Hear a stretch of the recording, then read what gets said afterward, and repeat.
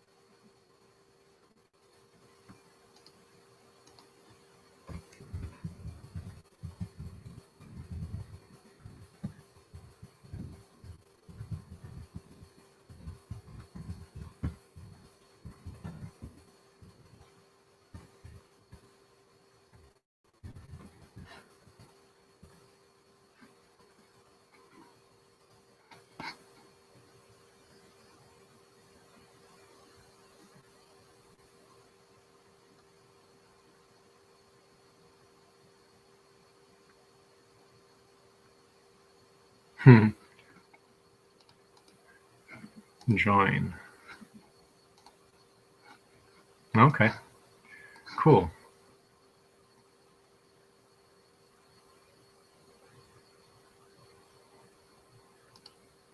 All right, so we got this thing going on and it's recording it. So this is good.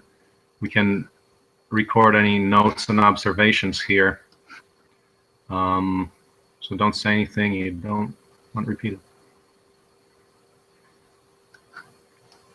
Okay, excellent. Excellent. So welcome to the build. We're setting up the parts here. We got them on the table. Looks like the inventory list. This is a Folgertech kit from a company in Maine. Don't know them. They just they were recommended by the RepRap forums, Folgertech company. So we got the parts on the table. Let's see what we can build. And we're videotaping. We actually got a time-lapse camera on this, so we're going to be able to take accurate data on build times to optimize it to get the world's first one-day build that actually works, the configuration all done in a single day by really optimizing all the parts of the process. So let's shift the camera here for the time-lapse recording. Okay, we're good. So start about 11 a.m. I'm going to put away this other camera because this turns out the Google Hangout by itself just turns up all the time. So I'll just plug in my phone.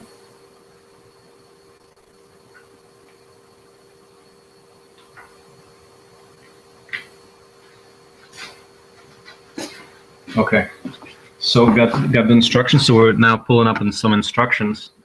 Folgertech. Mm-hmm.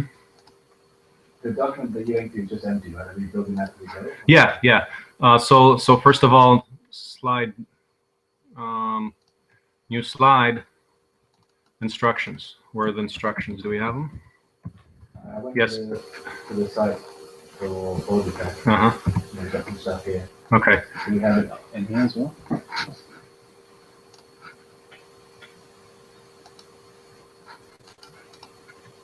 No paperwork in the box? No, they're lean. Okay. So all I'm looking at opening up is, so we got the Google Doc, Facebook to maybe report some updates. That's cool. Facebook, and then people pipe in updates on there. And then Folgertech. Okay.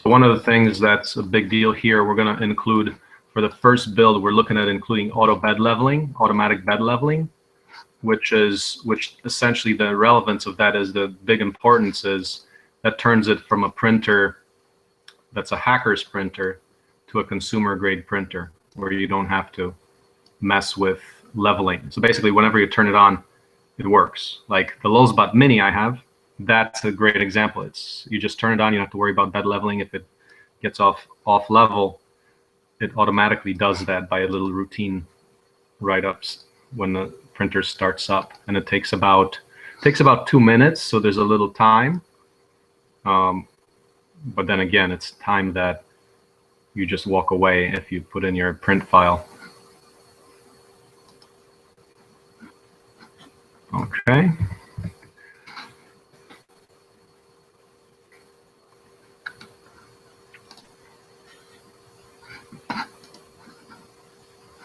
Okay, so the aluminum printer.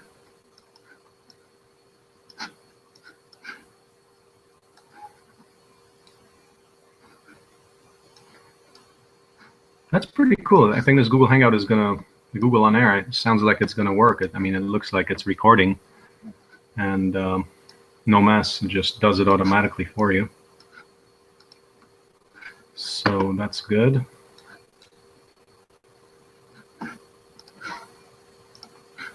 Okay, where are those instructions? They have a wiki. Build guide. Okay.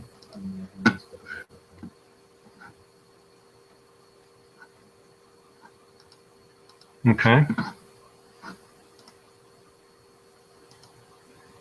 So it's a folder in Google Drive. Link to a folder appears. Or no, PDF, okay. Build instruction PDF. Yeah. No, I didn't link straight to that. There's a manual. Right. So, well, we gotta see, how do we do this? So let's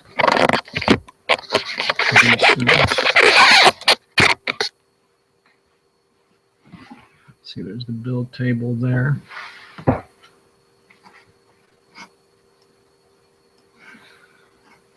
the cameras in the background there. The library, that's a professional setting right there. All right. PDF. Okay, build manual. Okay.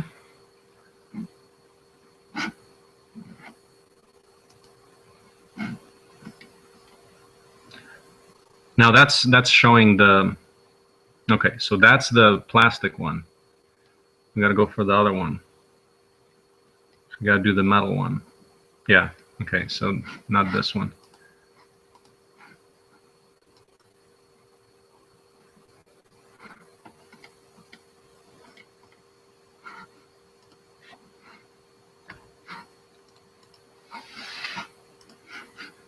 Marlin, steel, PDF. Let's see, so that PDF, there's only one PDF, or we got both of them?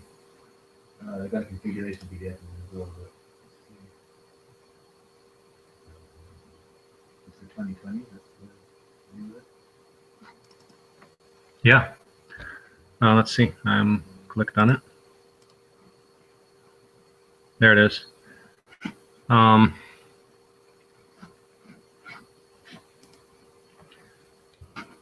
Yeah, so click on the PDF, the folder tech 2020.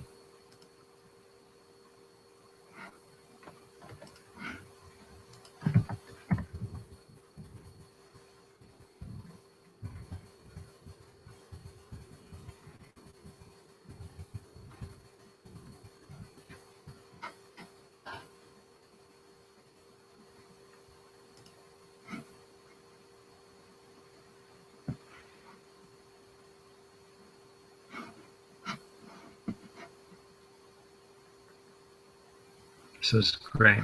We'll make millions.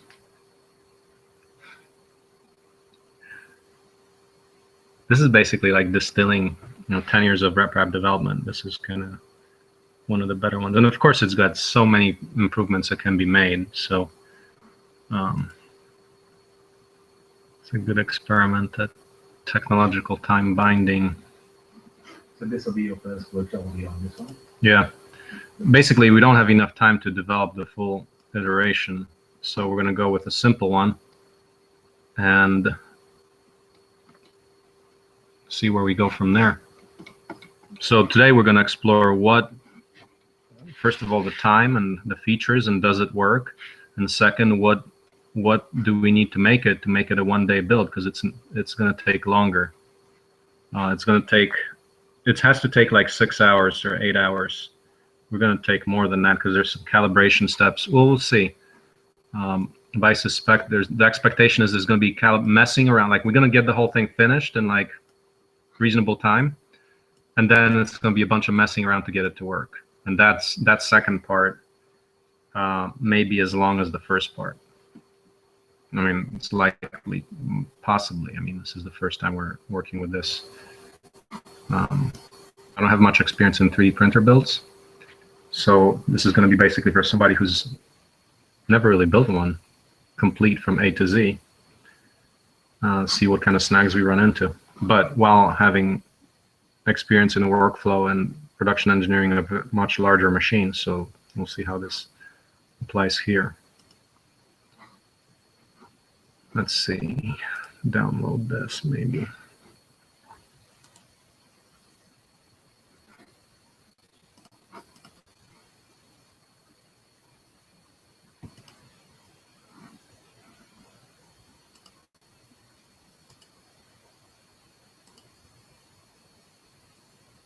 Let's see, is the link, did you update the link there? On the dock? I think you did. Sorry, I forgot. Do you still have that open?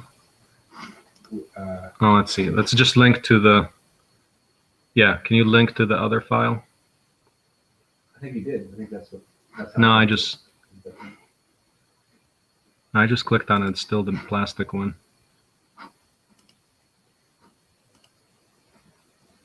Can you do that, or you want me to do that? Okay. Okay.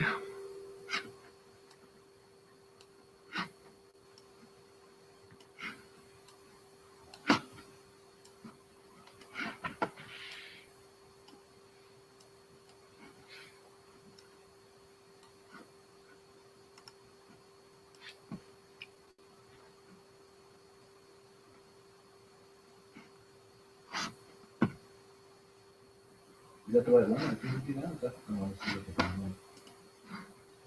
The one that's got the metal frame, the 2020? Yeah, the link on the PDF is bad.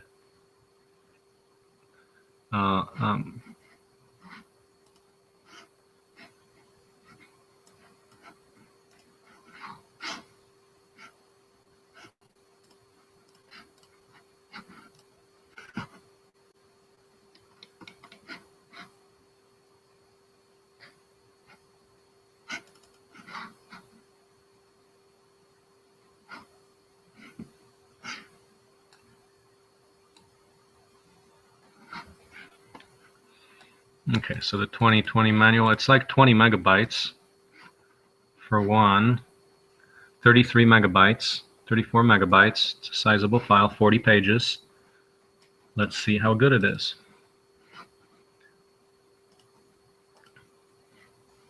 Okay, that link should take you to the right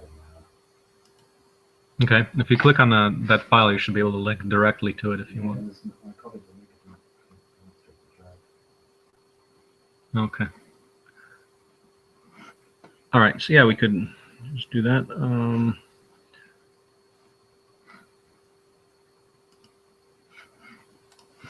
Okay. We're happy to announce this is our third complete 3D printer kit. Assemble 8 cubic inch area print machine. With the exception of an 8x8 inch glass surface and the tools required for assembly. Uh-oh, we don't have a glass surface. Do we have any substitute glass we can pull out from somewhere? We can. Okay, that's one thing we forgot. Okay. This guy was made from the perspective of someone who's never built a 3D printer.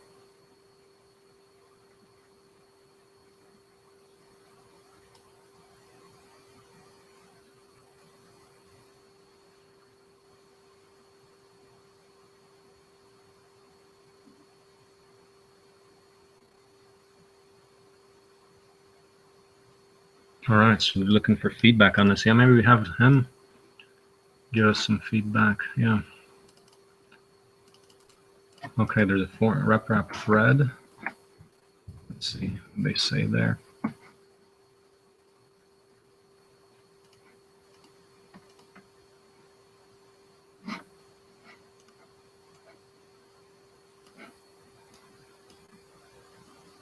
Let's see. Nobody's joining the Hangout. Everyone's afraid after that privacy message up front. Get you this nasty privacy message. Everyone's going to be watching you, and it's going to be public. Let's see. Hey, guys. Oh, Dan is on the RepRap forum.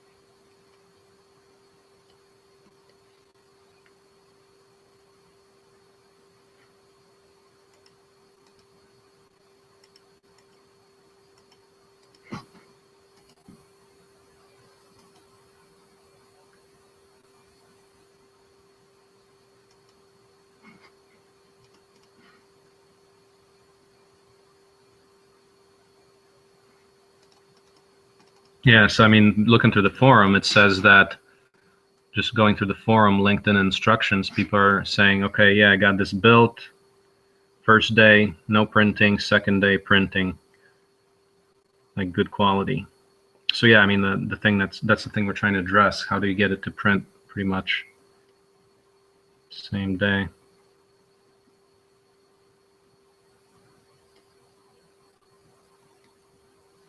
And this was, what's the date on that? May 2015. So that's pretty recent. Okay.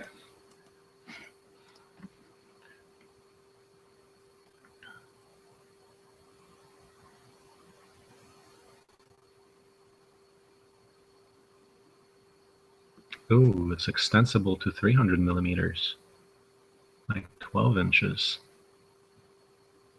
10 inches. Yeah. 8 to.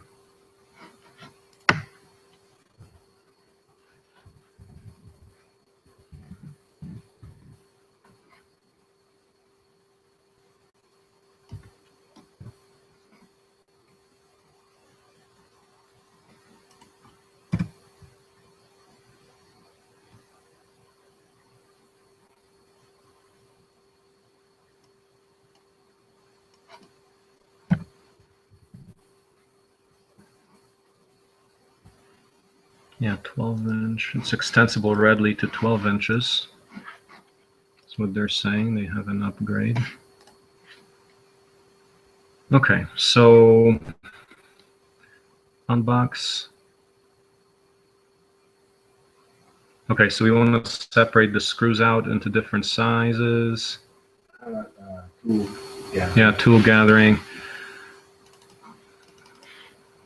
T-nuts. So we should probably take a sample of the 3 different screws that they have. I think there's like 3.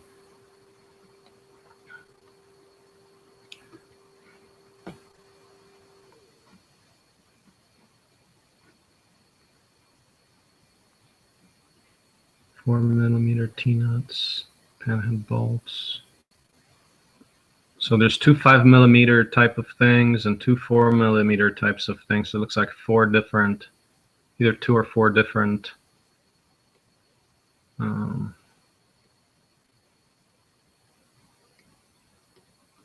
Okay. Okay. So frame, bearings, solder. Okay, we should do it. I can do a little diagram breakdown. Systems breakdown for parallel. So one person can build the frame. I think we should probably do that, and then I can perhaps work as you work the frame. I can do the electronics or something. Do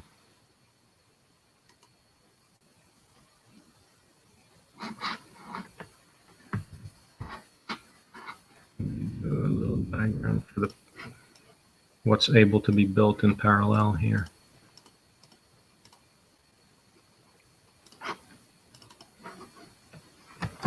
So frame is definitely a big.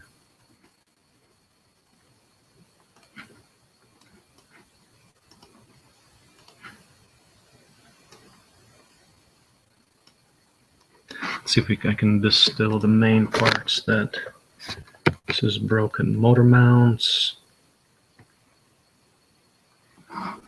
So motor assemblies.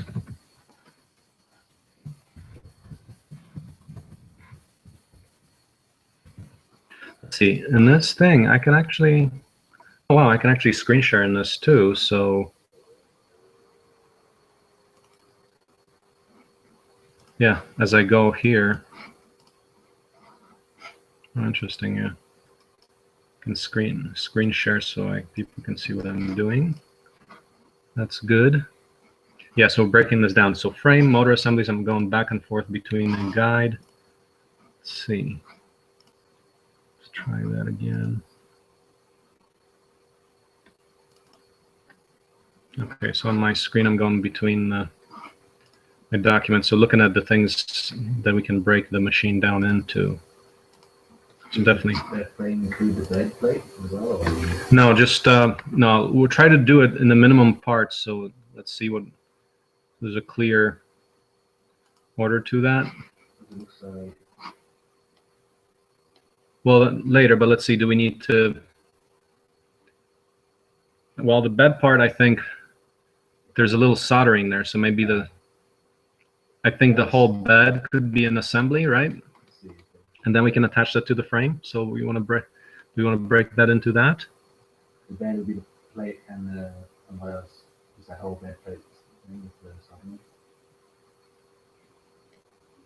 Well, the attachment to the x-axis, the long axis, I guess. Okay, so I'm seeing step number 6.3. That part right there is a bunch of work, and that you can slap onto the frame. So if there was another person, they could do that. That's going to take a little bit of time there, maybe like, half an hour to prepare the bed assembly. And then, yeah, so let's do the bed assembly as a separate thing, because that can be done by itself.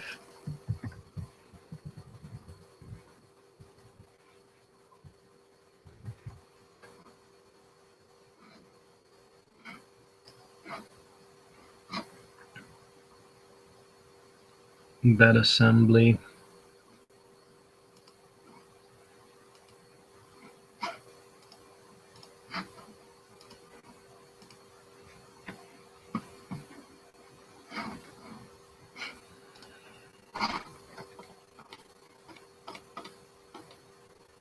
See, so frame is a whole bit. There's bottom half and top half. I mean, those could be broken down into two if we want to. Of the plate, no, the frame itself, it's got this bottom X, Y, and then it's got the Z assembly. Those could be separate things. And like if you had two people, you could do those at the same time.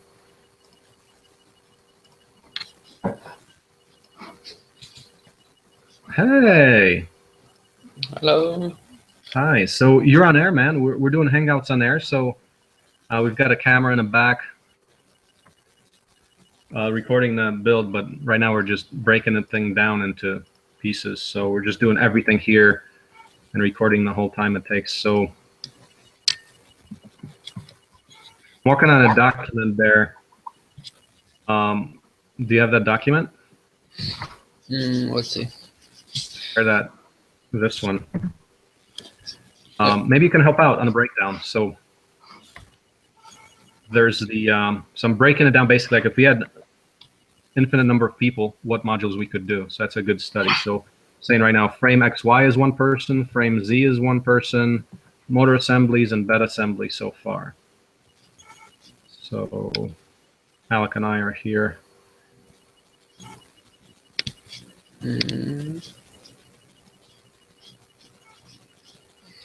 Say again, what are you breaking down? The instructions? Yeah. Yeah, breaking it down so that, yeah, on page 2 of that doc I just shared in the chat box. Yeah. Yeah. So basically, because this will determine, like, maybe we want to determine how many people we have, how we want to parallelize and things. Because definitely it's going to be a mix of people just doing their own things and just production line. I mean, that's how it always works. At least in our workshops, there's some people going at maybe one thing, others are doing the whole thing. So we'll kind of have to creatively mix and match. Let's see.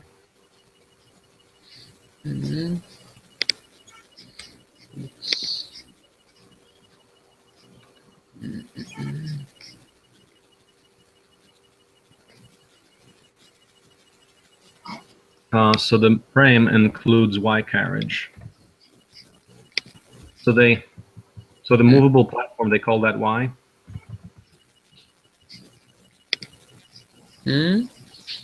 Movable platform is called the Y-axis.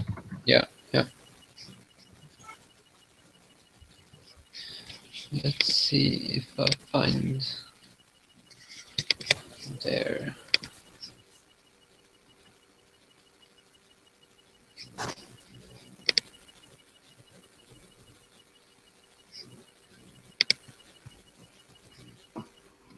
Okay. So upper frame could be a unit that you can then put it at the end.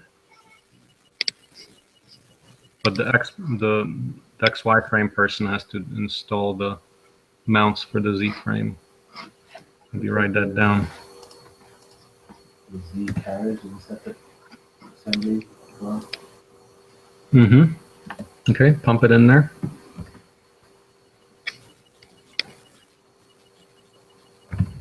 So includes motor assemblies are just the Z motors. So maybe let's write that. So step 6. I think that was step 6 or what? No. Step 6 is the bed assembly. I think that was 9 maybe.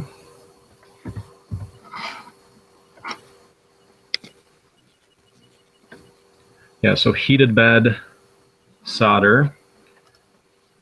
What's the order here? Like, are you going from top to bottom here or something? Or how's it, well, there's not particularly yet because it's got numbers to start with. Like 9 for Z motor assemblies, 6 for bed assembly. I'm at 7 for heated bed solder.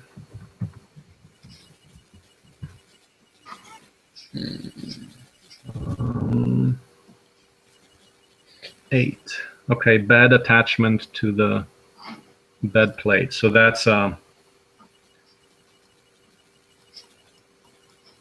from there we can go. Maybe we could draw little arrows.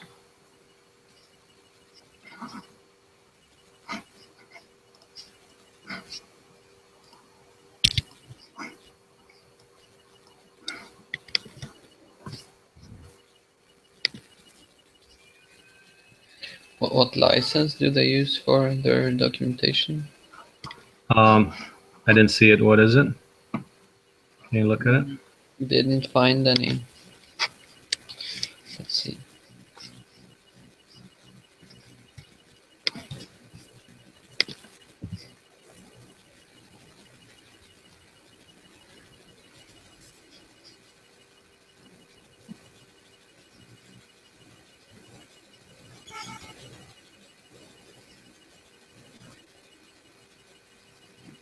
Oh yeah, so I think the useful thing is to go into like which pieces go into which pieces. Like here, these two.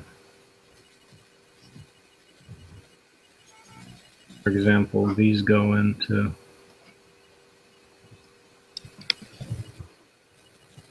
starting to look like what we did before, which is called the fabrication diagram. Let me show you a link to that. Basically, we have parts cascading into fewer and fewer parts.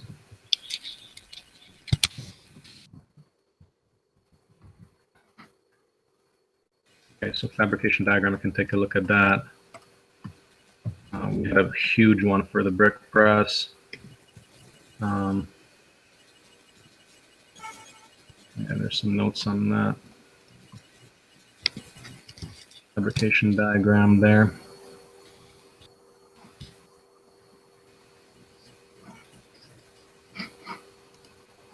opensourceecology.org/wiki/fabrication diagram.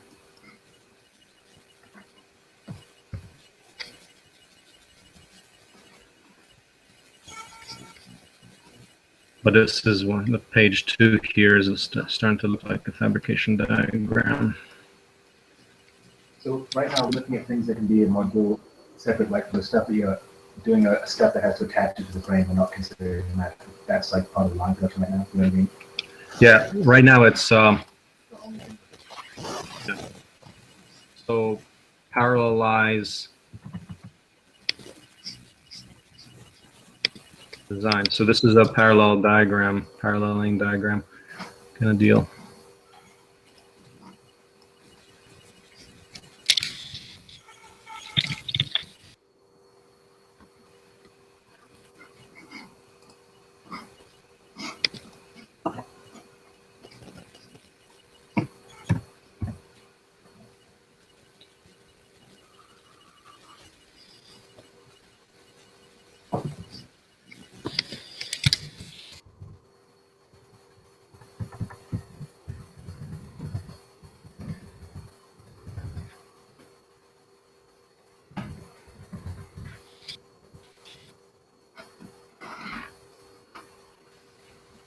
Step 9, so that's the motor assemblies.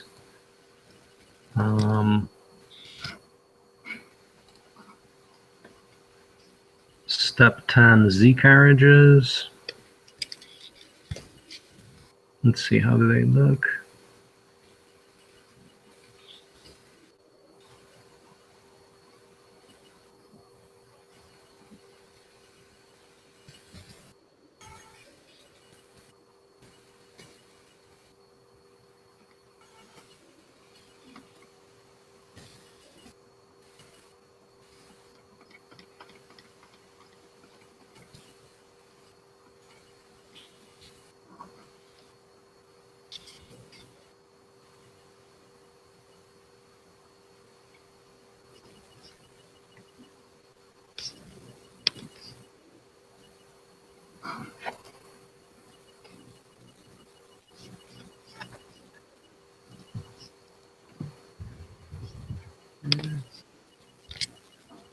So basically here we have,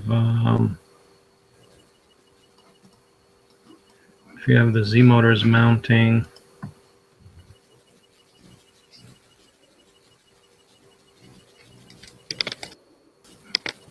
we have that, let's see.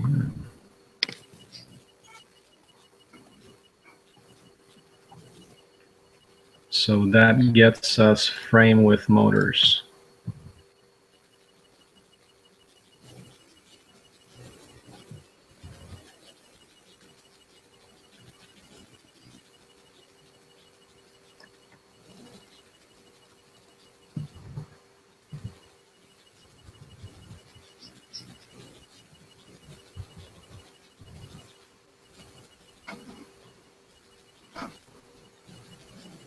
So Z carriage. Bearings.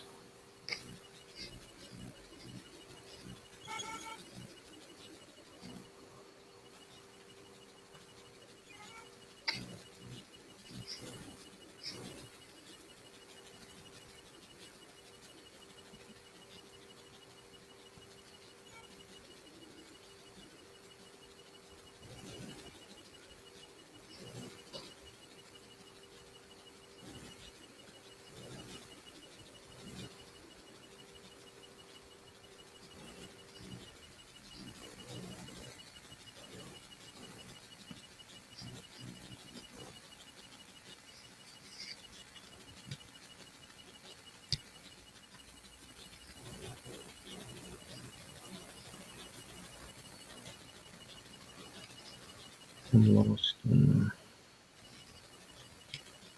step 10.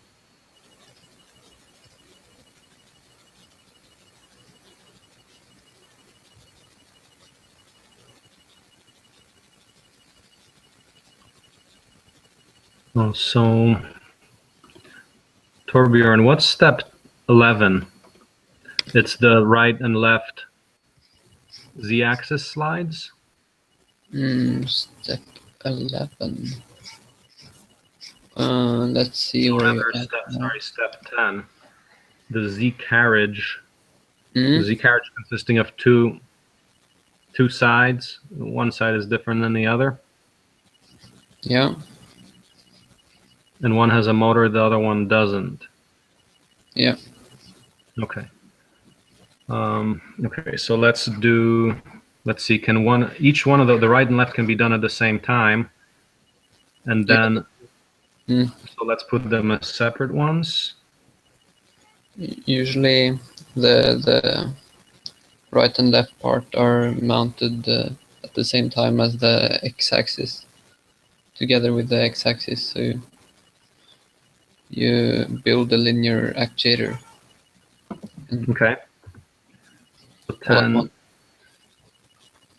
Z carriage left. Let's see.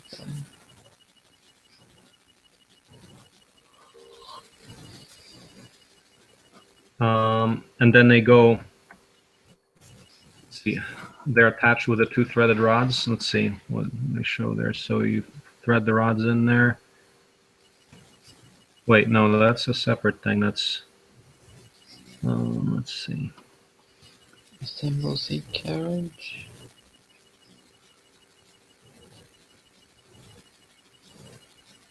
Z carriage. Oh, what would be useful is an exploded part diagram way up front. Okay, let's do that. I mean, I can't without seeing the whole thing. It's like now we're figuring this all out. That should be a diagram up front. Maybe we could add it to their. Let's see. So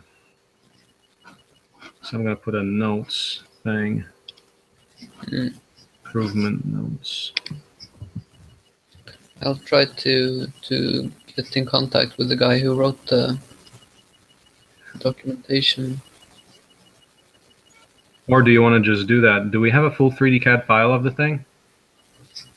Yeah, in the same folder where you found the... Oh, if we have that, we can just label it ourselves pretty quick, yeah?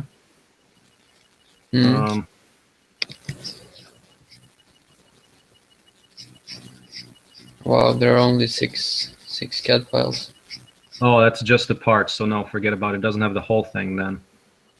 Yeah, it's just the parts, yeah. Yeah. Okay, so improvement notes, full 3D CAD and exploded part diagram. The assignment for FreeCAD.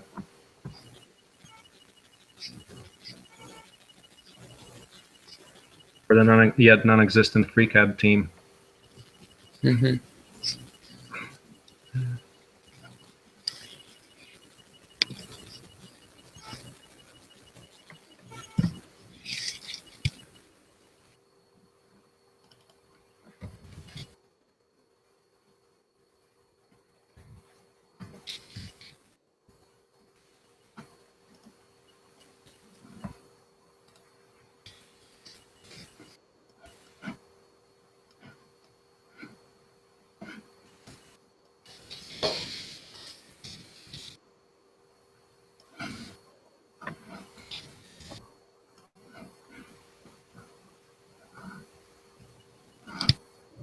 Wait, what happened to my? Oh, okay, there. Twice. Okay. There's a guy with a pretty good time-lapse video on YouTube. Put a link in there, maybe on the front page.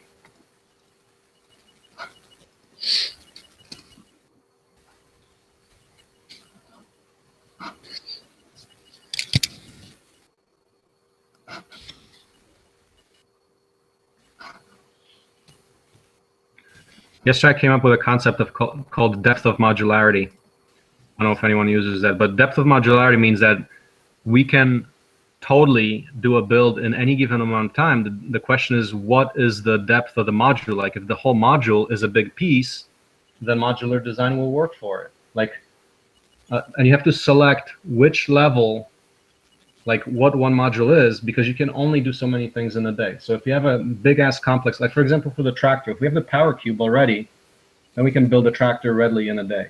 You know, we've got the wheel motors, we got the power cube, we can build it readily in a day. So deeper modularity means the parts are more of the broken down. Like for example, thinking about that, I read this other paper and I concluded that for the power cube, if it's a dedicated, if you never ever mess, you don't really take up the part of the power cube outside of when it's at the end of its life.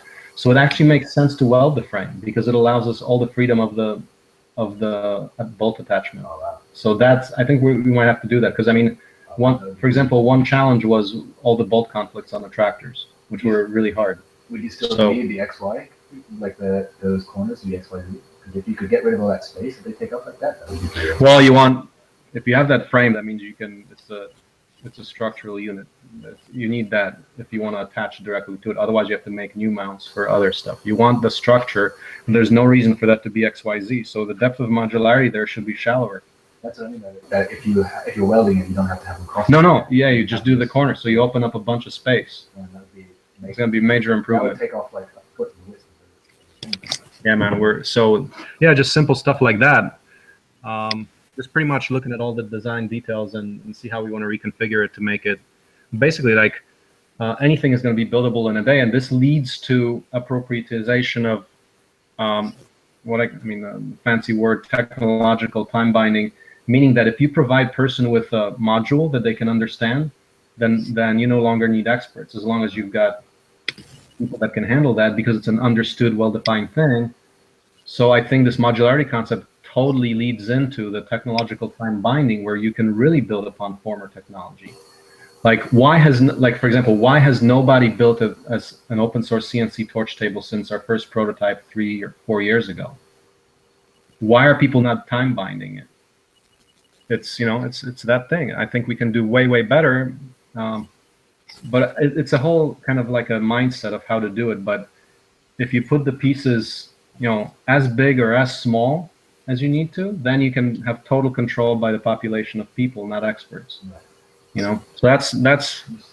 I was pumped when I kind of thought about it because I was thinking about, okay, with the tractor construction set, we should be able to build all these different, like, my goal right now is prototype like 50 of those different machines, man. Right. Like all those different implements. Right. There's no reason why we can't do it. It's just playing around the edges of the power cube, so you can be able to totally. Yeah. So I think we're going to do major improvements this year. Okay, anyway. But that's good stuff. So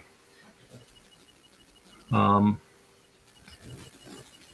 am I? So 10. Torbjörn, can you let's see, can you pull out? No.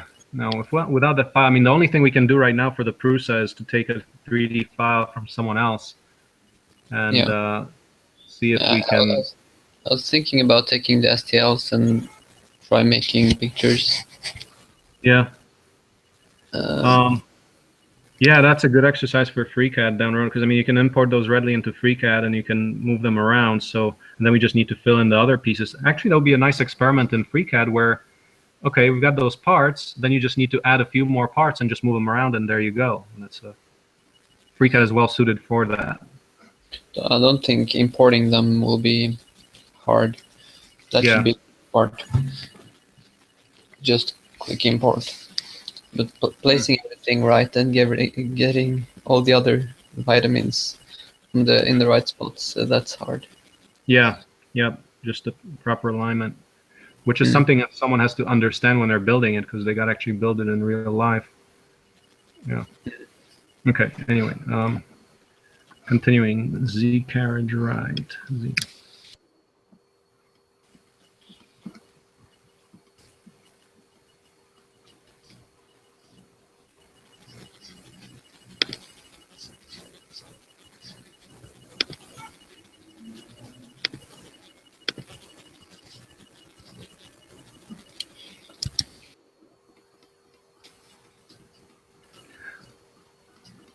Hmm. Where's the labeling of all the parts? Like, for example, he says, oh,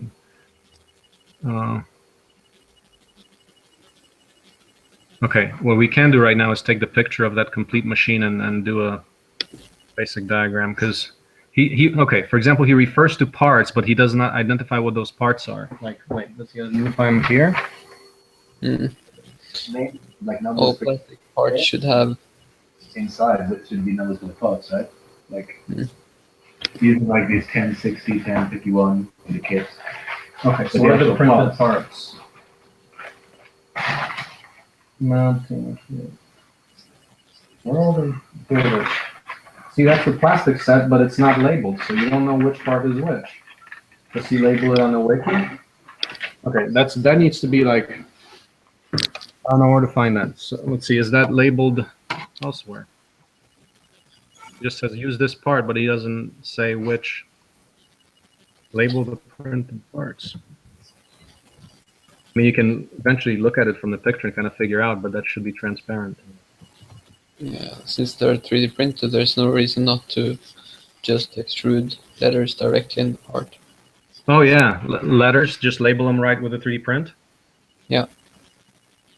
Sure. So that would be an improvement, just 3D print a label on it. So why not? Okay, let's do that. That's, does anyone do that? You see it sometimes, but most people don't. Well, we will. I think that's a really good thing, like with a CNC torch table, 3D printing, where you can just make little scribes, little inscriptions. I definitely think that should be done. I mean, you want to make it as transparent as possible. Yeah, should I do it right now? Do what? Fix this kit? The Modify these? the inscriptions. That's like, You want to do the STL files, update them for inscriptions?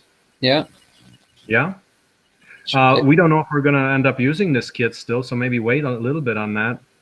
yeah, okay. Maybe wait after today. But I mean, looks good. I mean, so far so good. I'm not complaining.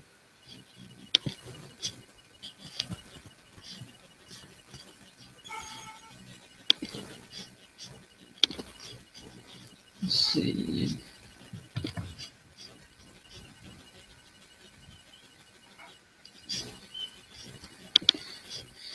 Just the proposition of having a kit, any kit that's complete, like got all the proper assets in it. What's the closest that you've seen for a complete 3D printer kit that actually has all the proper documentation? Like these, for example, these details that we're talking about. Is there anything? I haven't seen very many because I've only looked at those I've built myself. Mm-hmm. And none of them have been really good. I've seen really good documentation actually for Prusa i3 in the RepRap magazine, and also for the RepRap Morgan in the RepRap magazine. Those are maybe the best I've seen.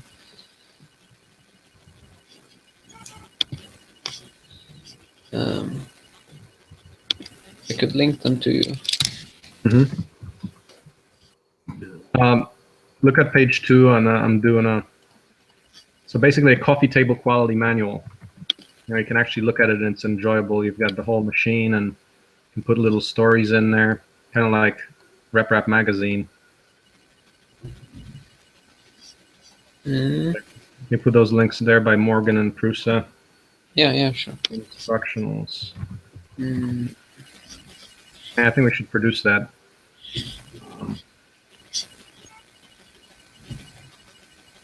Maybe Joshua can help us on that. He's into editing. Well, he's into video. I'm not sure. I forget if he's into graphics too.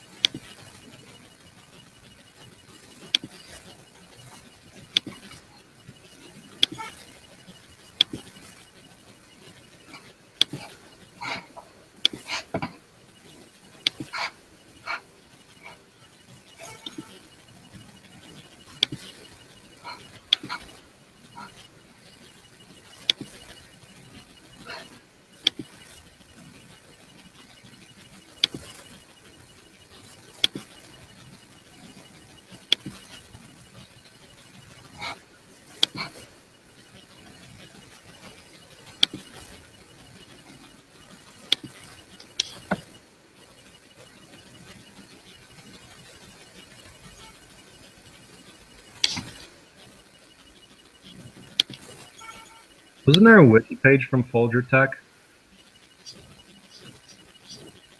I don't know. There was.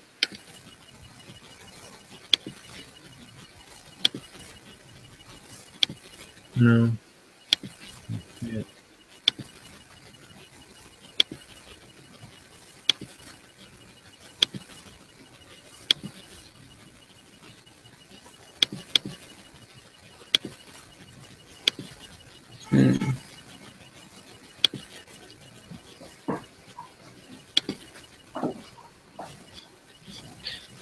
Let's see.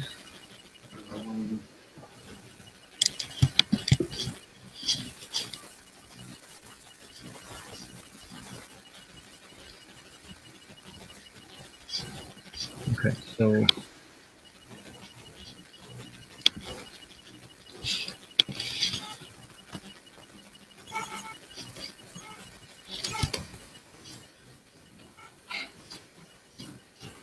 How to link to this? okay, so we've got, let's see, some labels here.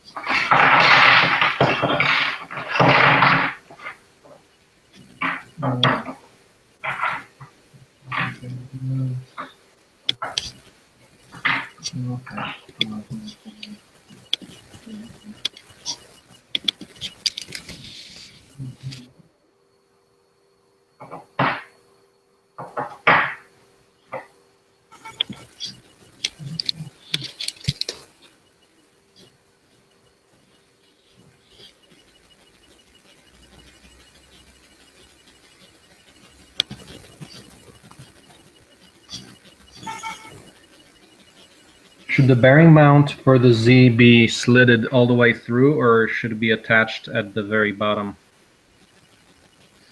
Let's see, I'm not, I was looking at something else.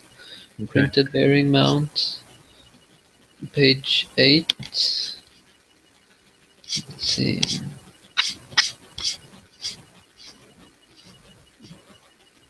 I think we probably gonna have to slit that. It's just a tiny little cut. Okay. Okay, so what was your question? Yeah, on let me do this on this thing, which is the, I think what is Okay, now I see. right. Yeah, that looks like the X motor mount. Okay, so is there supposed to be, I believe there should be a slit all the way through on that side. It's slitted on one side. You can see, I can't, you can see the slit. Anyway, the slit should run all the way through, because I bet you we're not going to be able to get the bearing in there without, because it's at the bottom where it was printed, it's still attached. So there's a little, the bearing is not going to go in there if we, Okay. slit, right? Hmm. And do we trust that the bearings don't fall out of this? They're tight enough by friction? If you're pushing it in, yeah, I think you will feel the force needed. Okay. There won't be much force around there. Okay. If the bearing falls out, then the quality is really low. I don't expect it to. Okay. Hmm. Earlier, it was on the the Lowsbot Taz. I mean, it used to fall out. The plastic bearing used to fall out of there. Oh, it did? Okay. That doesn't happen with the Mini, but I know that. Hmm. It's really a matter of having a well-calibrated printer to print the part with.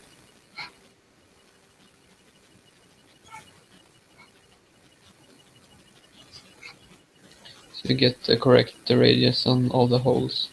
Now, if you want to start putting stuff in together, like the frame. Yeah. You got the frame X. Well, I'm just trying to figure out the whole picture before I dive into this, just to get a good overview. So. Yeah, you asked me if I could record this. No, actually, record this. We're recording this right now. Like this Okay. hangout is being recorded. Nice. So like Alex there, you see our little, man, look at that. Professional video equipment right there. Yeah. Look at Nice.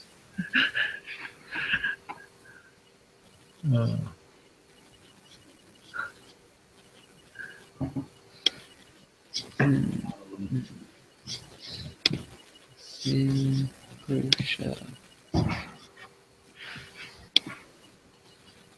Okay, I'm gonna keep labeling them.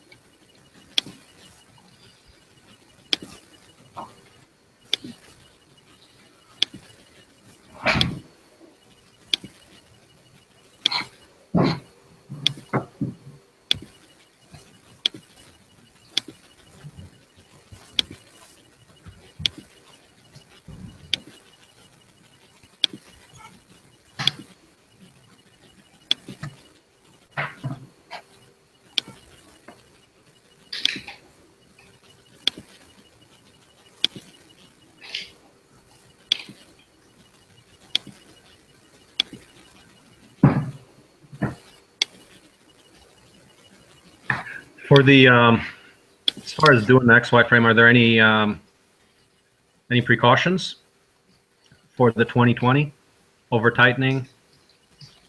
Over tightening is always a problem. Okay, over tightening, Alec, is always an issue. Tools. Let's see. Let's see if I can get you some tools here, maybe. That's another thing. There should be a tool list at the beginning of the manual. You know what? There should be a tool list at the beginning of the manual. I don't think he's got one there. Yeah. Is there? I don't think there is one.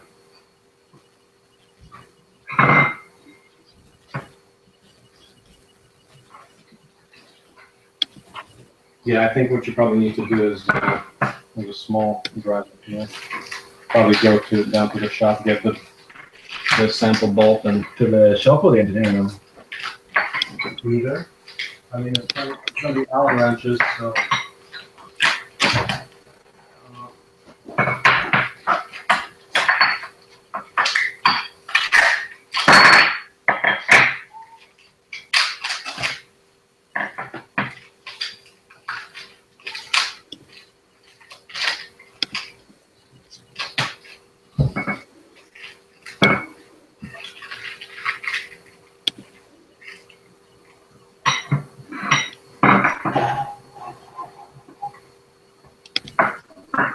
And get maybe like 2 sets if you can find. 2 sets of what? If you're doing it, I'm gonna join you, but I think you probably get it done before. We need 2 sets. I mean, if we both work on it, that'll probably be 2 sets of what? Allen wrenches. Okay. Probably Allen wrenches for all the screws. Take a look at what we got. We'll Yeah. before I go. Yeah, let's see. And as far as getting a little receptacle for the screws, make sure we don't lose them. Let's see, is there a good way to organize them?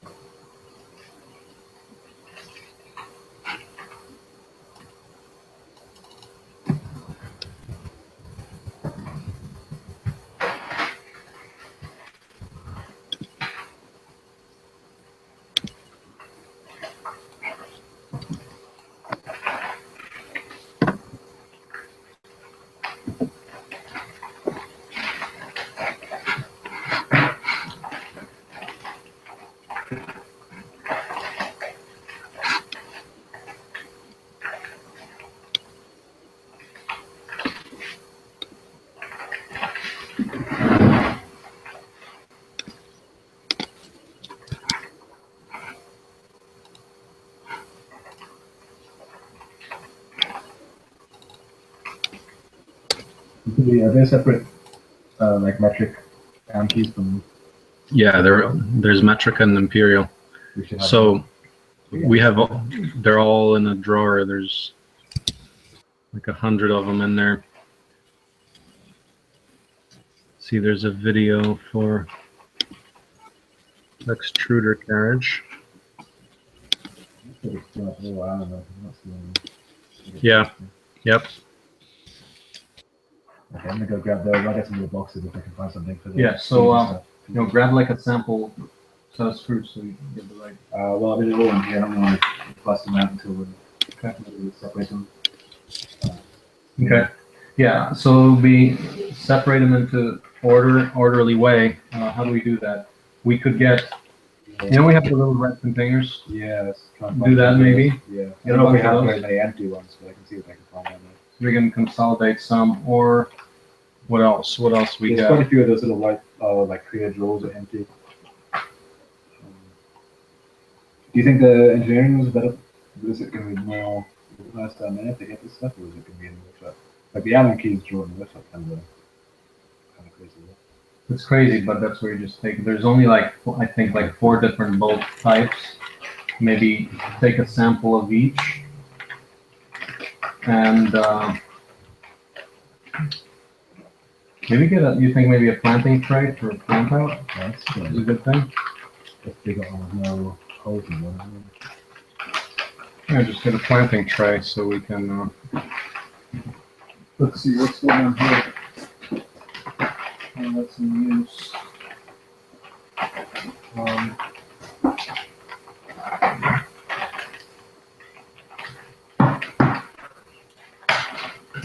Let's start right here so we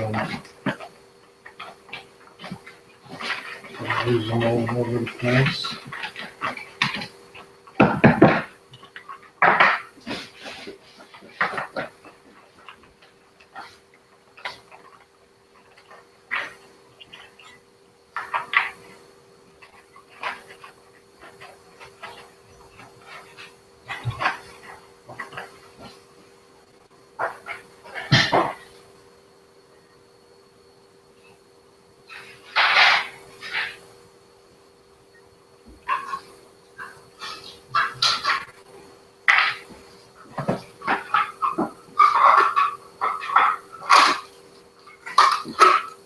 Here's a 16,000 pound trailer wheel for pipes. Nice. Some in there.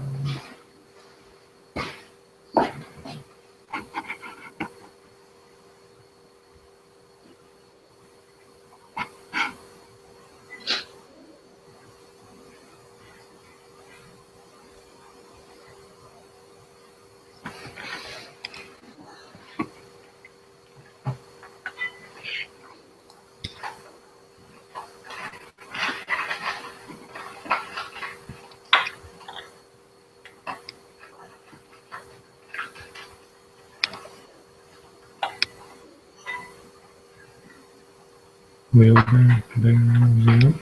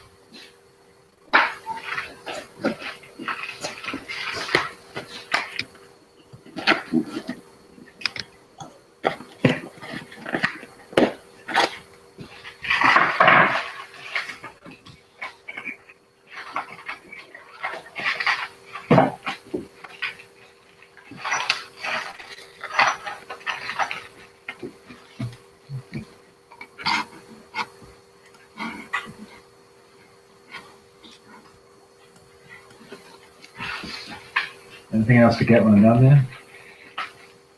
Yeah, I don't know what else. No, probably something. Here we got a piece of glass somewhere. That's the actual glass? What's the- Yeah. Torbjörn, does the platform have to be glass? Sorry, again? Does the platform have to be glass? It should be. It's much better with glass. It's possible to print without glass. Yeah. So we could like get it. Yeah. I mean, I think we should do the glass so we can know how robust it is. First quality print, first time prints. Wasn't glass included? No. What is it we need? Like a 8x8 piece of glass. I mean, So there's glass cutter and there's the bits of window from the greenhouse, but I think we're hoping to put those back in, right, from the side walls. The old how greenhouse. big are those? We can try I it for think an there's initial some, run. 24-inch pieces. Did they include heated bed? Heated bed is included. Okay, then you should really have borosilicate glass that doesn't crack because of heat. Low silicate. Yeah, borosilicate. Is that standard window glass or it's different? It's different from window glass. Where do you get it?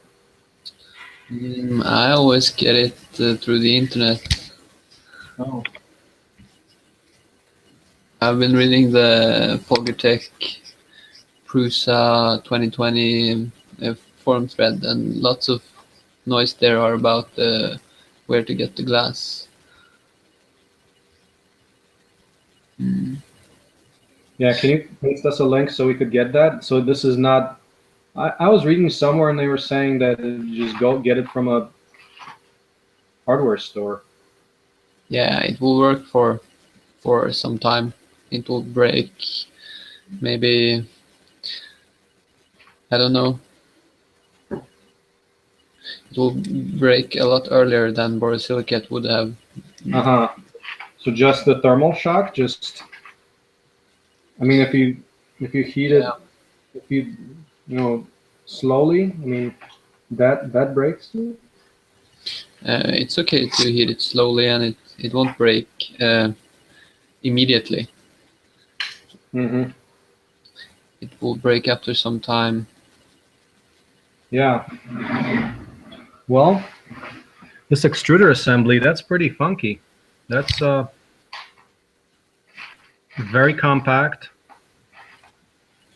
Yeah.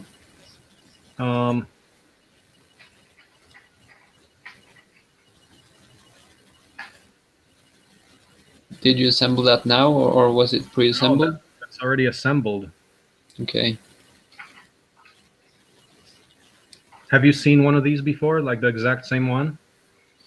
At least very similar ones. I'm not sure if it differs in small details, but I have seen that kind of extruder. It looks like a spring-loaded direct extrusion. Yeah. If you think of anything else, because I don't usually get text till later, like they come like 2 hours in, so grab some bits. Yeah. I haven't really used that myself. I'm curious about how reliable. Reliable that is. Yeah, reliable. Wow, looks pretty tight. Pretty no, looks just to say looks good from first view. Yeah. Nice.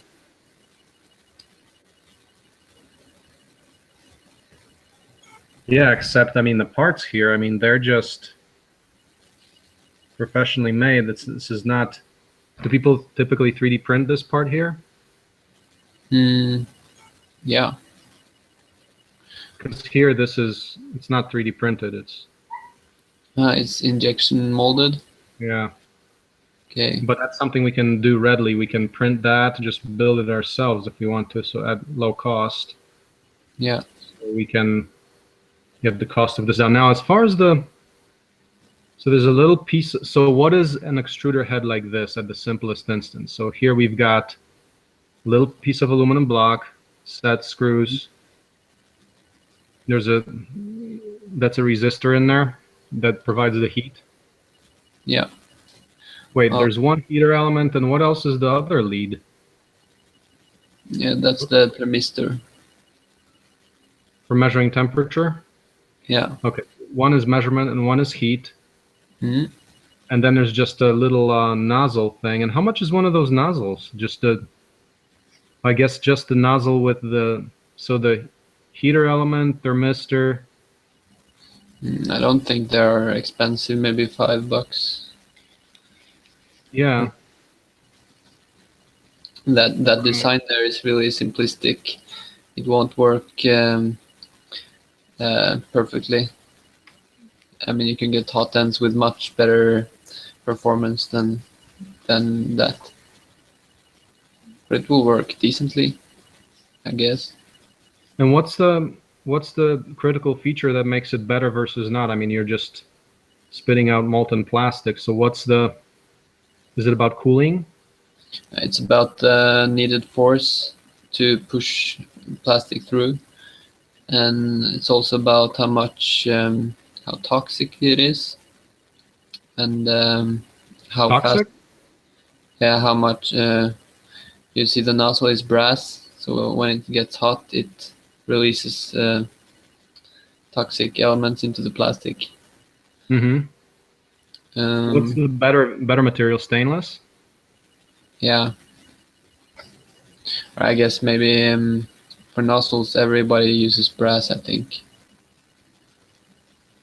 Okay.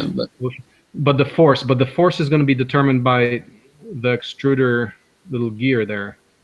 Yeah, how much force we have, and then the inner shape of the nozzle will determine how much force we need, and also how long the part is where it's hot, and how sharp the transition to cold is. You want a very sharp transition to avoid clogging the hot end. Transition within the nozzle itself. Yeah, like a large temperature gradient. Yeah, well, this is not going to have this because it's doesn't have cooling on it, so that's the cheap part. Doesn't it have cooling? I think there's a Cooling, bit. yeah, it does, but not on the head itself. The fan is blowing. It's blowing into a aluminum brick there, Yeah, who transports as much heat as possible. yeah, yeah. So the heat, yeah, like I think the good nozzle has the ribs on the. You mean the gradient for sharp grading so you don't ooze? No, that's the other end. A sharp gradient so that you have so that the filament gets pushed through a cold part of the hot end, and then suddenly it gets hot and it melts. So you don't have a part of the nozzle where the filament is partly melted. Mm-hmm. Because if it just gets soft, it could like how Yeah. do you say, clog it. Yeah, we're gonna have to do a good design rationale on a. Is that well documented? The design rationale for a hot end? Not by me, but it's very well researched by the community. Mm-hmm. Yeah, because if we're gonna make larger printers, we're gonna have larger, various different nozzle sizes, and Yeah, especially when you push lots of plastic through there. Yeah. It's very difficult to have that design right. Yep. Okay. Good. Yeah, I'm looking at all the parts. I mean, cheapest implementation. Yeah, I mean the parts. I mean, this is like minimal parts. I mean, Yeah. cheap. Are there a roller bearing there in the extruder? Say what? Is it a roller bearing and a I don't feed? know. You can see it. Roller bearing? Yeah. I mean, does it pinch the filament between what do you call it? I have to take it apart. We need the tools. I need to look inside. You can't see it. Yeah, it should be a hub bolt and a roller bearing. And Yeah. There's a hub bolt. I see it. And, I don't see the rest of the details. I'll have to take a look at it. Yeah. Okay. I gotta walk the dog here. Hold on.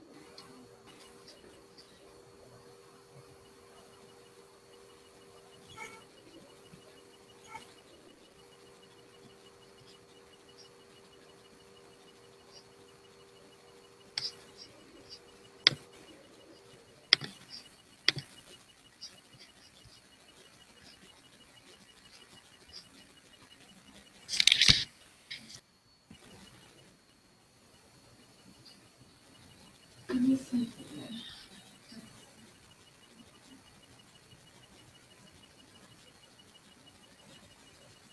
Testa. Så är det omställningstest i Göteborg. Okej.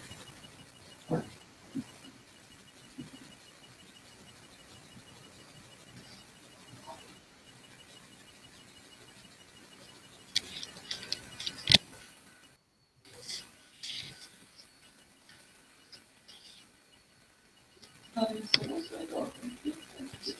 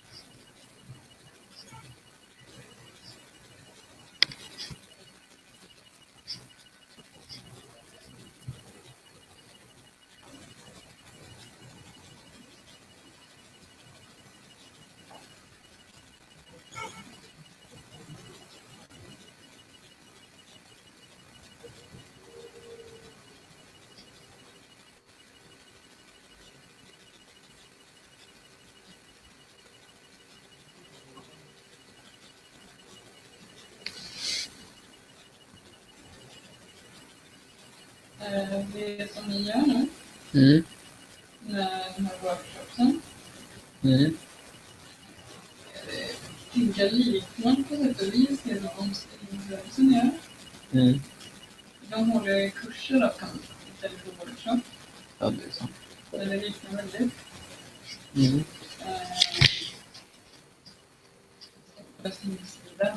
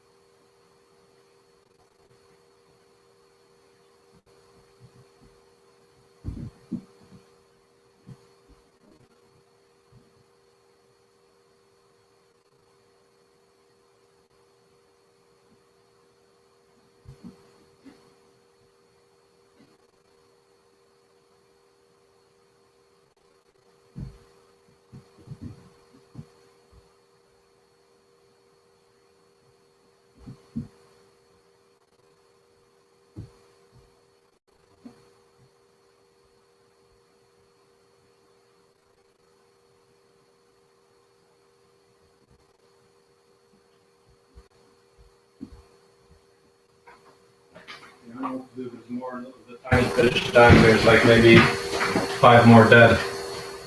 So you think they're getting I don't know what's happening to them. They might be. enriched to death? It's probably, yeah, very sensitive. Yeah, those little babies are probably been wiped out by the bad conditions. I think that's okay. There's still a little moisture on the inside, so that's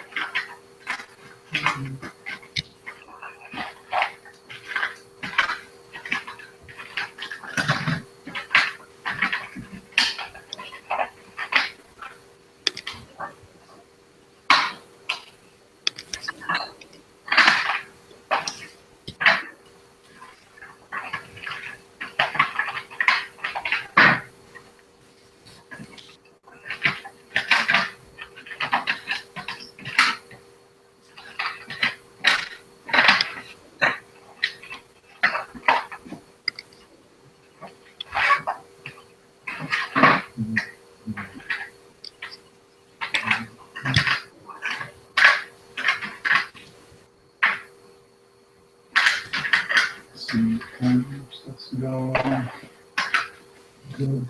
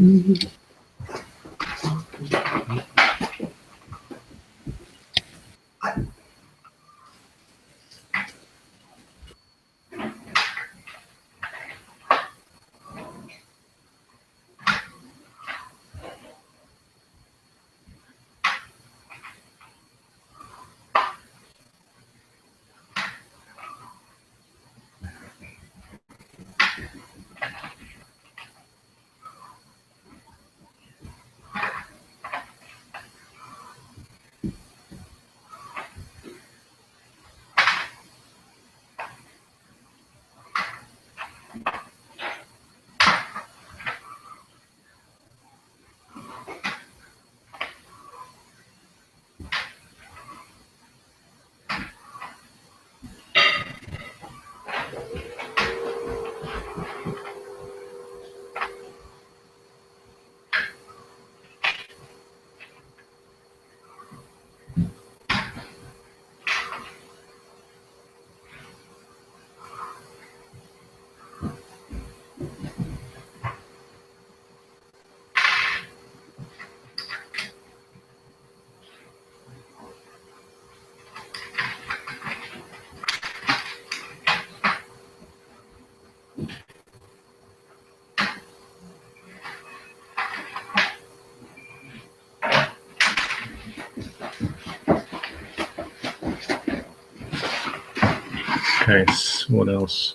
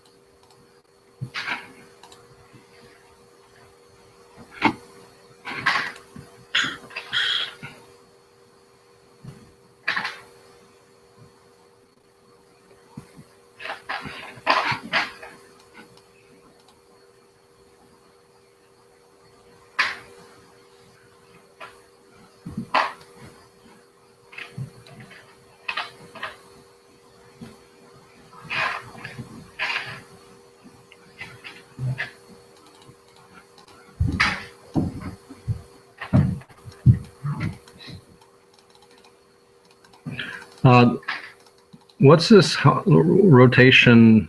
How large rotation does the X carriage allow?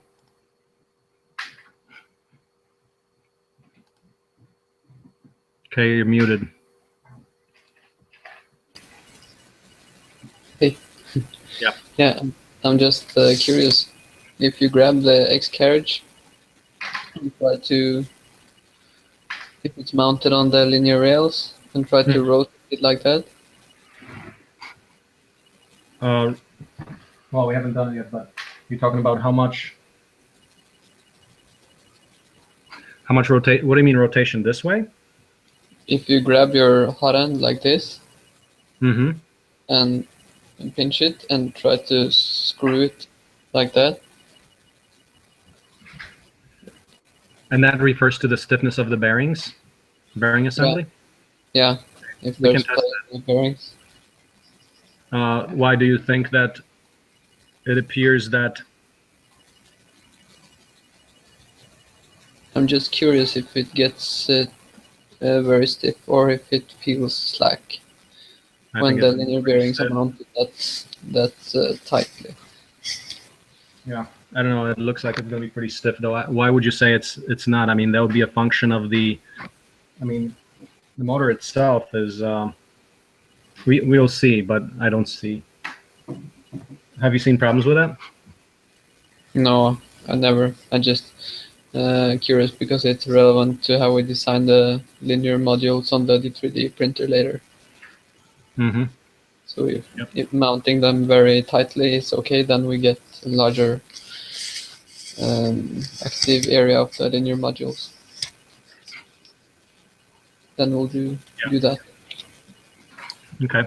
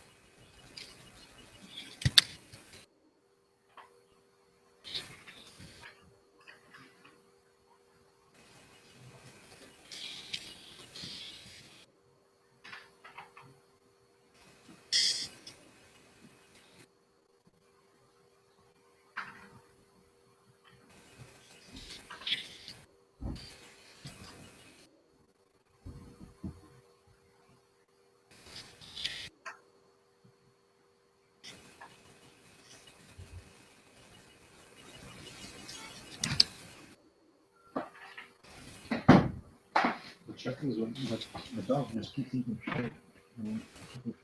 Oh yeah? Can't let them out there. I don't know if they're gonna stop that later. Is it bad for them? Yeah, they were getting diarrhea. Yeah.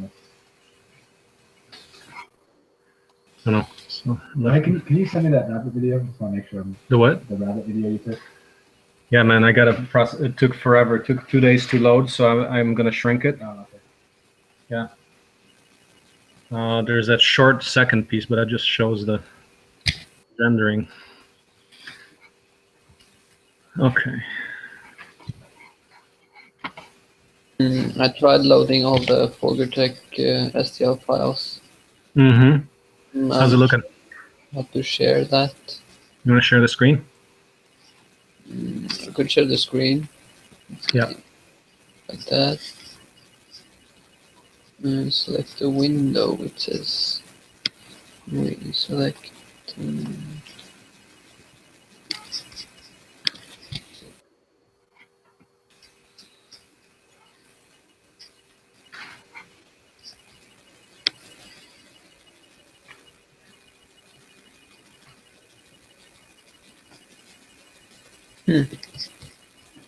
It won't share my OpenSCAD window.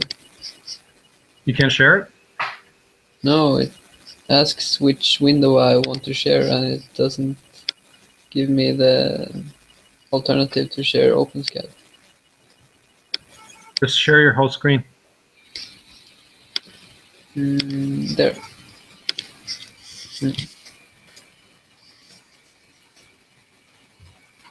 You see it? Yep. Oh, nice. So you pump it into OpenSCAD, and then Just and the trying slit to. is, in this part there, the Z bearings, the slit is all the way through, right? Because the artifact comes out that at the bottom there's a little solid piece when you do the 3D print, or is it supposed to be locked at the bottom? Let's see.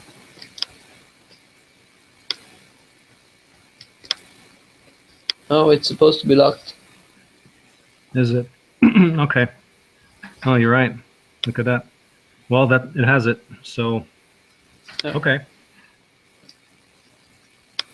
Okay, we'll work with that. I was gonna cut that because I thought it was a mistake. Okay. Yeah, it looks like it. And the second one as well, or Yeah. both of them? Yeah. Okay. Oh.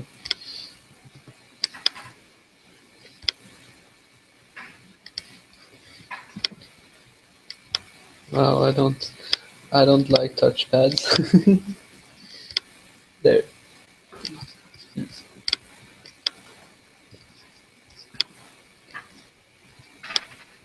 Yeah. But the files aren't perfect. So What do you mean? there's some kind of double faces or other kinds of errors, so that the X carriage can't be compiled within OpenSCAD. Oh, really? Does it mean that the files have to be corrected for 3D printing? Maybe.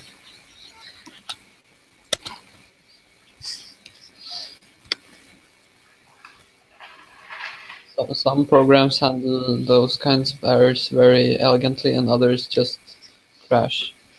And as you see, OpenSCAD, it works half the time. Yeah. Hey, I moved one of my windows in Ubuntu. Actually, my Hangout video. How do I move it if the tab got pushed to the side, like it hit above? Man, what happened there? The whole window is outside your desktop, or Yeah, yeah. Part of the window is outside the desktop. How do I? do you have it highlighted? Try Control and Super key and arrow upwards. That's the maximize. What is that? That Control what? control and super key and arrow upwards.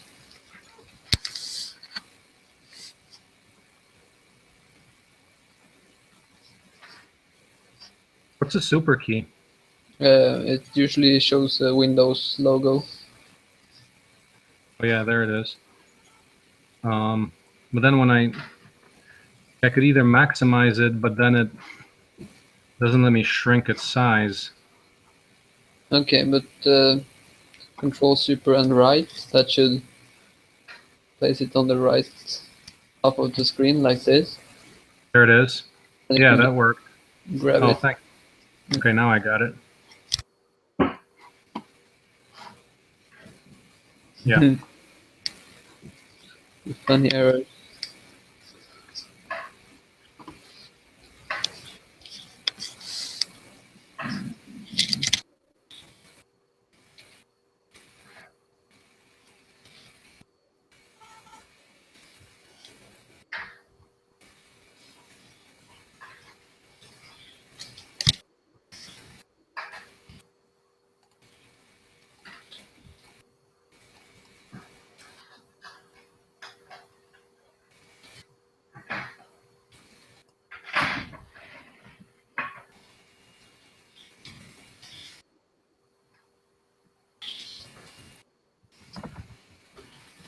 Are we calling the thing that holds the extruder the X rod? Those are the X rods? Yes. The thing that's holding the extruder. The Yeah, the X- rods are, those are the X direction rods, right? yeah.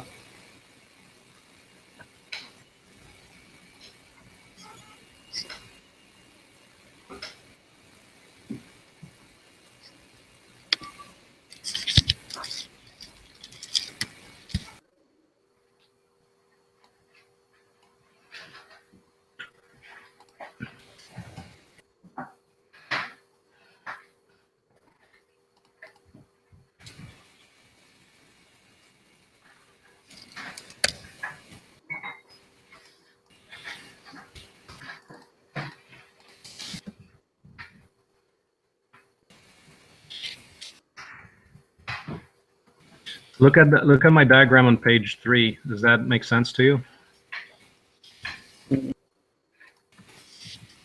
And do a visual fabrication, the fabrication diagram style. What cascades into what? Okay. So I've got this going on. The carriage right, the carriage left.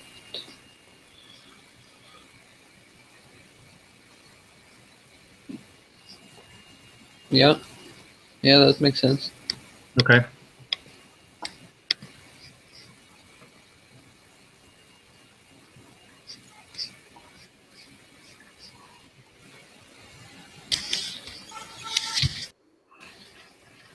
Should I stop sharing screen now? Yeah, that's okay. Let's see.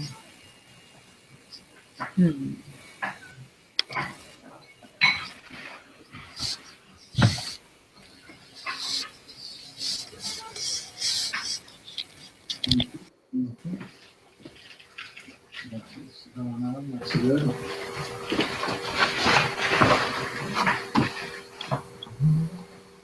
So now the belt.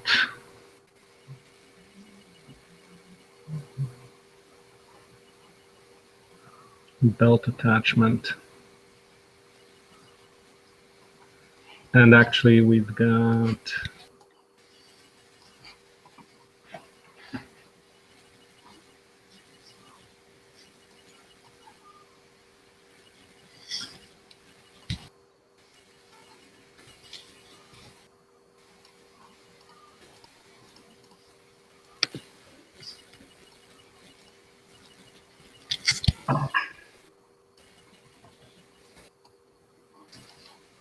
then this plus this. Let's see.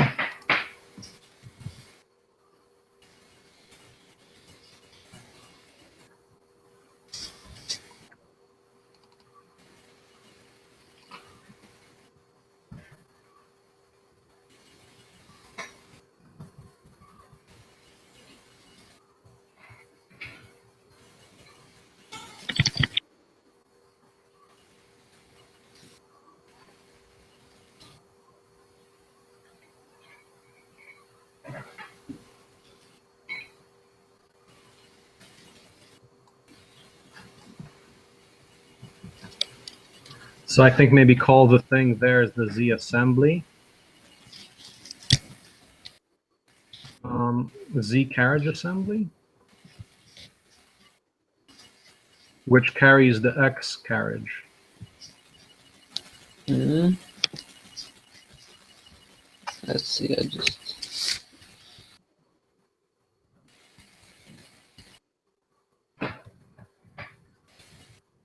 That documentation.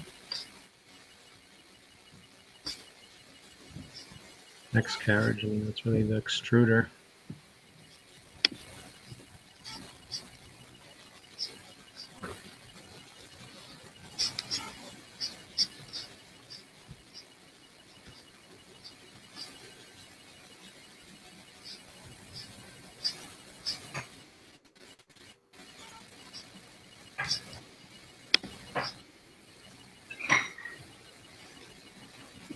I think this one maybe should go like this, then.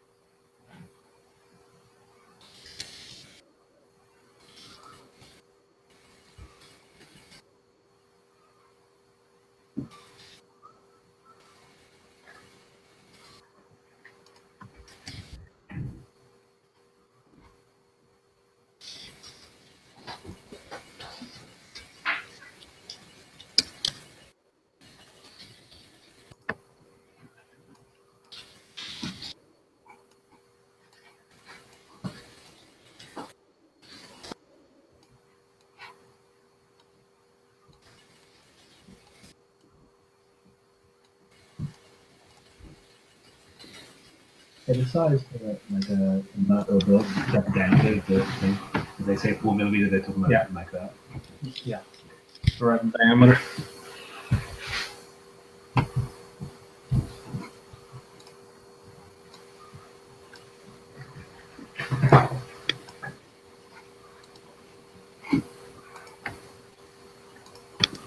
What's your tool list there so far? Calipers? I think in the ruler to make sure the right size of the rods and stuff.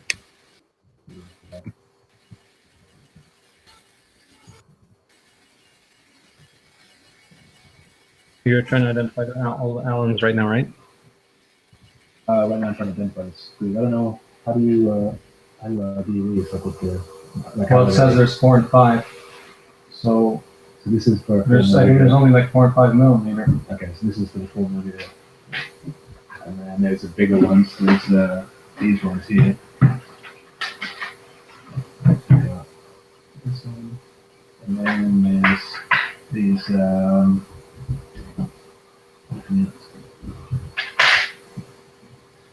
Okay. these nuts here.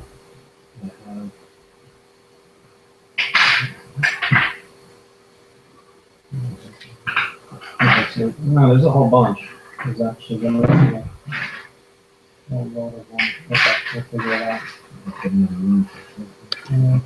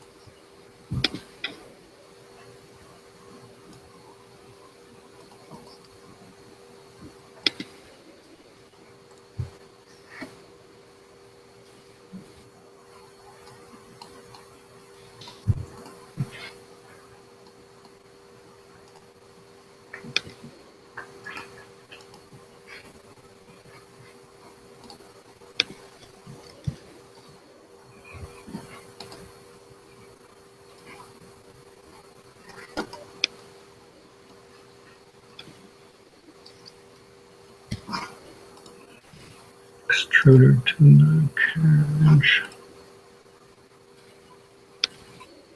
Oh no, extruder goes right here.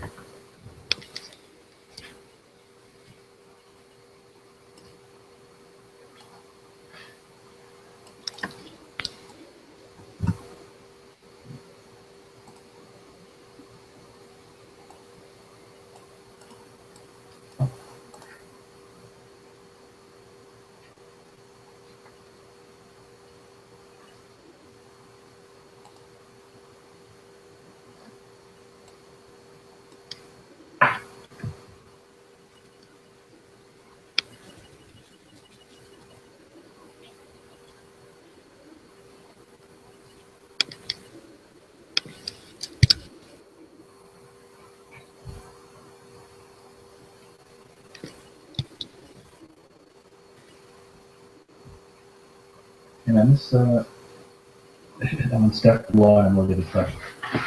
So these, supposed to use these little peanuts. There's two sides of the peanut. These are the peanut. But the small one, if you use it, it like can come out. It's supposed to be really loose in there. It's supposed to be in there so it holds it. No, it'll hold. Okay.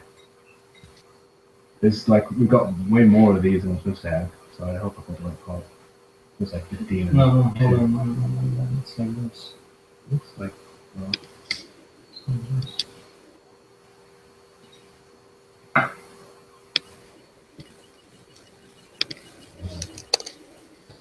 Mhm.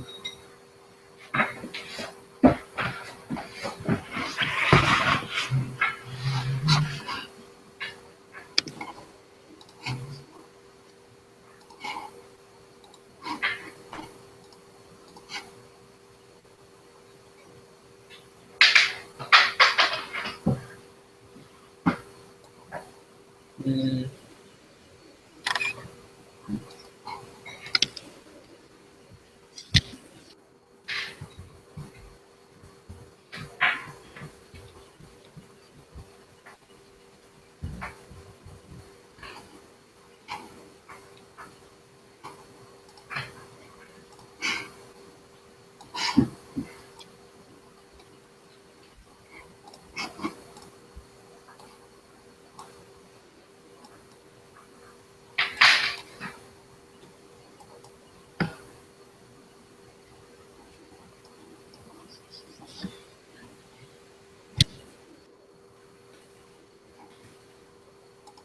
No, this hasn't happened yet.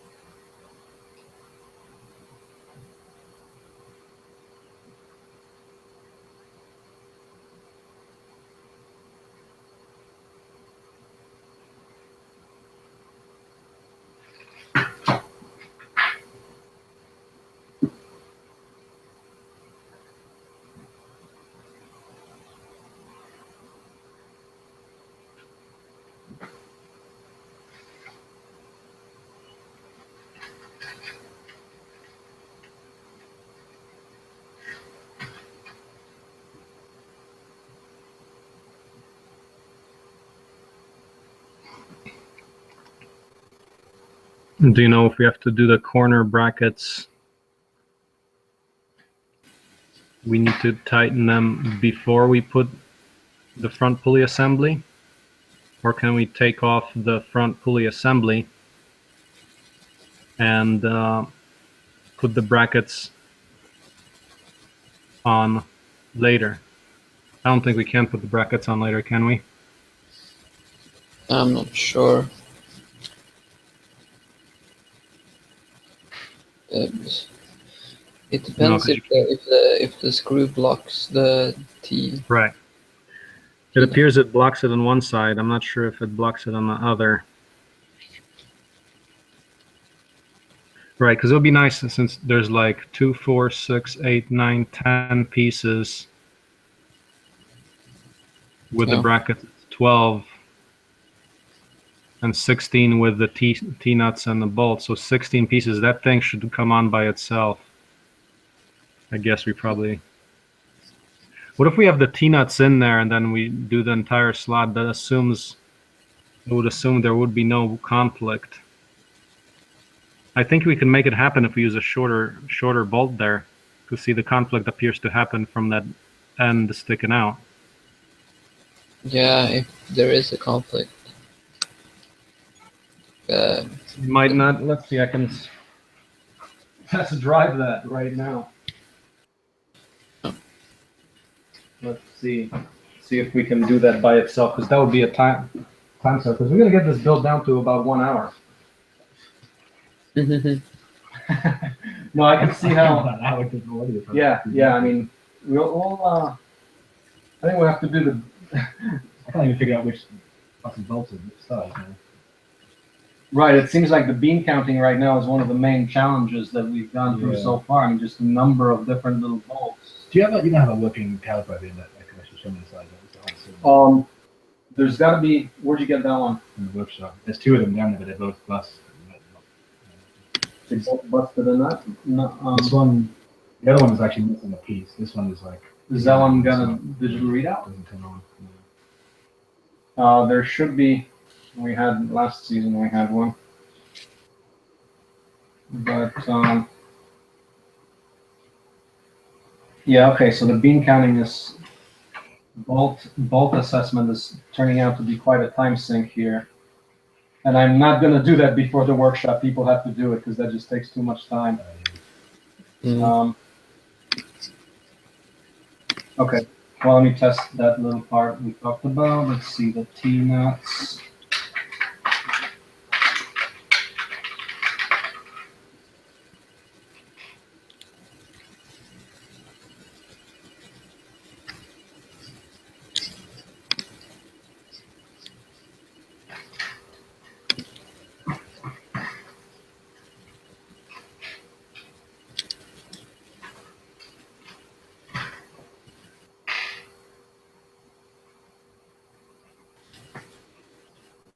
Looks good. We can probably make that.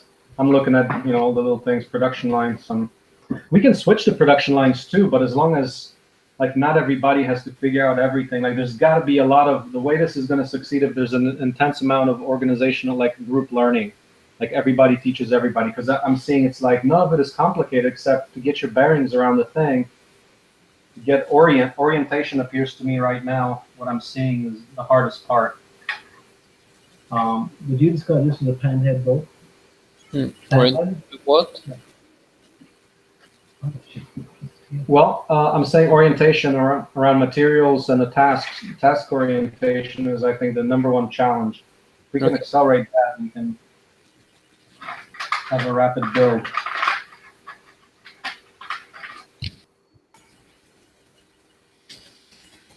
There's no bolts that seem to fit these bigger T-head nuts. Well, these ones do. I don't think it's supposed to be that kind, though. It's funny. Really? Oh yeah, it is. Okay. Again, so one. Okay. Do we have enough room? Yeah. Because I gotta let it sit. 2, 4, 6, 8. We got 10 of them. 4.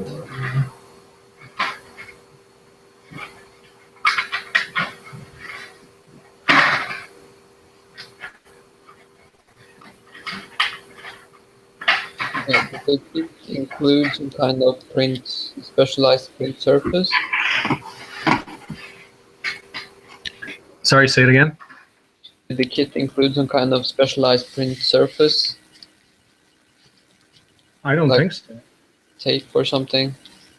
No. Other than maybe Captain tape? Kapton tape? No, I don't think so. There's a heated bed and there's an aluminum bed set. Let's see what it's got.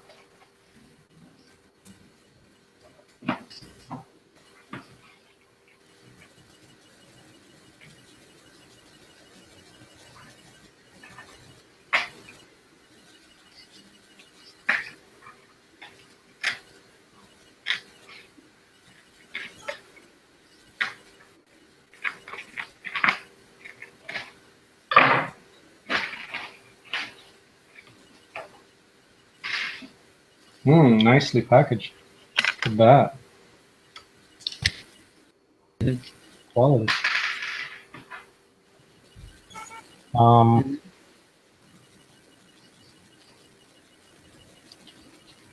I mean, Capcom tape, that's just protective coating, right? Yeah, Yeah. protector. Mm-hmm. Okay. So no print surface material.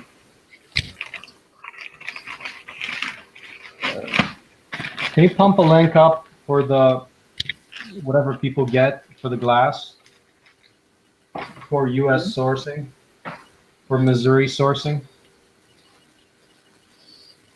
Sorry, say that again. Can you Google the Missouri sourcing for the glass surface? Yeah, sure.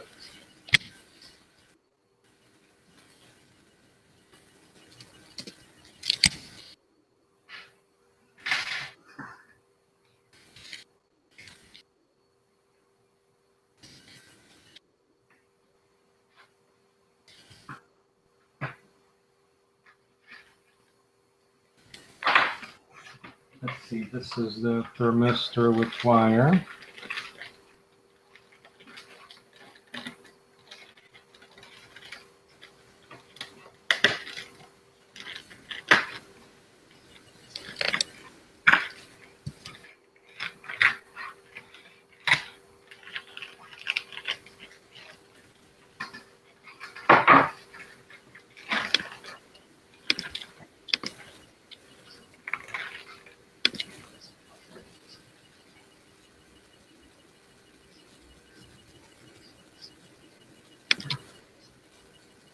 Mhm. Okay.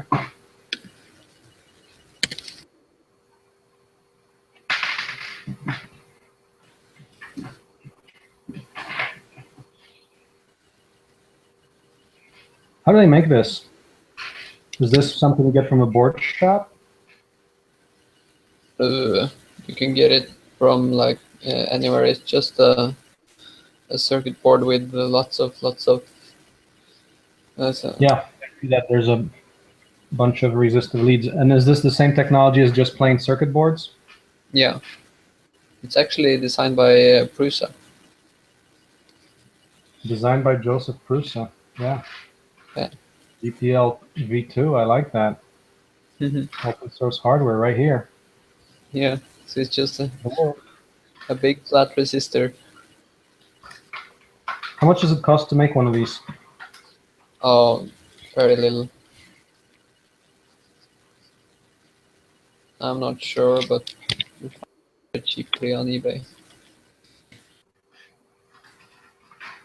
Dual power? What's that mean, dual power? People run the heat bed on 24 volts and everything else on 12 volts. Because the heated bed takes so much time when it runs on 12 volts. It can take an hour to get it to 100 degrees Celsius on 12 volts. Do we have 24 or 12 here? You have 12. If you have only one power supply, that's 12. Okay, that's 12. That's a major drawback with the kit, that it uses 12 volt. Because the motor drivers, they want higher voltages as well. So we don't get the maximum torque from the motors that we could have gotten. Do we need that additional torque in this case or no? It will limit our max sprint speed, I think.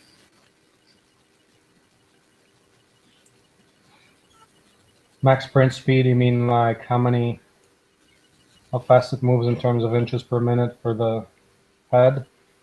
Yeah. But is it true that the faster it moves, the more you print, or just the strand gets thinner, therefore it can't do as much? No, the faster you move, the faster you print. Okay. As long as all the parts keep up. Yeah. How much is one of these things? Well, we should. That's our sourcing question. Now, reprepdiscount.com. Who is that? I'm not sure. They've been around for a long time. Quite reliable. 65 krowners. How many nuggets is that? Let's see. How many Merkin nuggets is that? It is 7.5. $7.50. If you get a board made in bulk like this, like, do you understand the minimum cost of something like that? It's basically that circuit board material plus this bunch of material. Is 750 like? Is that like how much markup is there? What's the actual cost for like 1,000 or 10,000 of these? I'm not sure, but I expect them to be very cheap in raw material. Yeah, we should get those kinds of base. Those are the kind of base calculations I was thinking to, like here. You just include, okay, say the circuit board material, and you have so much lead on it.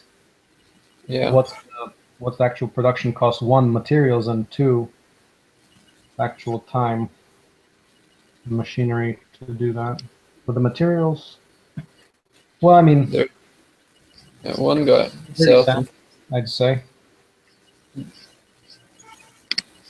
a quarter pound. Materials are typically $1 a pound.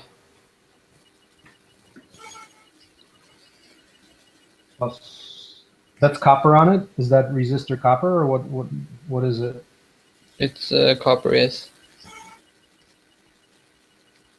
If you want to surface like that, why don't you use, for example, like aluminum? Wouldn't that be cheaper and more resistant?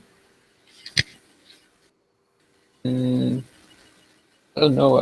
I guess people just already own the gear to create copper circuits. In this case, I don't know. But if you use like aluminum is much, I think it's cheaper than copper. Well, it's much cheaper than copper. Aluminum wires are like 4 times as much as copper, 4 times less than copper. Maybe it's easier to etch copper. Maybe it's hard to make circuits. Oh, yeah. Yeah, I don't know those processes. It's news to me. So here it says pin 1 and for 12 volts, it says pin 1 is positive, pin 2 is negative, pin 3 is negative. Okay, we have 2 wires. How come it says, what's the wiring there? There's 1, 2, 3. And there's one. So do 1 and either 2 or 3?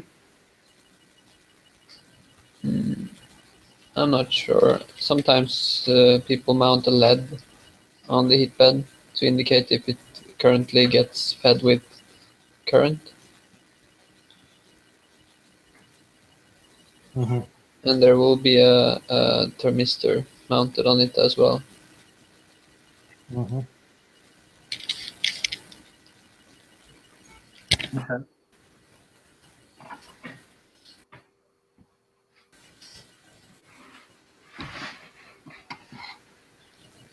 Okay, I was still researching step 13, that assembly there. Okay. See, it looks like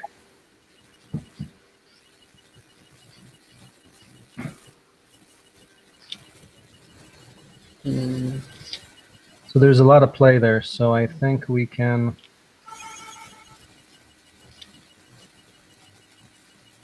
probably make it work that we can just assemble it. Basically, put the T-nut into the frame and leave everything else out so that a person can assemble this whole thing.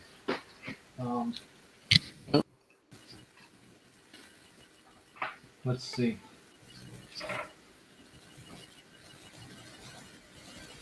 Let's see where are those parts.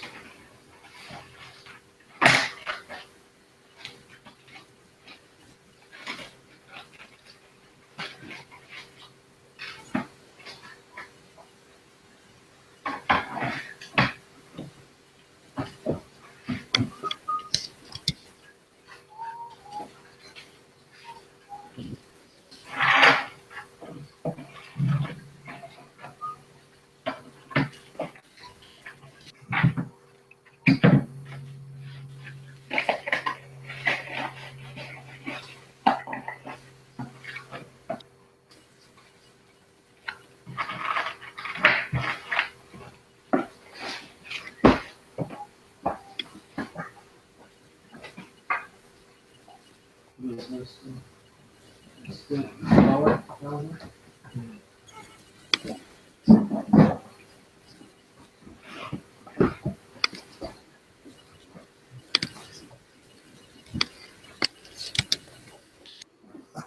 Did you take a T-nut? Yeah, I took 2 T-nuts for this this roller fully assembled. Short over here, the big kind. You got the big ones or the I little got ones? 2 big ones. I need one more big one for these two ones. I'm missing one part. Looks like it. So this is. You will not try to do the same part right now, eh? Well, no, because this has got to be mounted on. No, because this needs it. I'm doing this. What are you doing? I'm doing step one. I know how this is. It's making a frame. No, I'm doing this one. I just did that one. This one here. Oh, you did? Yeah, we've got following through the thing. Because what I was doing, because what I was doing is we can take these off. There's a whole bunch of stuff that goes in there, which is trick. I mean, These come off. If it's these, you can just take them off. now, can I just, let's see, can I just,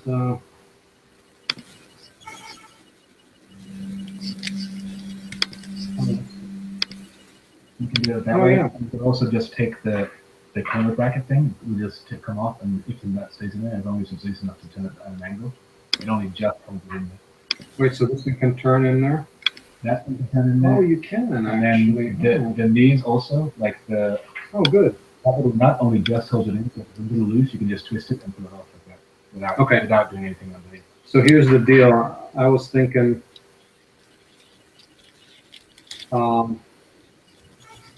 doesn't seem like a lot of parts, but there's like 10 parts for what goes in there. So I was thinking just have somebody else do that if we have the parallelization. So you would put that. So on just at the same actually time. leave that off for now. I want to see, so yeah, this we got to recycle. Let's save that. We're using the same stuff as I don't know. You're doing, wait, so is it doing these ones or do I use these ones? This is, the pan head bolt for these, and then these big bolts for the escalator.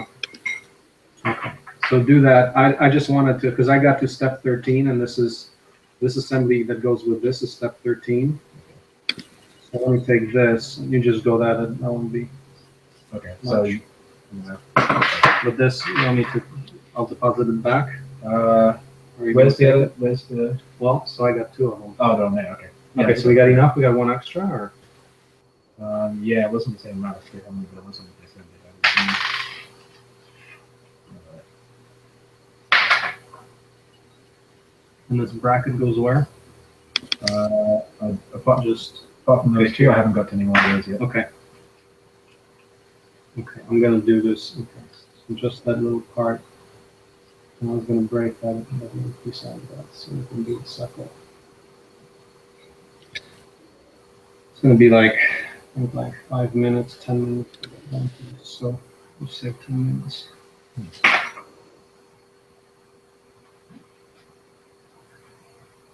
Okay, so peanuts.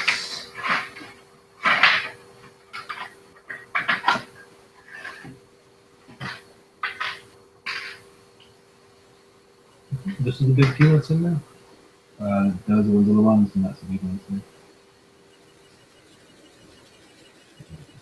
Okay.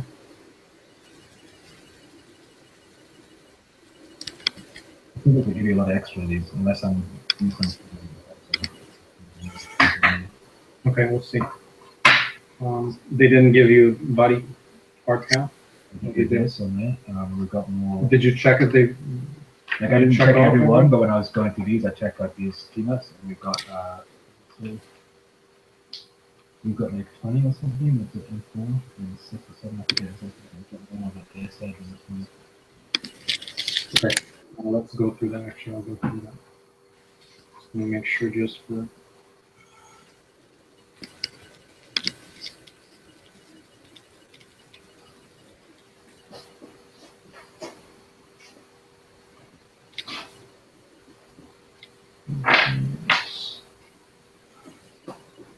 pretty good. Each part number.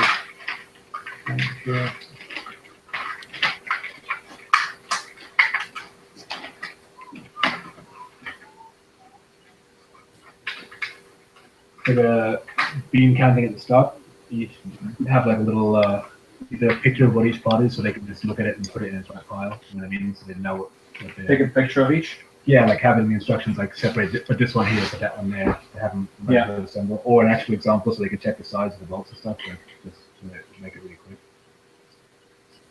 You don't want like 20 people there messing around with calipers and like trying to. Okay.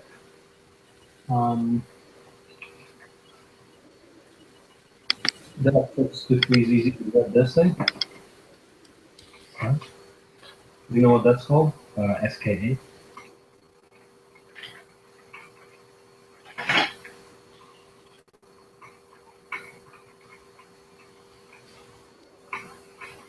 Is that on this list here? It was in a different box, I think. So this one, mounting. Check.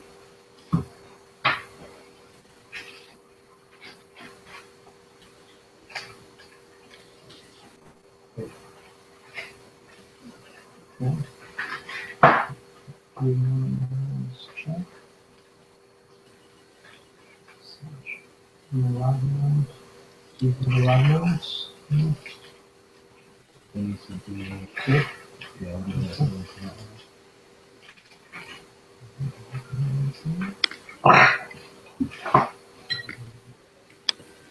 So let's see, outside of getting that in the package, there is no detailed BLM that we found so far anywhere, right? There was that BOM for the different bags, and then on each bag it seems to be a list of products, but it's not one that has everything all together. Where's the BLM? It just lists this bag, Yeah, that like bag? it says, let's say like the plastic kit, and it gives you that number, 1054. Where's that? On the. Okay, so that's once again not online, just here.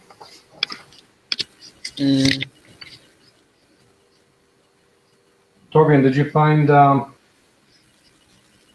any comprehensive BOM online, or that's because here we've got a sheet, a packing list, and these are packages, such as this is a package of nuts and bolts, which has got like 20 or 30 parts. Yeah, I looked for BOM, but I didn't find any. Okay, so that's something we really need to get on top of for sourcing purposes.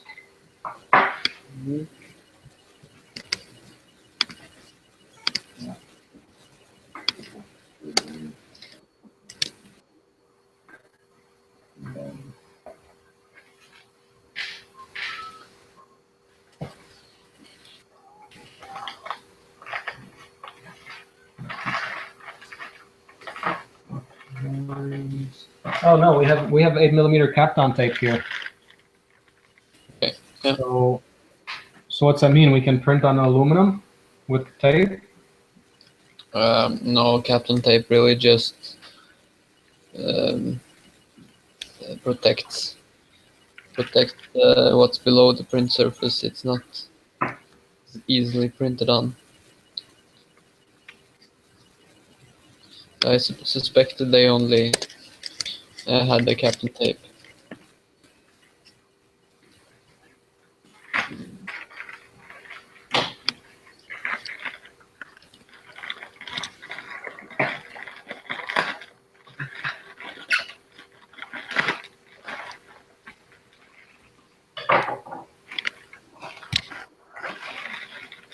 Okay, this tape.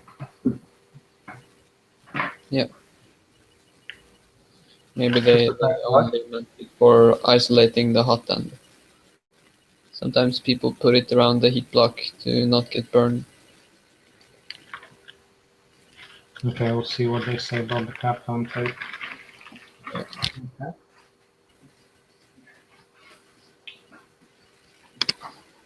Well, I mean, so far it looks pretty. I mean, the amount of parts in here is huge. I mean, with little nuts and bolts, we're talking about 10, 20, 30, 40, 50, 60, 70, 80, 90, 100, 10, 20, 30, 40, 50. Over 150 parts on the nuts and bolts. Lots of little parts there. Wow.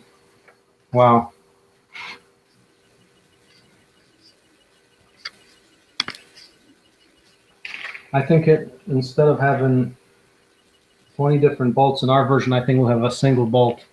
How's that? Yeah, that's actually my plan. Yeah. Very cunning.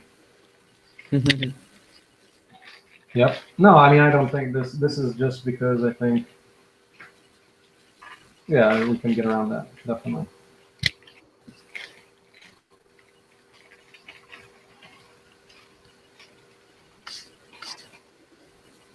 Okay, so let's see. So what I'm going to do right now is I'm going to count the little bolts and see if they're like 100% or what's the kind of error factor here. Mhm. Do you know what the F623ZZ is? Which set is it? From the bolt set? No. It doesn't have a name, that's just a number. Did you say I think it's little bearings. Z? 5 of them. No, they put an extra one and got up here to the 5.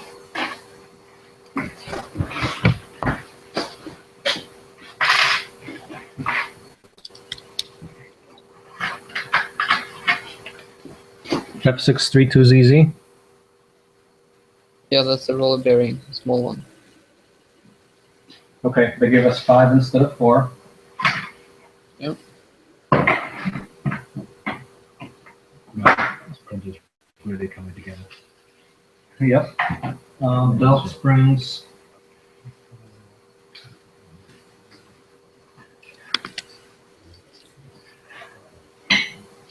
What are the belt springs? Those it? Yeah, those are for tightening the belt. They say 2. We got 4. Okay. Wire wrap. On this stuff. Pretty advanced. Okay, that sounds good. Cable clamps.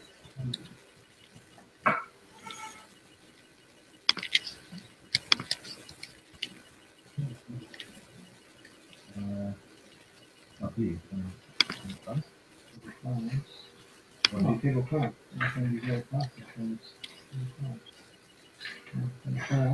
Okay. We got 4. We called for 2. Huh. We're getting a good deal. We can build 2 printers. And 3 flat washers, 2. These are all the washers. Yeah, I didn't separate those out yet. I just left them in there because they're so tiny. Well, it looks like we got like 10 or 20 flat washers.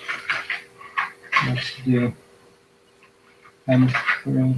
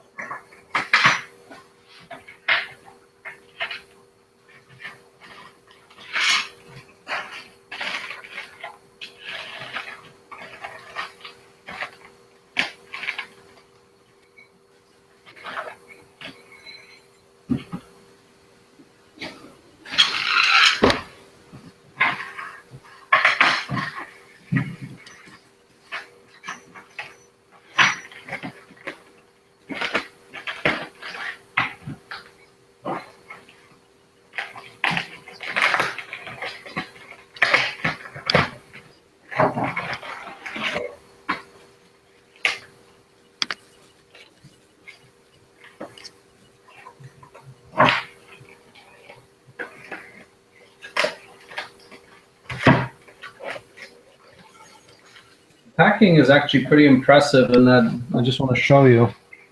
The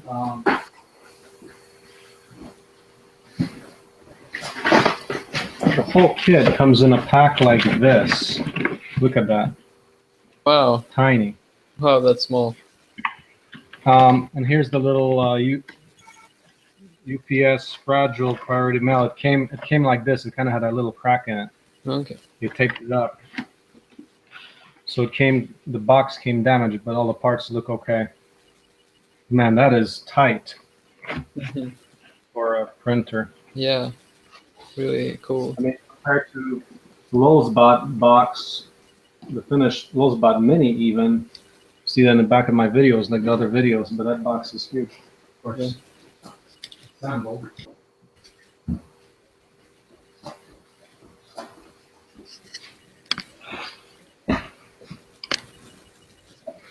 Now, the packing job is quite impressive, actually. Let me say.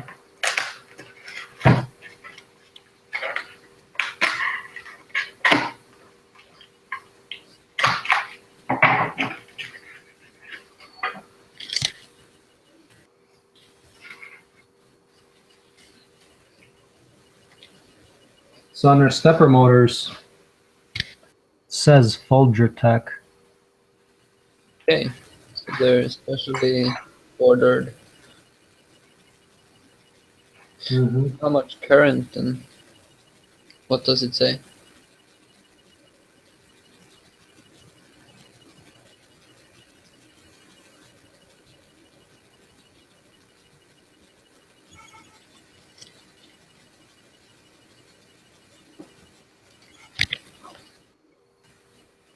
Doesn't say current, it's 3.4 volts.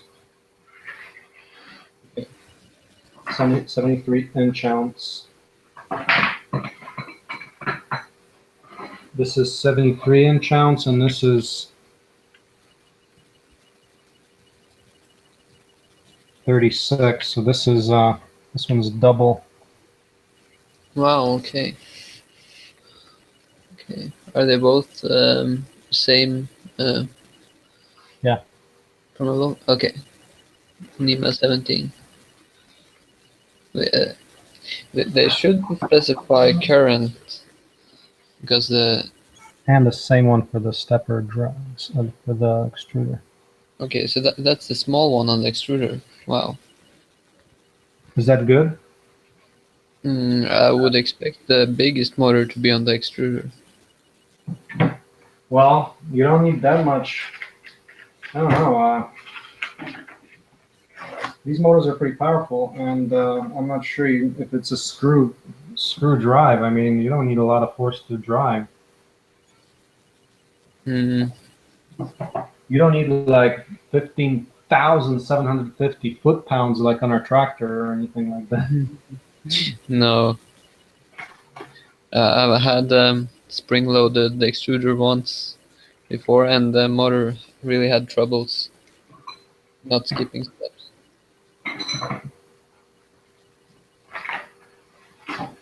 That was, yeah, 2 years ago. Maybe they've gotten better now.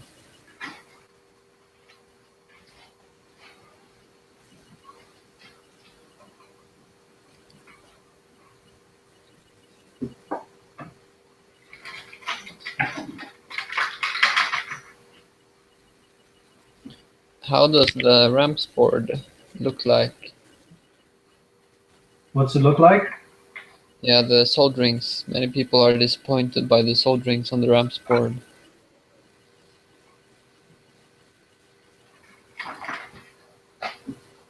What was your comment about it? Many people look at the solderings on the underside of the ramps board and don't find them well soldered. Okay. Well, okay, here's our power supply. Yeah. Looking as quality as ever.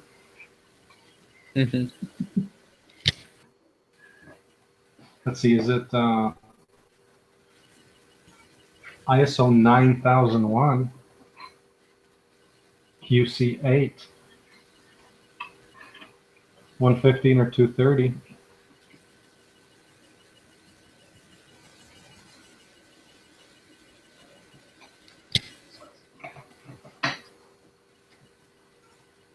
Do we know it's set for 110? Do you have to worry about that? It varies. Sometimes they already configured, and sometimes it's wrong. How do you tell that? I mean, there's a little hole in there, and there's a little marker that says 110. It's not transparent how you switch between 110 and 230. Try to put the label closer to the webcam. Okay, if the little thing is at the right side, you see they mark the right side. This Yeah. side. Yeah, it says 220 volts there. Yeah. Right, except when I look in that hole, it says 110 volts, and when I look in there, can you see so that it says 110? be able to put a little screwdriver or something into that hole and flip something towards the left.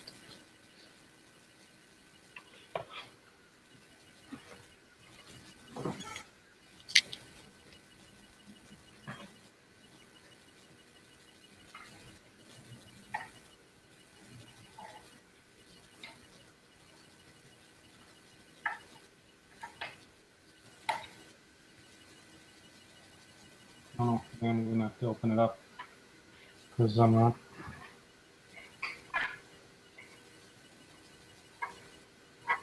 not sure what to flip. Okay. Nothing to. I'll look in Wait, the. there it is. Yeah, there it is. Hold on. Okay. Oh yeah, there it is. There's a little flip. Except this thing, what's happening is that thing is kind of like pushed in, so you can hardly see it. It's a loose connection. Kind Okay. of, well, it's you can see it, but it's kind of like pushed back a little bit. But yeah, you can switch it. Yep. Kind of hard to see. Okay. That's good. Okay, so now for the board. Let's inspect the solder quality.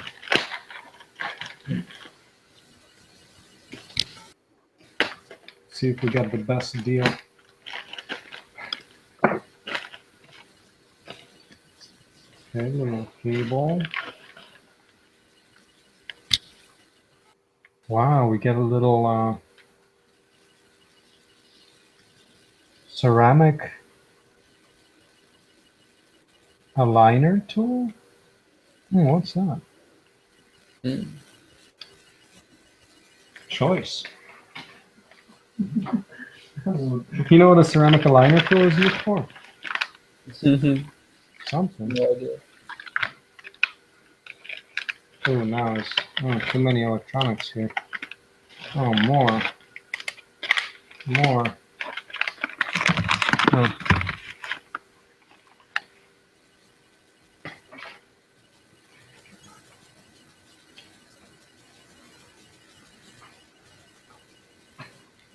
Okay, so we got the end stop assemblies, 4 of them, and then look at the ramps. And an original Arduino. Let's see, this original Arduino comes from...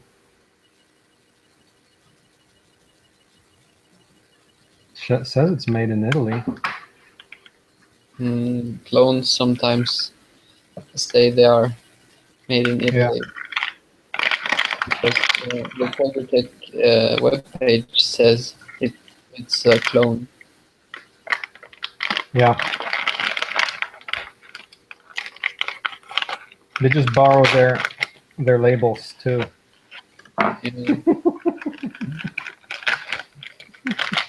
That's really Clone their labels too. Okay, let's see. Whoops. Little property damage, little bent pins. Let's see. Okay, so we got a little terminal block. We got some heat sinks. We got attached the heat sinks. Little heat sinks. How do you attach them? How to attach them? Oh, they've got tape on them. Yeah, double-sided tape. It's not really optimal, but it's easy. What's the better way to do it? Use like some paste? Yeah, paste and mechanical force to keep it in place. Okay. Yeah. So, okay, these are our little fats are bent out of shape and touching. So first we gotta put them, make them not touch. Hmm.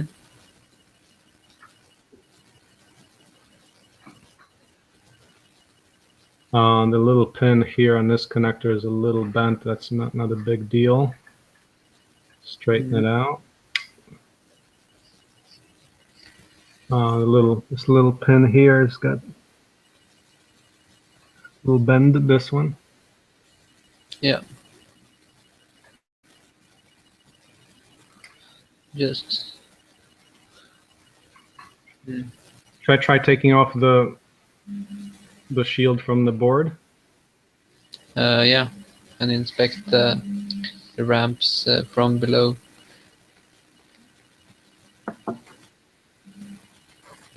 And these things, They're fuses. Hmm? The yellow ones, they are fuses.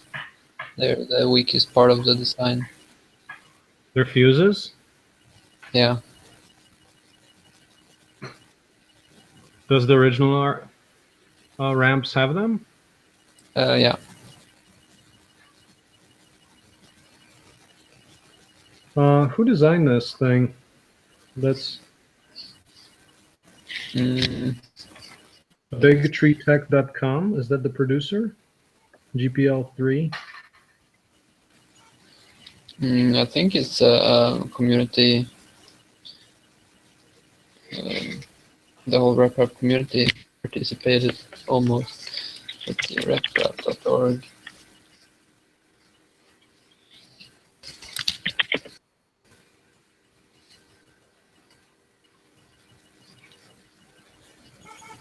Man, I'm afraid to take this apart because it's pretty tight.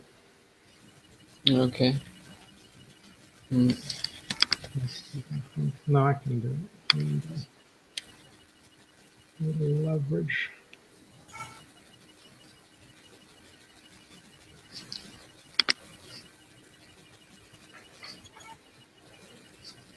Let's see.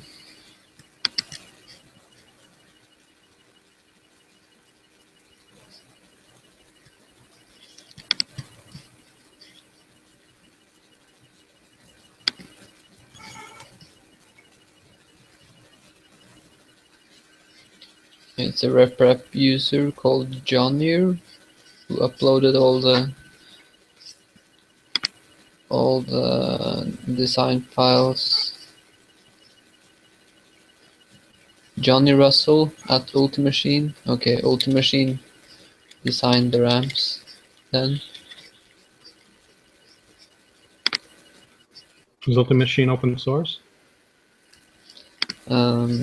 Yeah, the ramps is GPL.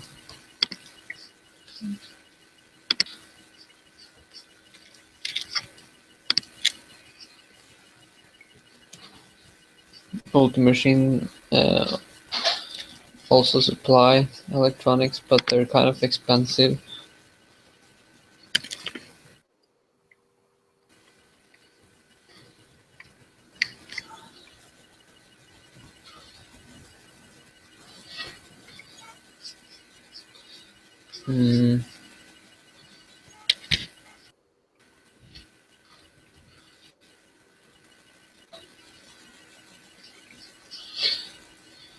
All right.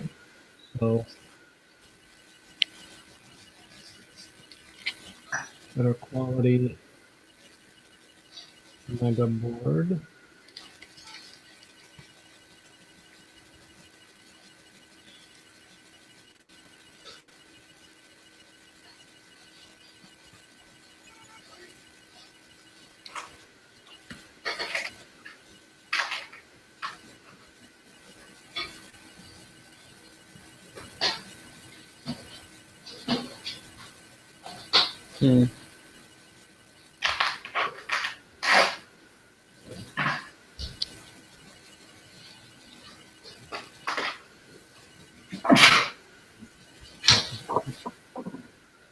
Okay. How much is a ramps board? Oh, very, very cheap.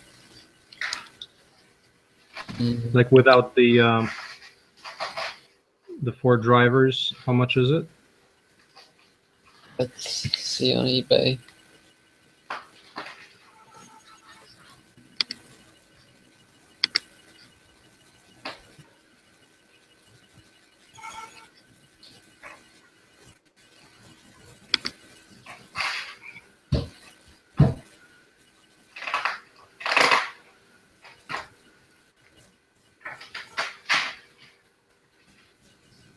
Mm, 35 kroner. There's $4. $4. Wow.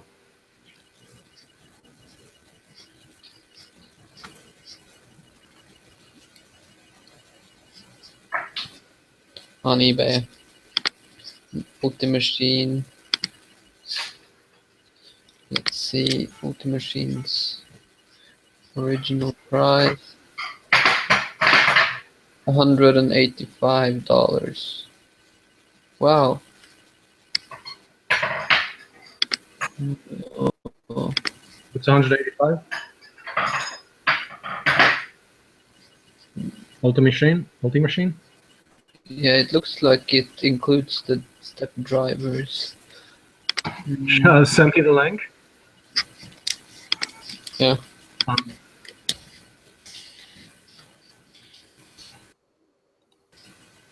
Chat.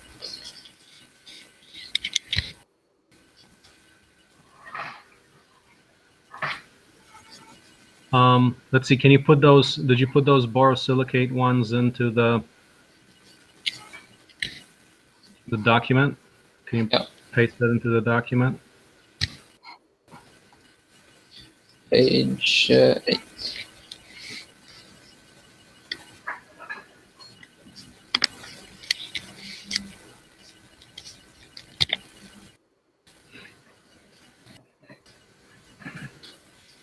What? 185 ramps kit complete, including. What does it include? Let's see. Heated bed control. Pre-crimped end stop switches and wires. It does not include stepper drivers. Wait, hold on a second. We said $4 and now it's $185? Yeah. Wow, that was enormous difference. Wait, so you can get it on eBay for $4 and from the originators for $185? Yeah, it looks like it. Wow. The difference. Are you serious? Write that down in a document. I mean, just to show ramps complete kit includes the outputs.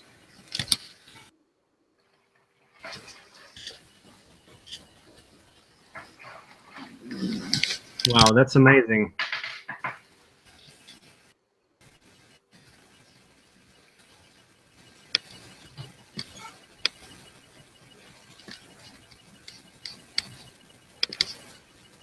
Okay. Weird. All right. So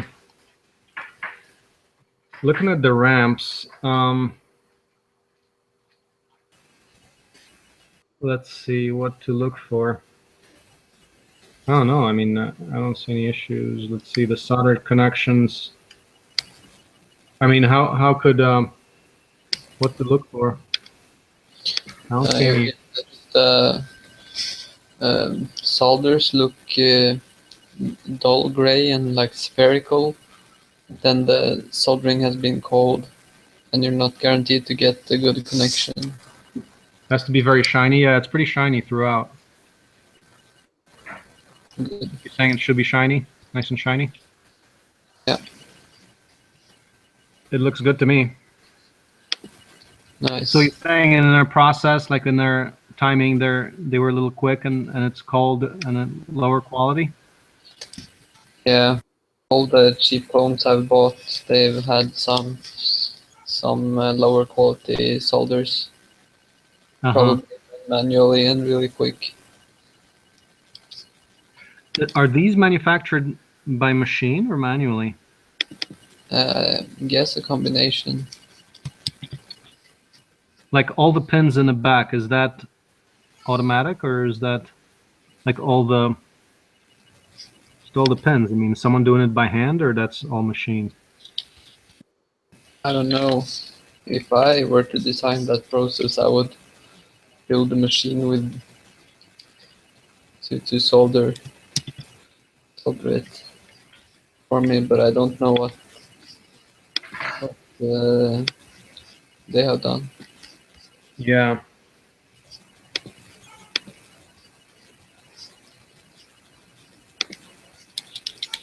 Looks like some of the leads are trimmed off by hand, like the where it sticks out too far. Yeah. Like for example, for these ones, those are trimmed off by hand. Maybe those ones aren't automatic. Okay. Yeah, and then, for example, I'm seeing this one.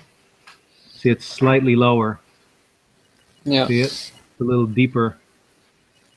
It's hard to see on the webcam, but I Now, as far as the pins on top, they're sitting down closer to the board where there's this tiny space. We can see the bottom of the pins under the black exposed above the board there. yeah, I see it.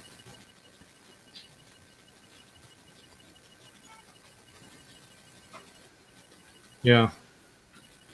Definitely a little. Sometimes you can see lots of manual scratching because someone has soldered so that there's a short, and then they have scratched away the solder when it has been cold, when it was cold.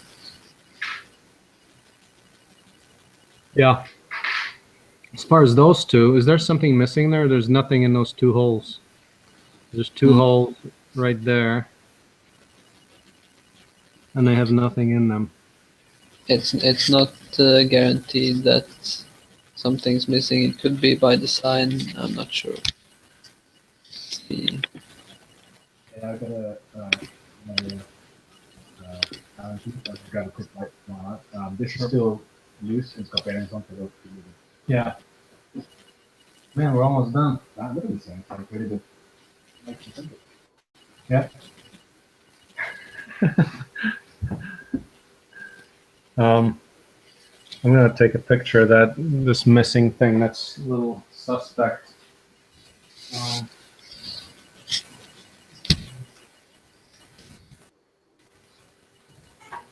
Make sure we verify that.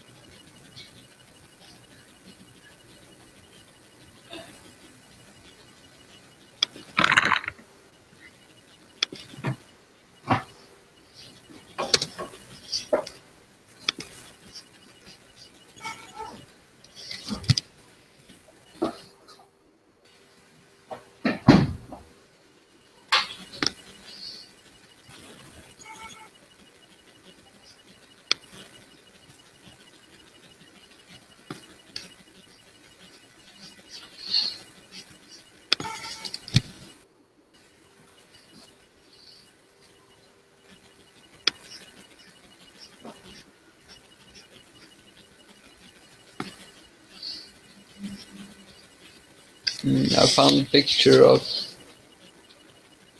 Okay, it's not soldered.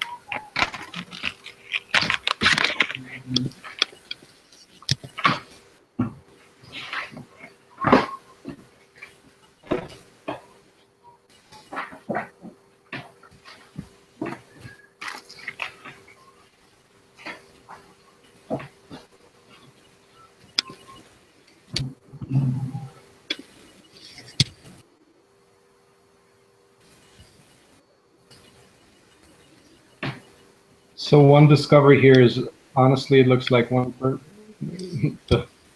ramps was 185 versus. I found the more comparable ramps for 80 from Ultimate Machine.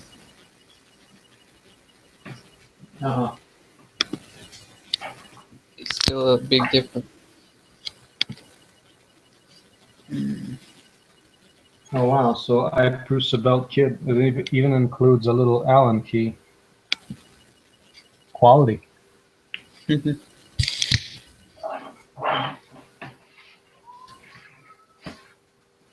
I'm gonna take a picture of this whole table.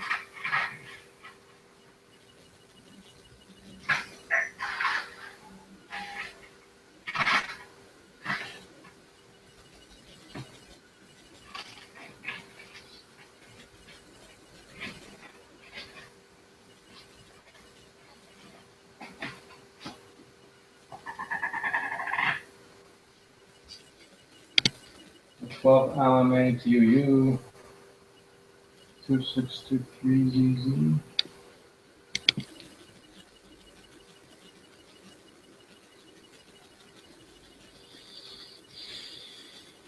2 5x5 couplings. Let's see, what's 623ZZ?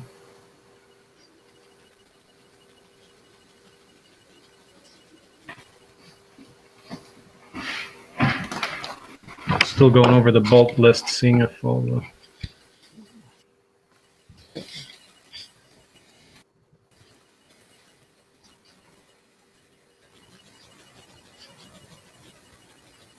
Three by 10 by 4 bearings. So 3mm bearings. Where are they here? Let's see. 3mm.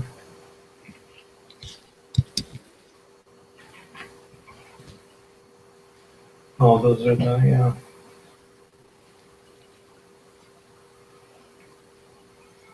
623ZZ. Those are the.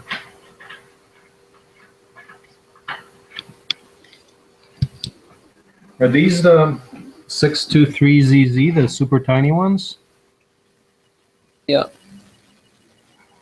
3 millimeter bore diameter. Yeah, that is 3mm. Yeah. Okay. So you gave us an extra one of those. That appears to be 3.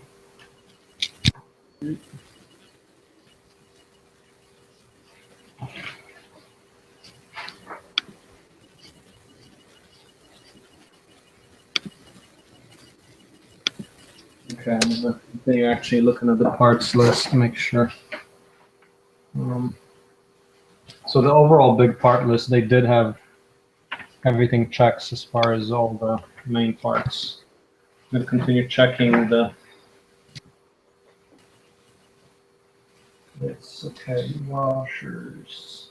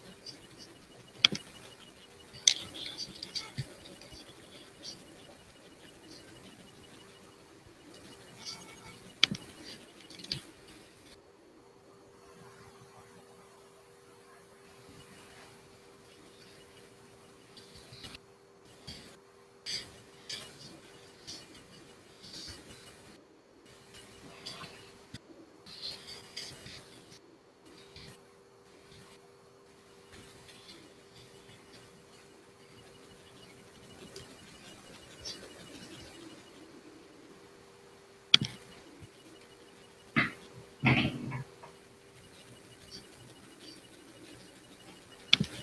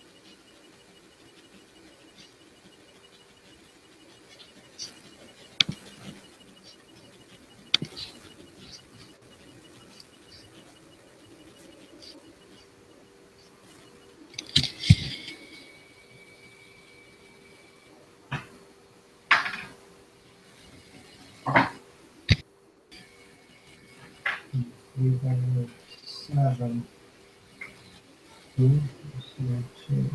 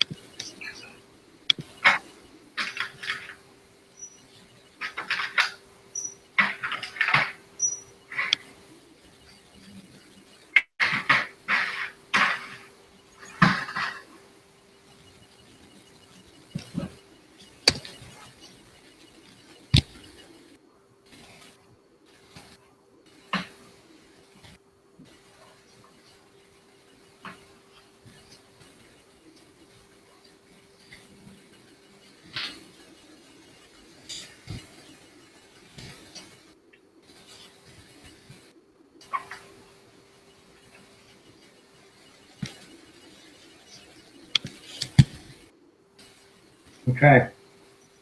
Yeah, I mean, this is actually pretty impressive. The entire kit is complete for all the little bolts and pieces. So as far as the reliability of the kit, it's very, very good. I mean, they got pretty much an extra part for, for every little bolt. They typically have like an extra one or a few. So good. Yeah, very good.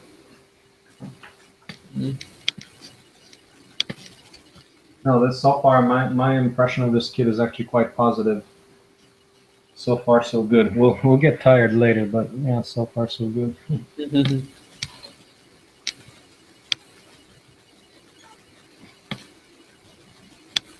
Let's see. As far as okay, so at least the mechanical looks like we're gonna nail that.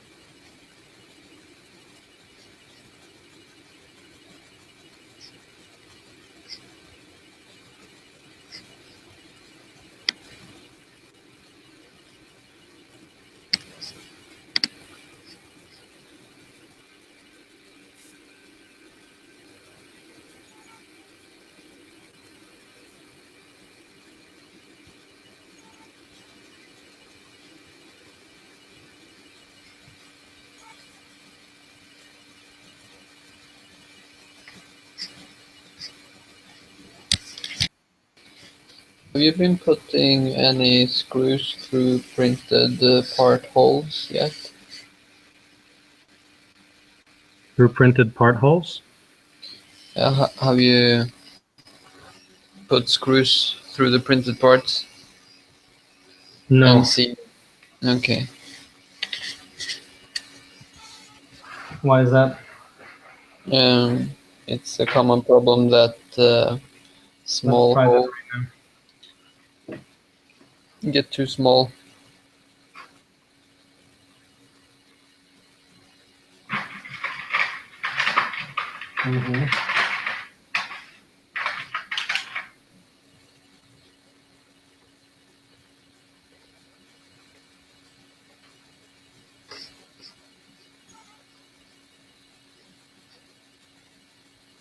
Yeah, well, you're gonna have to thread them in. They don't go through. Okay, but what's going on here? The three print parts have hex head patterns, but all the bolts we've got are round. Yeah, so the hex head patterns are for inserting nuts. Oh wait. Oh no, you're right. No problem. And we got all these nuts here. Let's see. Yeah, so the holes are too small, so we're gonna have to basically thread instead of poke through. That's more time consuming than you would into this. Okay, it looks like everything's gonna be an issue. It's gonna be, like I guess they probably will be forced down once we put the bolt in there, but no, they don't just fall down into the hole. The nut locks don't work either. That's the problem. Well, I mean, it's gonna pull the nut down once we thread it, right? Yeah, but you risk delayering the print or something worse. Like cracking. Yeah.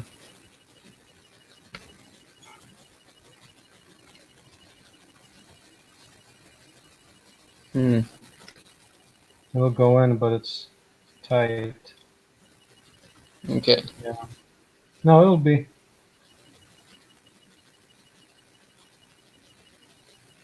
Yeah, it does go in. It's just Okay. tight. Okay. Pretty good. Tight is good as long as it goes in. But yeah, the other side is going to have to be threaded. So we probably will do. We should get like a little reamer. Yeah. We should do like a tiny drill bit. Yeah. 2 or If 3 the, drill bit.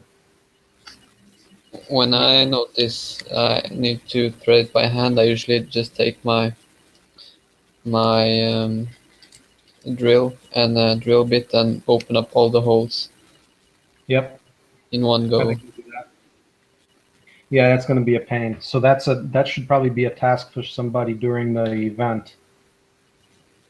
No, we don't want to do that at all. We want to tune our printer so the holes are the right size from the start. Say what? If the holes are too small, then the guy making the prints made a mistake. The holes should be big enough so that you can poke the screw through.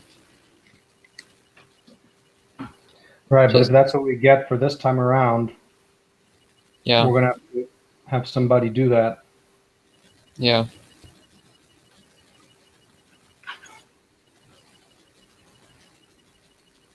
Yeah, the threading in, that's going to be for like 100 of them threading. Yeah.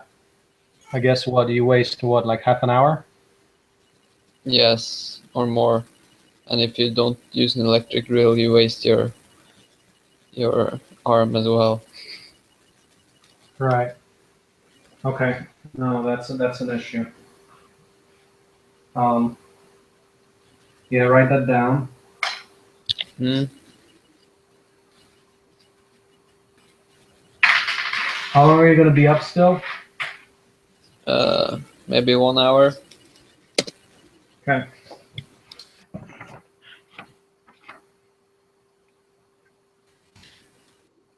Let's see. Is there anything on the electronics that maybe you can help me point me? So they say in the soldering instructions you solder the wire to both the 2 and 3 on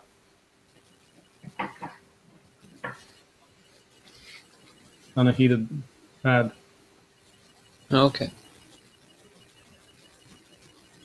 Well, I guess that's what they say. 12 volts, 2 and 3 is minus minus. So I guess. Okay. I'll take that. Let's see, where does it go? This minus, minus. Oh, I see. Yeah, yeah. It's just the one and the other half of the. Yeah, 2 and 3 just are. 2 goes to one half of the board, and 3 goes to the upper half of the board. Yeah.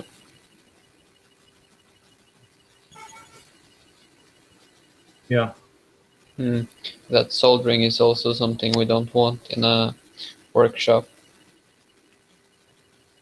Yeah, but that's something we can do, that a person can take care of pretty quickly. Yeah. Yeah, with the good soldering equipment, it's very quickly. Yeah. We've got our soldering station. Decent one, I think.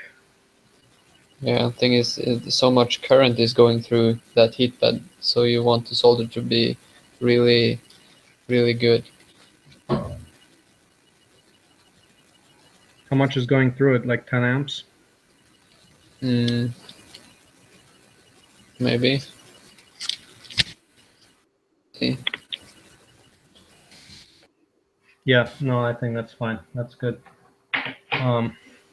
It's 12 volts, so if you have 10 amps, then it's 120 watts. That's not very much. Mm-hmm. It's more like 20 amps. Yeah.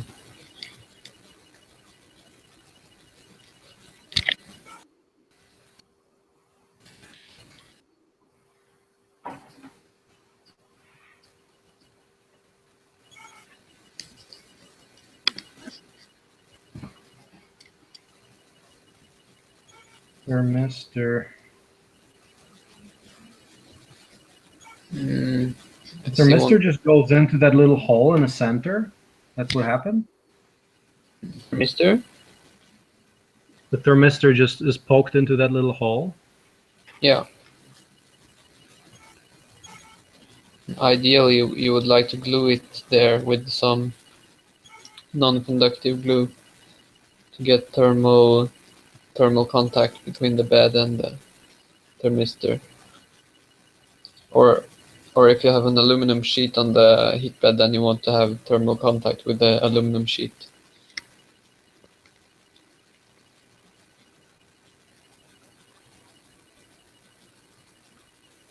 Hmm.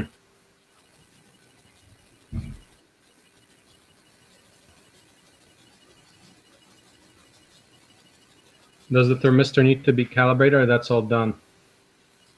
Usually it's all done. You got to choose the right brand of thermistor in firmware configuration. Are we expecting issues with the firmware? No, with this kit it will work out of the box. Okay, so this ramps already has it loaded on, or no? They usually load it on before they ship. I never received any electronics without firmware before. Mm-hmm. And that would be on the. It's already loaded to the Mega. Yeah. Okay. Probably. If it isn't, then it's a major weakness. Right. No problem for us, but Well, we'd have to. Right. That would be a person at the workshop doing that, or do it before the workshop, or whatever. yeah, I guess before the workshop. Yeah. Okay. So some other issues. So once we get everything connected and all that, what are the? Are you familiar with the issues we have to do in order to? Okay. So say we build the whole thing. So we're going through the procedures. Keep going.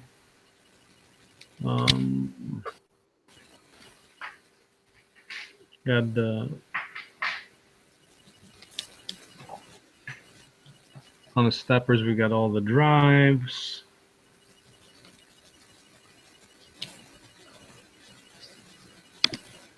Couplings, yeah. Z.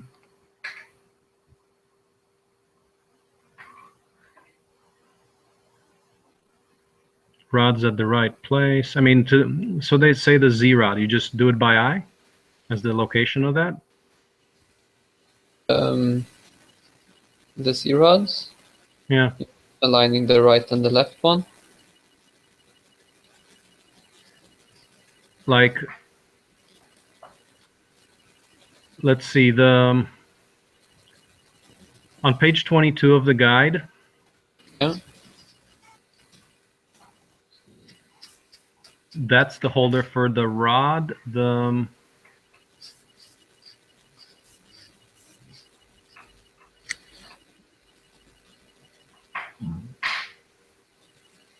Yeah. Okay. The rod Align the rods, making them parallel. How do you do that? I mean, it's just by the alignment of the frame? It's already, you don't have to do anything? I usually connect the rods from above first, as loosely as I can, and let the gravity make them straight, if it's possible, and make a mark in the frame. Tactics like that. I'm not sure what they recommend here. Let's see. So if it's not parallel, I mean, what are the degrees of freedom? It's already set in the y direction. Well, it's fixed in an x and z direction, so there's only y. How is the y determined? Is there a stop? Like, for example, if you... Alec, how are you, when you put those vertical posts up, how you're going to measure it? These ones now? No, the ones that... Oh, yeah. This is the bottom frame. Yeah. So these ones now. Yeah, where are you going to put them? It doesn't say... At the moment, I'm leaving all this stuff loose so that you can move it.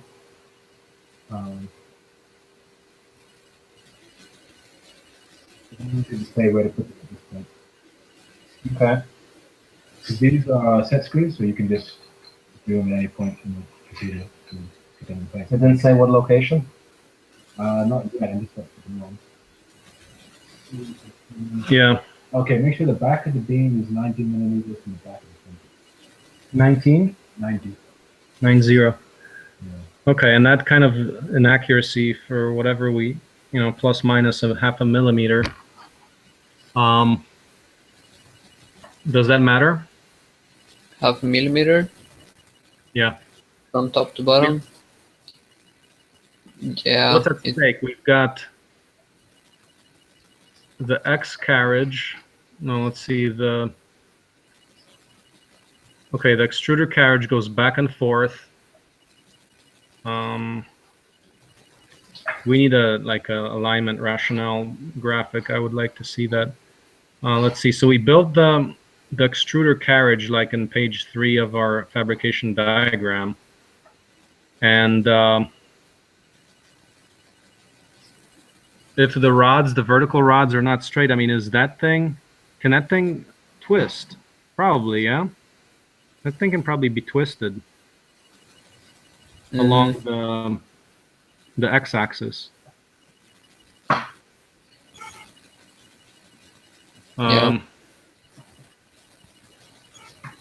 Yeah, with the Z rods, there's two issues. You want them to be parallel, and you want them to be vertical or orthogonal to the other axis. You can get them... Parallel is already set by the frame itself.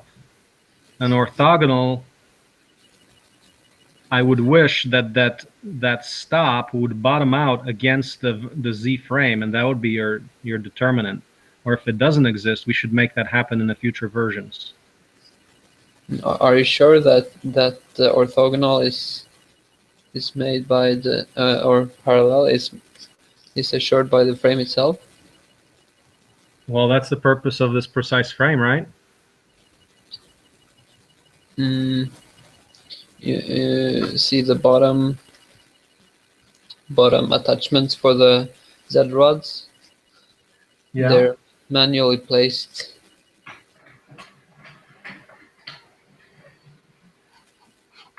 I mean, what Alec is doing back there right now. Yeah.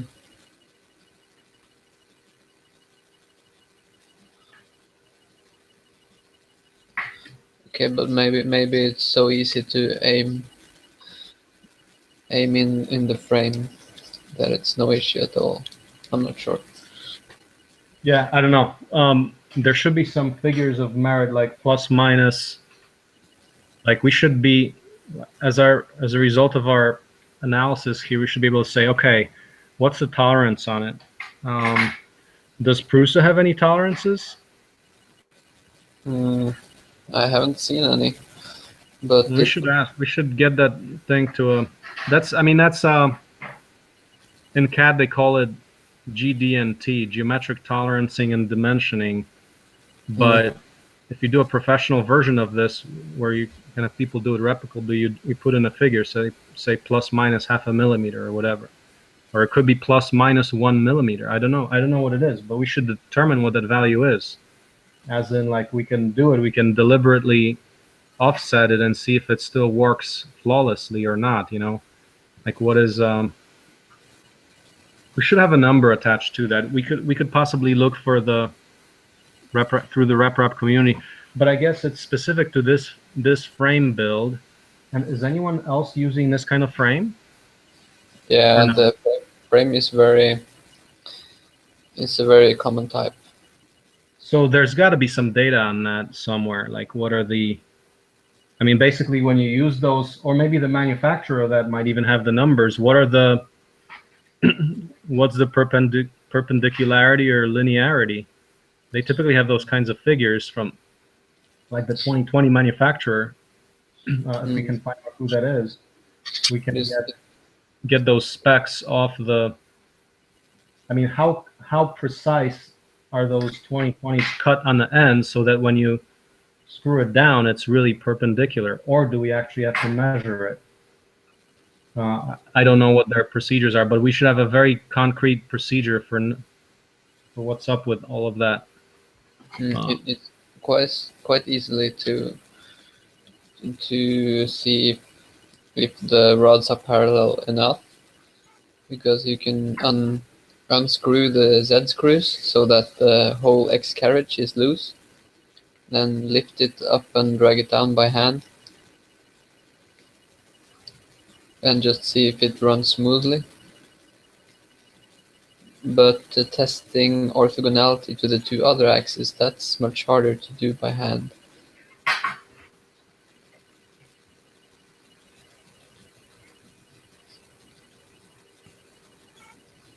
These are the random corners too, so getting that measurement to the end of this is quite, Oh, you know what I mean? Getting that really precise to a little bit.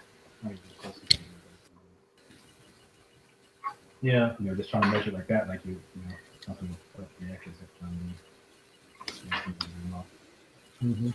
I'll put a maybe get a little technique, maybe put a little block there.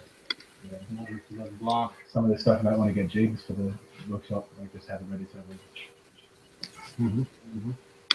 So did you hear that? No? That's a point. So just to measure, I think we can measure like plus minus 1/2 millimeter, but the corners of the 2020 are rounded, so it's a little tricky to measure what 90 millimeters is.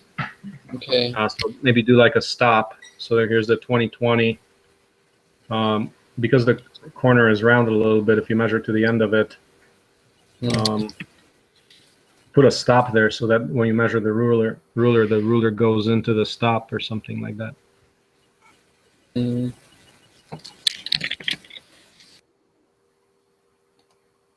would say print jigs to everything and then sell those as well.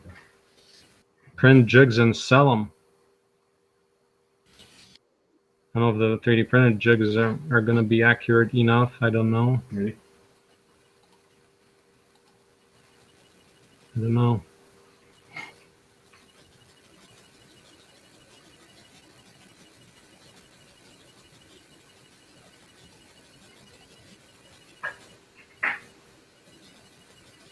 "8-foot by 8-foot."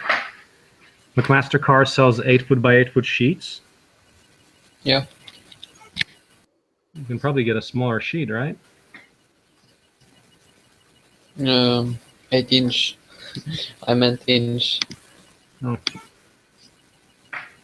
But two of those, does that mean inch?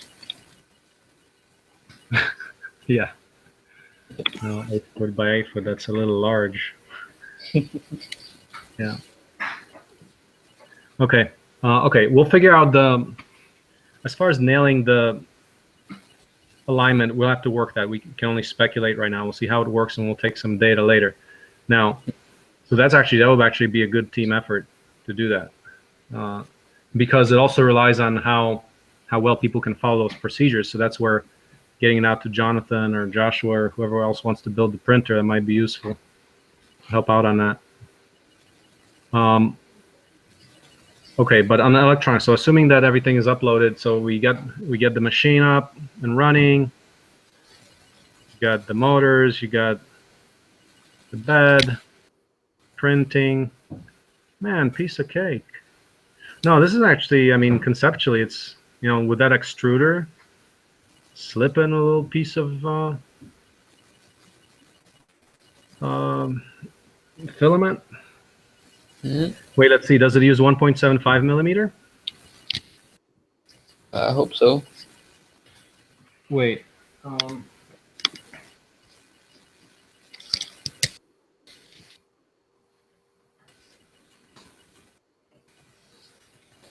That's not the same as the Lowsbot Mini, right? That the Lowsbot uses 3. So we don't really have that kind of filament here. Okay. And there weren't any filament in the kit? Here's a sample. There's a sample? Oh, nice. Oh, okay. Oh, okay, yeah. Good. Oh man, that is spaghetti. That is angel hair spaghetti. Wow, I never saw that. Okay. All right. How quickly can you get similar speeds with 1.75 millimeter as with 3 millimeter? I mean, not for larger prints, right? I'm not sure about that myself. I never saw a comparison. For larger prints of car body panels, we'll use like 1-inch filament rods.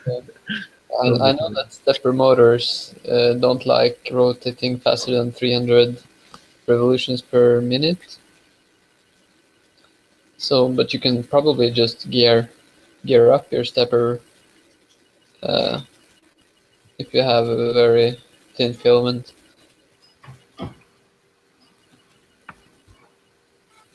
Yeah. Okay, so let's see. Say we attach jumpers included in the ramps bag. I don't see any jumpers in the. What are the jumpers? I don't see any jumpers. It's the jump out of the bag. No, like little jumpers, little connectors. Hey, what are the jumpers? I'm looking at the jumpers. Electronics. They're just small shortcuts between two neighboring pins. Okay, well, I'm not seeing that. Would they be in an end stop bag? They could be inside the stepper driver bags. Yeah, but the stepper drivers already came on the board. Okay, so maybe done. It's all done. Then they're below the stepper drivers. Oh wow! So this version actually is assembled over what they show in the instructions. Yeah, it looks like it. Oh, okay, piece of cake. So now we attach the heat sinks. Attach that. Attach motor wires. Okay, now motor wires. So, let's see. Where's the motor wires? So,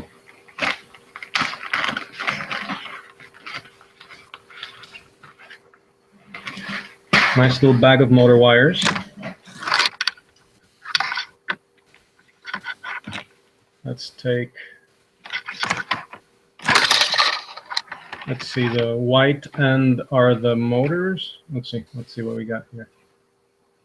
Okay, I spoke too soon.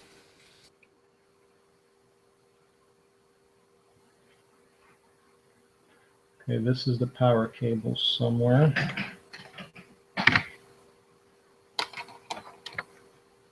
Okay, so we've got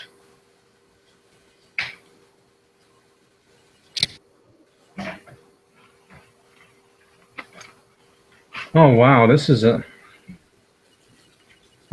pretty fast. You just attach them and then you're good to go. They're cut to length already. They all have connectors. Say it again. Do they all have connectors? Yeah. Wow, that's. There's connectors on both sides, man. It's a piece of cake. And there's 2 extra, 1 red and green for something. Okay. Oh man, this is a piece of cake. I mean, they already have the connectors, which aren't too hard to put on if you had them. But if someone's gonna make, so say you didn't have this and you got to make this. I mean, that's not too bad. I mean, as long as you have a clear definition of what's what. Yeah. I mean, this can go really fast. I mean, in a production, you get one person on it. I mean, they do Yeah. all of them. I mean, but the numbers, I guess, add up because there's 5 of them per printer. But no, that's great. So we got the connectors. Let's take Are one. are all motor wires same length? Yeah, Okay, they're all nice. identical length.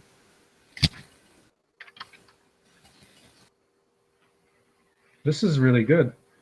So you take one of them and just plug it in. So let's see.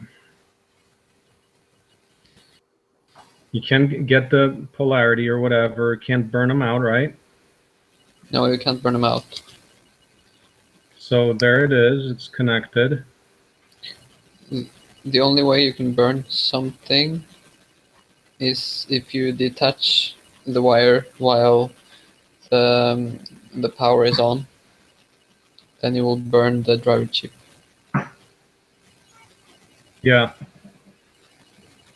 Or if the driver chip has allows a too large current to run through it, then you will burn something.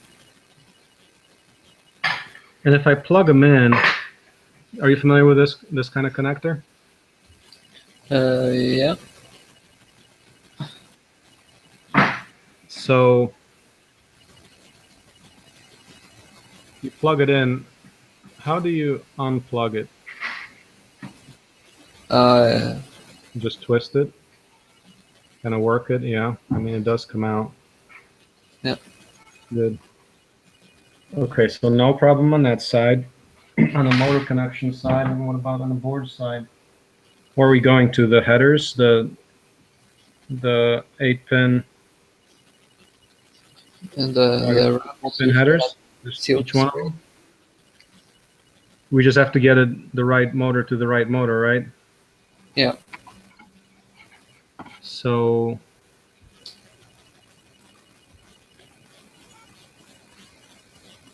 And if you plug them in the wrong way, then your motor will go backwards.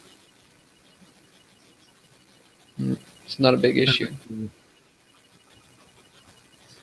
they don't say which way to plug it in, do they? It should be visible in pictures.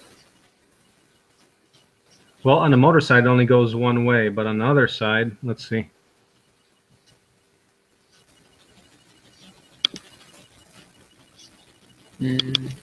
Yeah, I guess you can take the wire. I have a picture here. Let's see, step 20, page 27.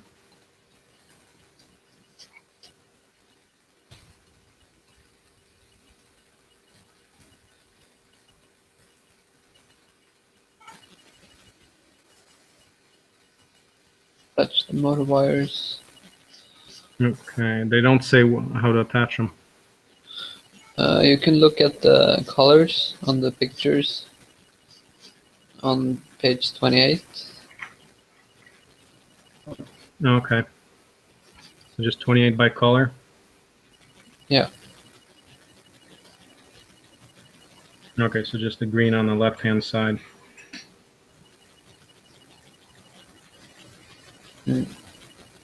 I see. Uh-oh. Let's see. Oh, there it goes. Nice.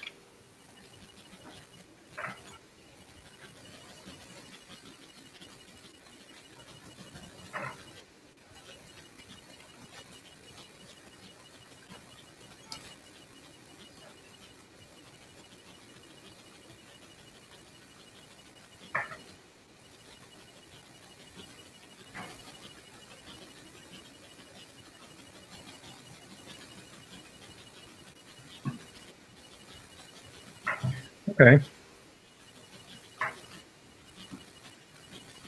To the ramps. It doesn't matter which is for the Z motors. It doesn't matter if you got those 2 double ones there. Either one, either top row or bottom row, right? symmetric. I think so. And then See the wiring diagram.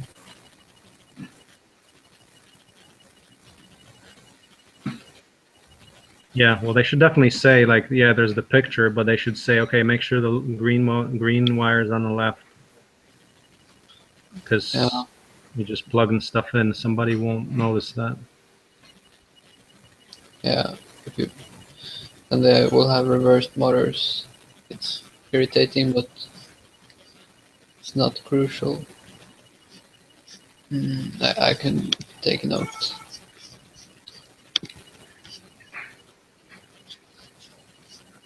Okay. Bottom rightmost stepper driver. Sure. So wire the heated bed.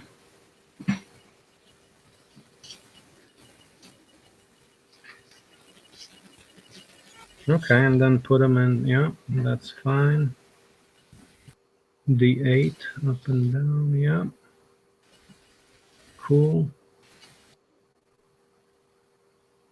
Captured.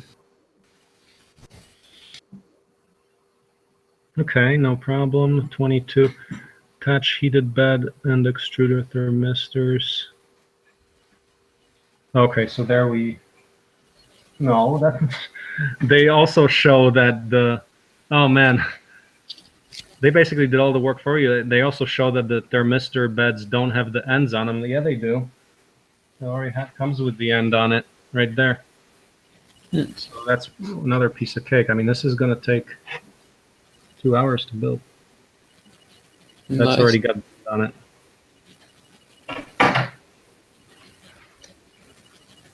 Okay, so that's good. Attach that.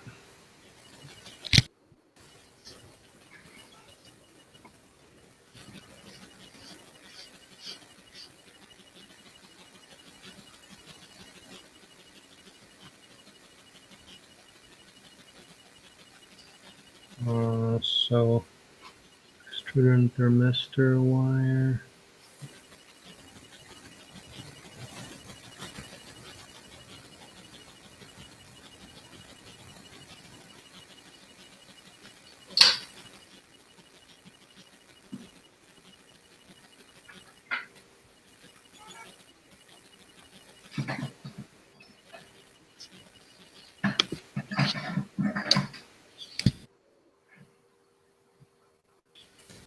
Okay.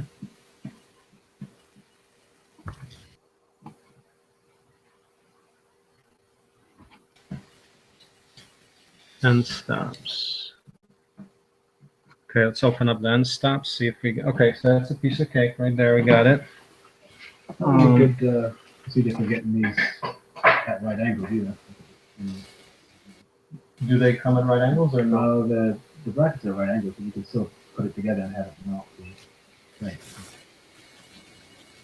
So how do you do it? You just got to do it by. I'm just trying to use this thing and like, going like that and check it. But it's not really. There should be some nice procedure for that though. Should be a procedure so it just doesn't do it by itself. I think if once you get it right, you can tighten it into place. But it's like there's so much overlap there. Because you can move this laterally as much as you want, and the bracket is still there, so you can end up with it like. Yeah. I think if we try to put once again an end stop on the vertical, so we just bottom it out against the end stop. Yeah. Maybe we could actually do a little attachment. You could assemble these parts.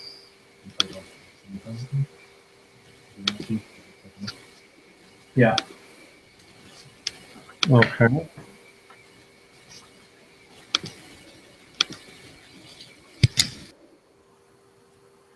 Okay, let's fold the wires back up.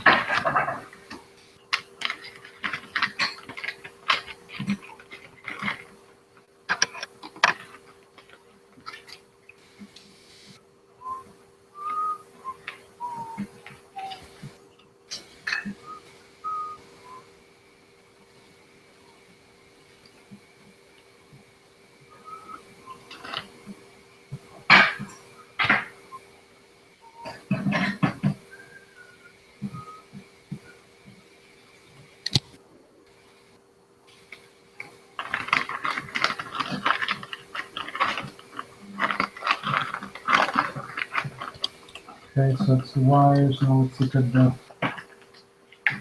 end stops.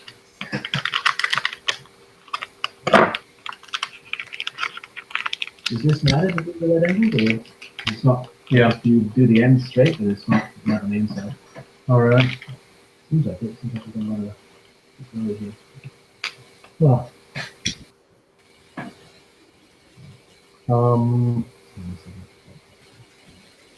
It's more like the bottom's got to be. I think it's more important that the vertical is aligned to the bottom base. It appears like perpendicular to that. Okay. Oh wow. Okay. So the end stops. Yeah, the wires are all done. Great. Plug them in. Right side up. Proper way.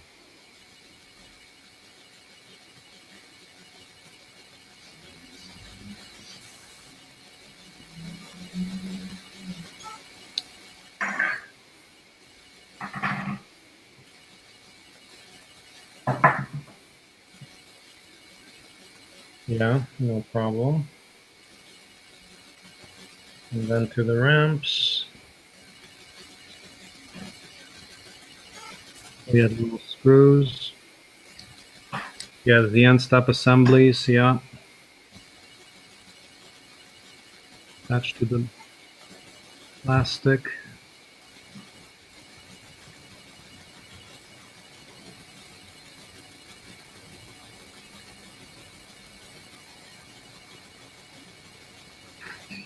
Okay, but how high do you put the end stops? It doesn't say. That's calibration issue. Okay, so that's probably where we get into all the issues. Okay. That's the frame done. Yeah, that's where.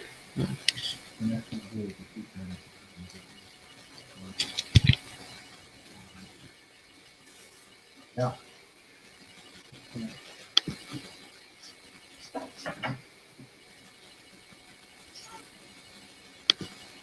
Well, I'm just gonna look at the diagram. Do the Z carriage right, Z carriage left, and extruder carriage. Yeah, go to page 3. Now step 10.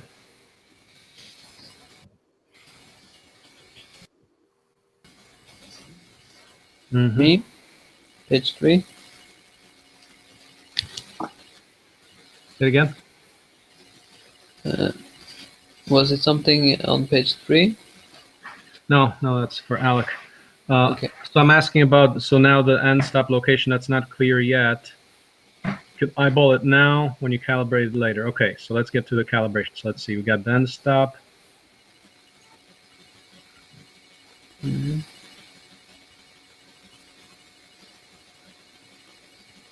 End stops. Okay, and the end stop wiring, they say lower left-hand corner of the ramps board, the triple pins, okay. Plug the end stop into the 3rd row under.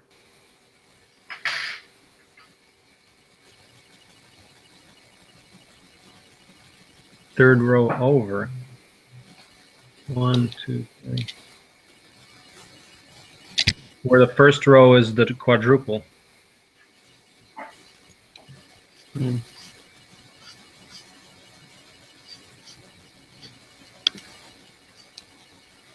So 3rd row over would be, let's see, it says the red wire should be facing up. If plugged backwards, it will short the ramps, causing permanent damage. Okay, so the red faces up.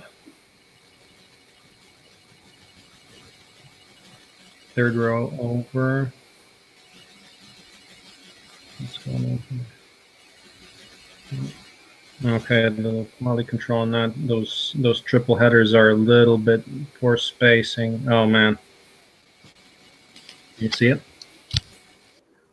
See those triple headers? Yeah, Quality but control, corner. spacing issue. Yeah. Yeah, yeah, they're weird. Yeah. Okay. That's okay. We need to bend that back into shape. Hmm. Yeah, I note that in the line. Guess they didn't really study up on Six Sigma. Oh man.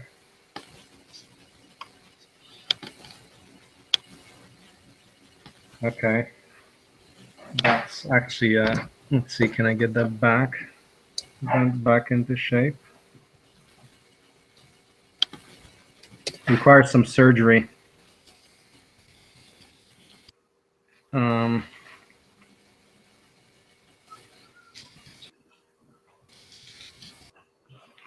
I think you just gotta. Did you write that down? Yeah, write that down. So I'm forcefully bending the bottom pins because they're soldered on pretty tight. So I'm just bending the bottom pins so they're closer to the other two pins.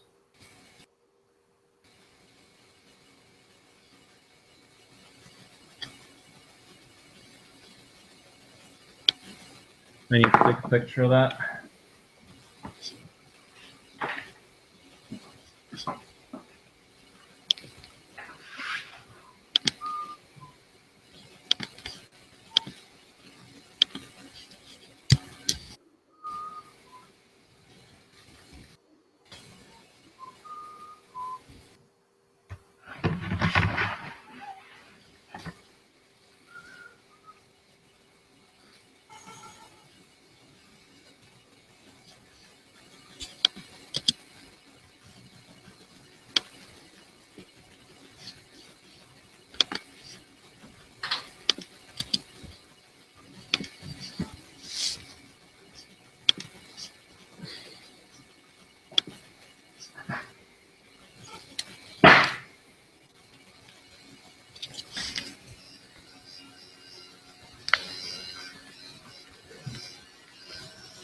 Yeah.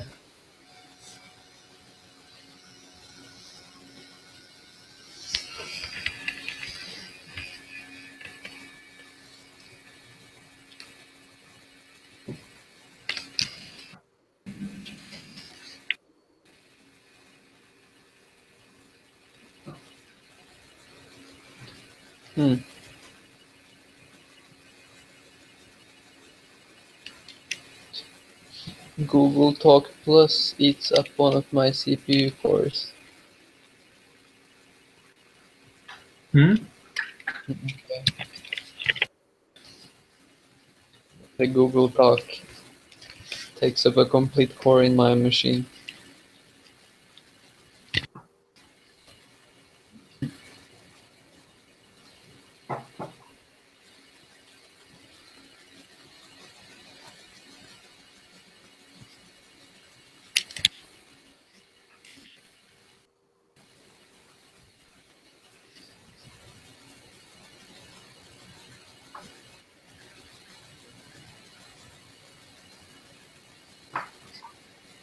Are the connectors on the ramps color coded to match the colors on the wires?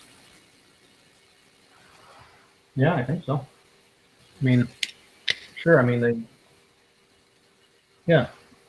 I mean, they say put the red when you plug it in. Do the red one on top, page 33. It's all easy. So I'm just gonna.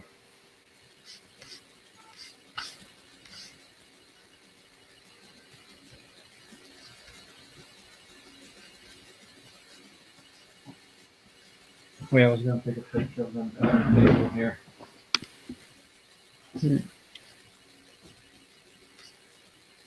Let's see.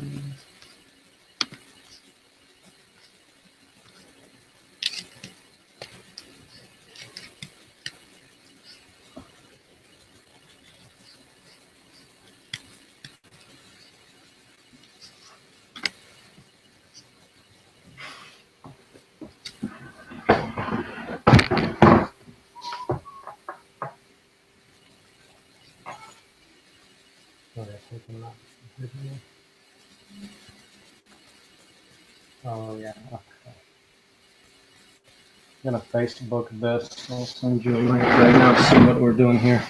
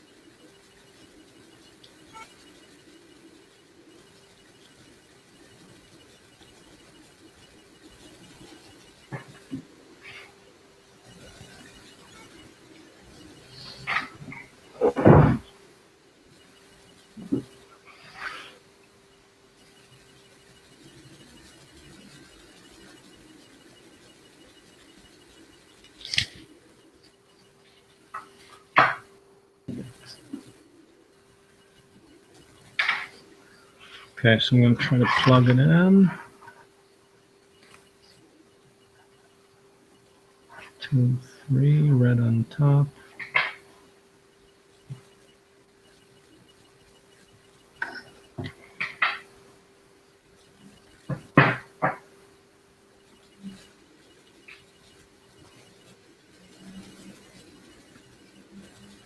Yeah, it works. Just got to bend those pins into shape. Okay.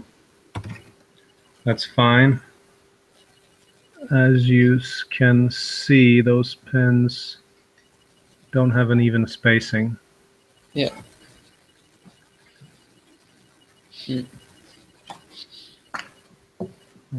Okay, so that's good. So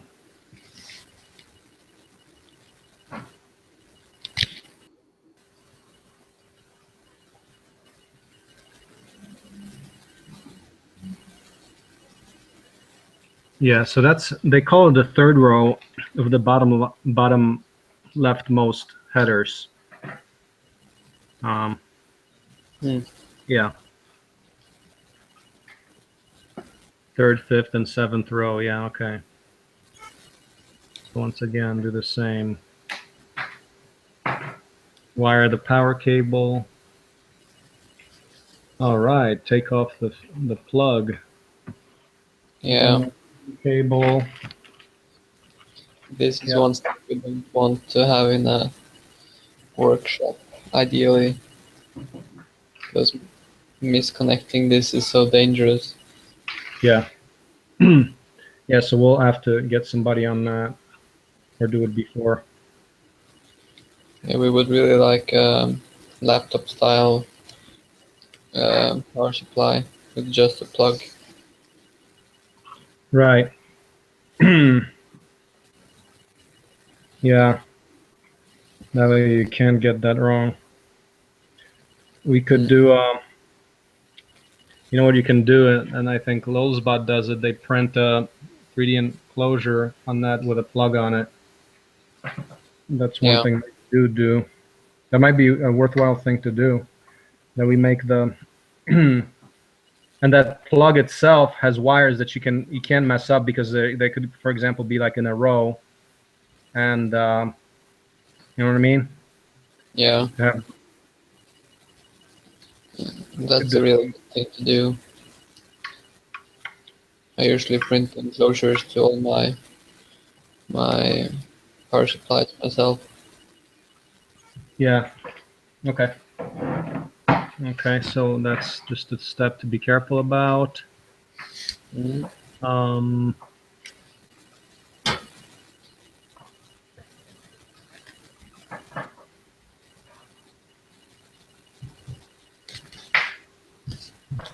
Okay, yeah. So the power cable, you have to actually determine with a multimeter to see which connection. And when we plug it in, does it matter which one is like the hot versus neutral? Let's see. On this power supply, it's does it matter on the outlet power from the wall? Let's see. It's the left. What is it? The left. What is the deal? I think it actually matters. Let's see. So we got, which connectors are those? Those are, how are they holding that like this? Okay, so neutral, line, and ground. So that's the hot from the wall. Yeah. That's the wall, 3 from the wall. So yeah. So neutral, the line is going to be the wider of the prongs, right? I don't think it matters, does it? I've just followed the guides exactly. What do they say here? Word by word. Very nervously every time I did this myself. I don't know really if it matters. They say polarity doesn't matter with these two in these instructions. Okay. That's good. Yeah, and then the ground is the third one there. So, okay, that's cool. No problem. And let's see, we'll find it out when we rip it up. Okay, no problem.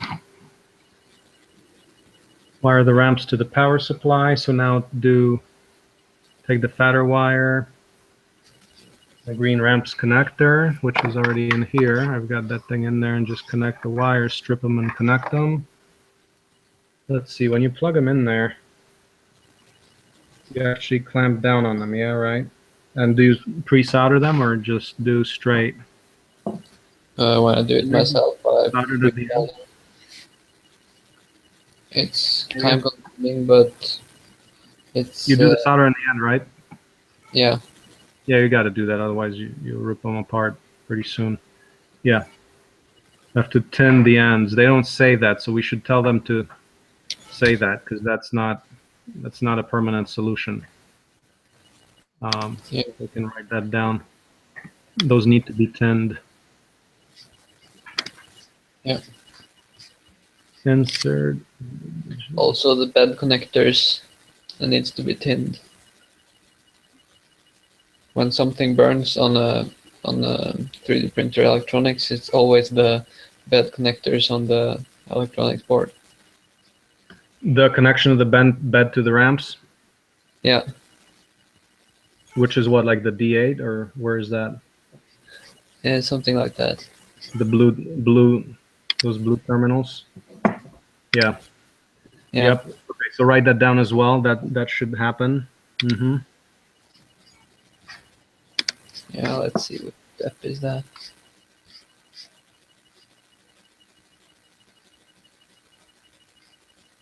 Now we're going to wire the opposite ends of these wires to the power supply. Step 21, 4. So the positive wires.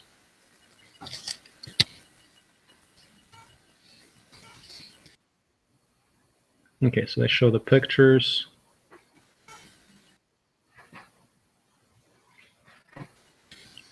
Negative wires, okay. So positive, sure, that says it there. So it's got 3 positive terminals and 3 negative terminals. Okay.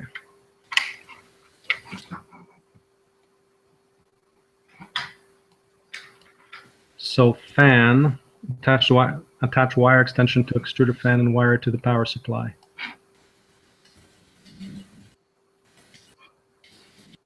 Wire extension to the extruder fan. What's that?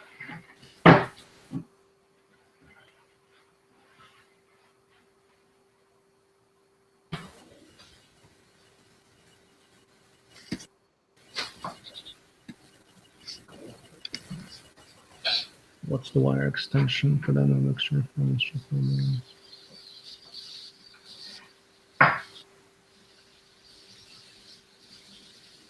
What? Extruder fan? Oh, okay, so they're saying to cut off the end of the extruder fan to extend it.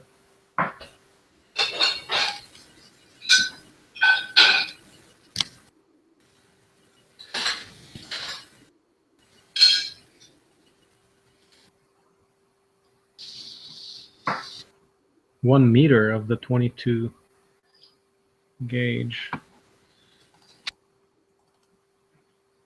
Where's that 1 meter of wire? Oh yeah, there's this long wire in the bag here. Okay.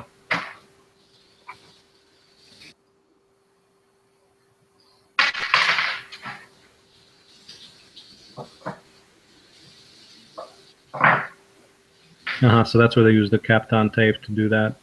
I think we could probably do heat shrink. Yeah.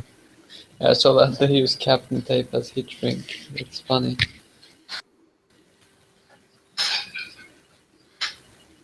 Is that, it's probably, can you see that? Is it exposed? Yeah, it will follow every motion of the printhead. Yeah, I think we'll do that. So maybe add the heat shrink to that. Yeah.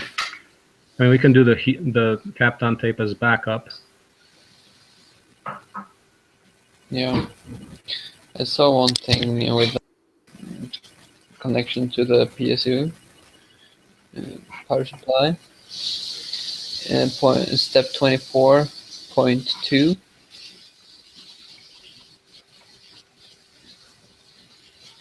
Yeah. They stripped those cables very short. They should really strip them much longer and wind them one turn around the screw. Right. Yeah. Okay. Write that down. Yep. Yeah. Basically, put a hook on them. Yeah. Mm-hmm. Yep. So that needs to be tinned and wrapped around.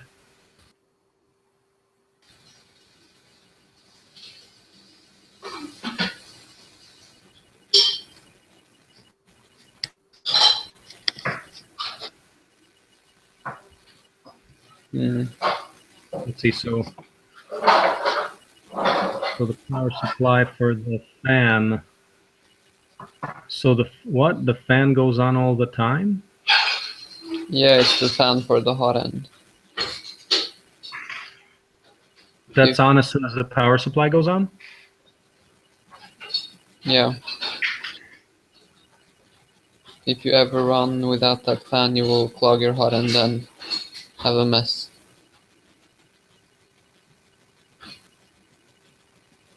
Tell me how that works. So if you're not cooling, that means the part that's where it's supposed to be solid, it already became liquid? You will get heat running up all of your hot end. You will have like 80 degrees at the top of the hot end or something, and POA will start getting soft too early, and the inside bore of the hot end is wider than 1.75, so it will allow the POA to bend, and it will make an S shape and get stuck. Yeah. And get stuck. Okay. I see. I see what's going on there. Yeah, okay. So the proper thing would be to cool it. Like that's why the professional extruders have like more of those ribs right above the hot end so you're melting just at the hot end, yeah? Yeah. Okay. All Okay. right. It's close to bedtime here. Okay. I guess I just go get some food and a cup of tea, and I'll check in shortly before I go to bed. Yeah. I'll just take a look at this here and continue that. See if. Yeah. Okay, I'll leave this running. Yep. Just mute my microphone. Okay. Yep. Mount filament feed assist.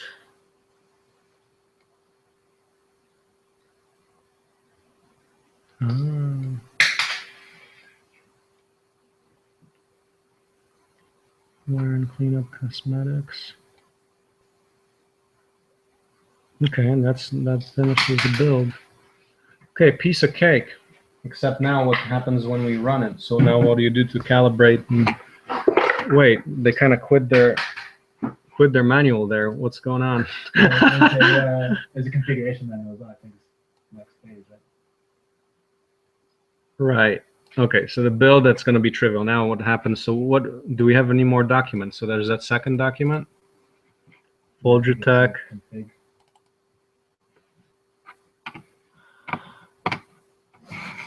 Okay. Yeah. Yeah. Is there another light we could bring over? I think they're all in your place actually. See, can you bring one to their place? Do you have a? We don't have this one's out. I could bring my desk lamp We don't over. have a bulb. You want to use this one? I could say, yeah, I can bring my desk lamp over later too if it's like something dark. Is that one going to be out? Yeah, just something to, because it's the angle's not very good on the light, you can't see the thing.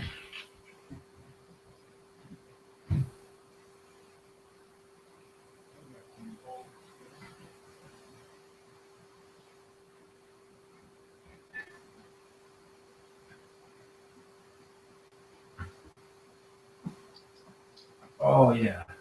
All right. Jesus.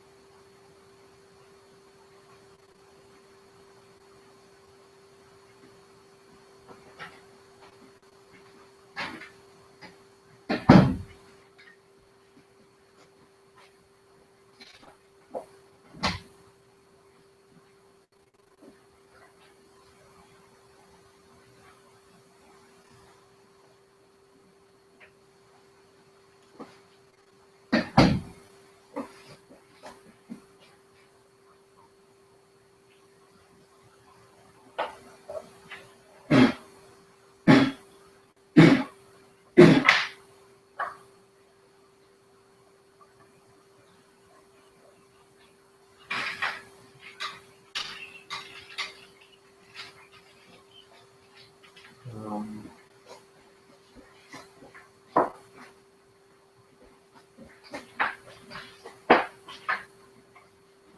no, so that's working out. No, that looks good.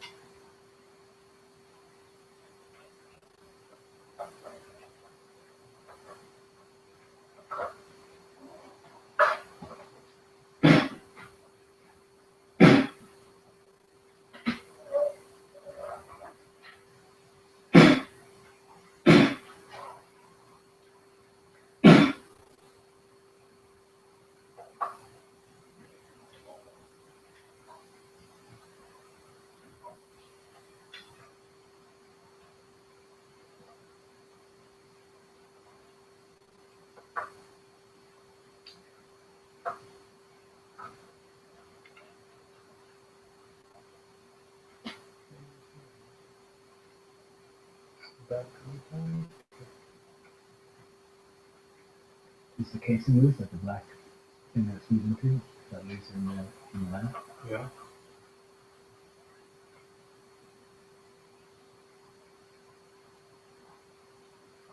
Yeah.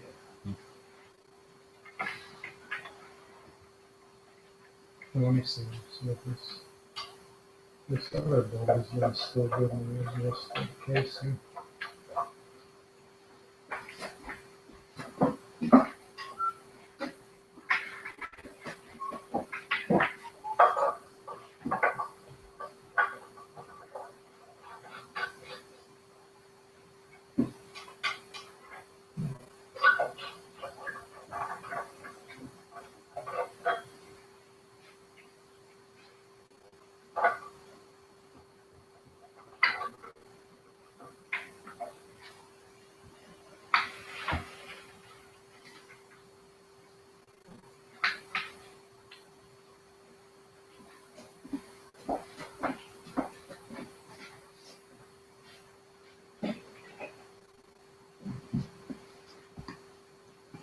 Once you put them in, those bearings snap out back, or I don't know. It says that you can use that. You can push them on the table if you need more force. So it takes quite a bit to get them in there. That one thing I added on this, that doesn't say like whether it matters how far in they go. Yeah, they're quite hard to get in. So because this side has a split, and then this side is sealed up. So I don't know if it's supposed to go all the way. yeah.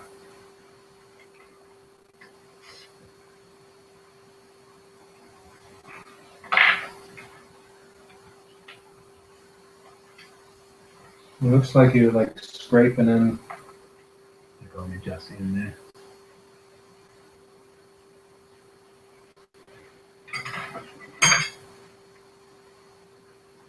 Yeah. Just when you're putting the rods through, to be careful that you don't push the bearings out with the corner of the rod.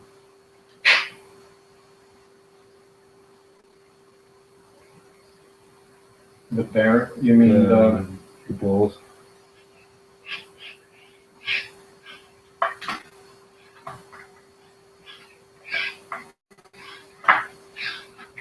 Actual balls in it? Yeah. Like how?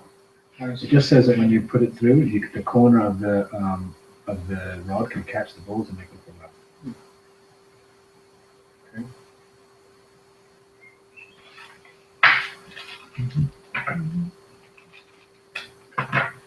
Oh, I mean, you've done this whole thing. Yeah, I haven't had a problem with it yet.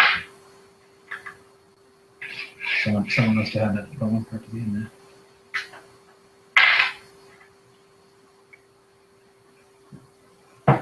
The instructions aren't bad. I think they just need more pictures and stuff. Like this, a lot of places like you would ask a question if you had someone to ask. Mm-hmm. And another couple of fixtures would make it easier. Like where? I put notes for all of those places. Like Where are you keeping the notes on the document? yeah. Just it's more basically like the orientation of things, or like where there's a nut sticking out at the end. Like it looks from the photo like that's probably okay, but they don't really show it clearly whether or not that's sticking out. So you might over tighten to try and get it in. Stuff like that.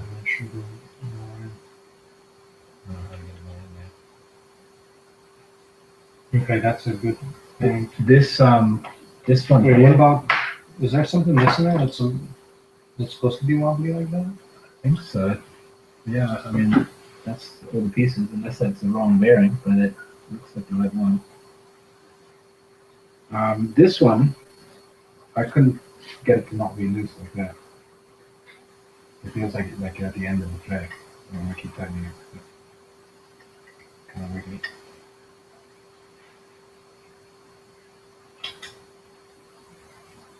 How deep to go with that and keep it maybe even with that?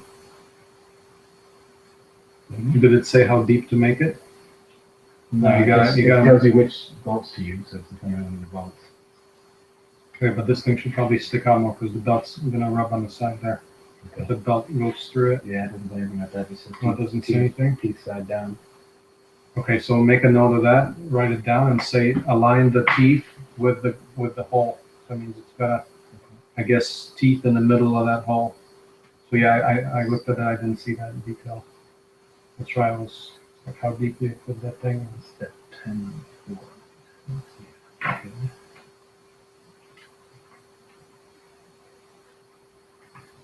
Okay, now that looseness, did you write down the looseness issue? No, I Write was sure that that down, was me Chris. doing it wrong though. And this one, Okay, maybe have a look at the instructions if you see anything, if that's the right bearing. I don't know how this is the right one. for this one? For the one that you're saying is too loose, yeah. No, it's the only one there is. Yeah. I mean, there's nothing else that we have that. That's the bill, but yeah, let's take a look at that. Write down, if it's an issue for you, it's gonna be an issue for us, so write down that it's not clear how much to tighten this bolt. And let me take a picture of that. I think I put that in here. I could just show a picture of how it looks at the end. Because you can kind of see in their picture, it looks like it's still sticking out, but if they just showed it clearly, you'd be confident that it's okay. Well, I can tell you that, you know how there's the nylon, that blue nylon in there, those threads are not going through the nylon, which means it's not doing the locking function. It means it can wiggle out over time. Though it does feel like it's tight, I think that hole appears to be small and you have to keep going. That was pretty hard to get those little bearings in there and get it all to line up and To line up? every little thing in there. It's like just lots of Did you sliding make a note of that? Well, I didn't find a great solution in the end. I mean, just, Well, I mean, the solution is, I mean, if that's a note, I would write it down because that's something we might want to, I mean, we might want to redesign this somehow. Or do some, you know, use something different. So whatever we find hard, I mean, that's an issue. It's like, you know, let's make it simpler. So, so probably want to consider that at least. So I'm going to take some of these pictures that are questions. Yeah, I think that definitely has to go more in.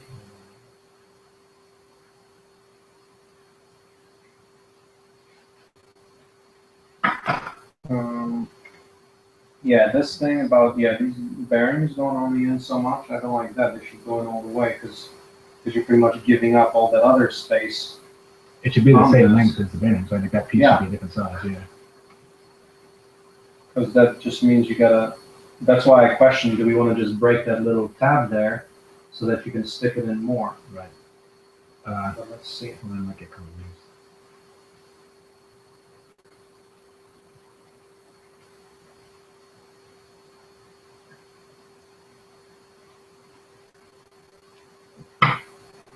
Yeah. Okay, and this tightness thing, let's see, do we have another, we have a spare? Yeah, I can use. Yeah. Is this one that's, we found that? This was in the engineering room, and actually it came with one. It came with this little tube. This might be the one actually. This one came with the kit. Okay, so do they say anything about washers on that? No. Because we do have washers for 3 millimeters. We can put them, because no, this can't be This is just like that. let's see. Wait, but what if you're using the wrong, which bolts are you using? What does it say? Sorry, what do you look? This is that one. So it says M3 by 20 millimeter. From 3 by 20? Let's see.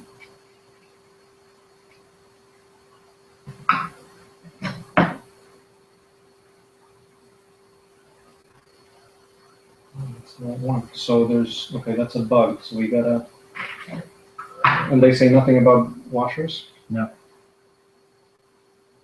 Yeah, that's in the list of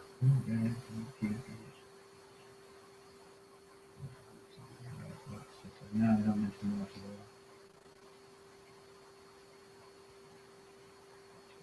Maybe when Okay, so yeah, maybe when definitely the wrong. That can't be that. maybe when the So- belt is in there, it'll tighten itself up No, horizontally. no, I can't have that. Like, it's just like. Okay, so did you make a note of that one? Of the looseness. I can see it. Let's see, there's a gap there. Yeah, that.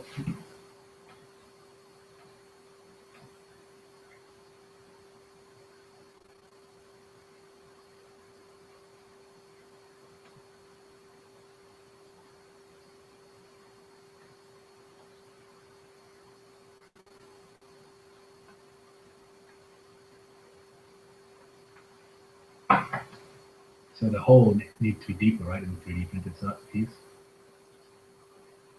That's Well, shallower. no, it needs to be deeper so you can get the bolt to go further in, right? Right now it's probably maxing out at the bottom, like hitting it like that. Well, the hole in the stepper motor it's butting out of the stepper Oh, motor. it's in the second one, right? Okay. So the only thing we have right now, So this washers. what do they call it? The little hole in the top and there needs to be shallower. Yeah. Or we can throw in a washer. Can we throw in a washer? Yeah. I don't know if we need them later. Maybe they're just assuming that you know to put the washers every time there's a bolt or something. I don't know. Yeah, let me take a look at it. But no, this is not right. Yeah, the washer is just the right amount. Back out. Okay.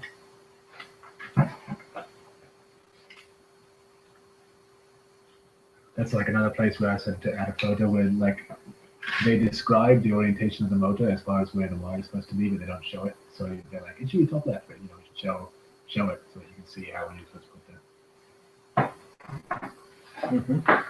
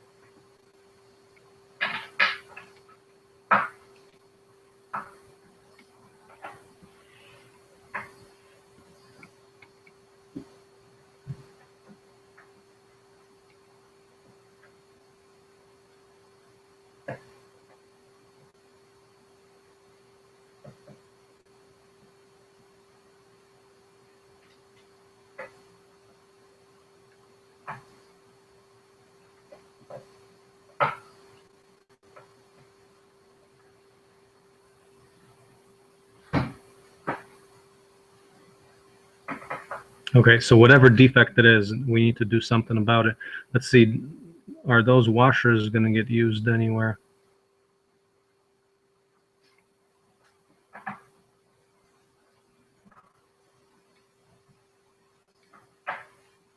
Let's see, washer. Front pulley assembly.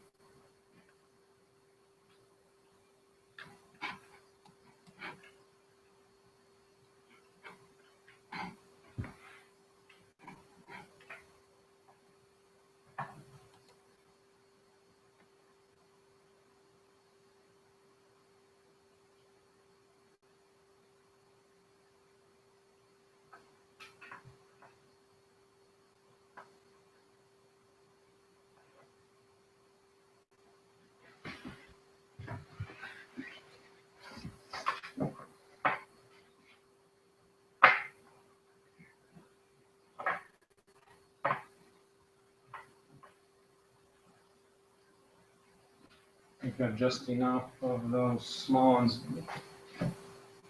Those little ones. To use them here. We got 3 extra. This is. Three But there's not enough if we had what they were supposed to give us. Like if they, Yeah. At least.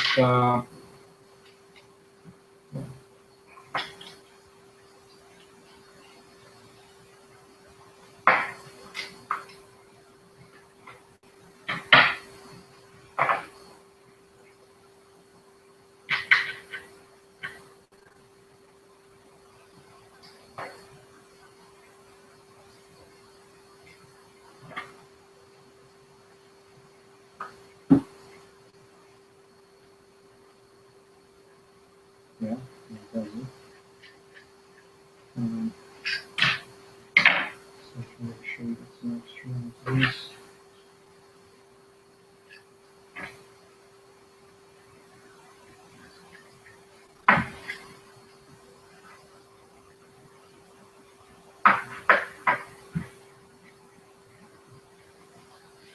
Did you write down in your notes this thing about the pulley? Yeah. How deep down?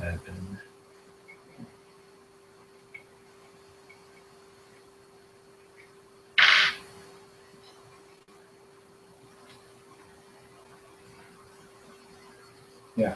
That is.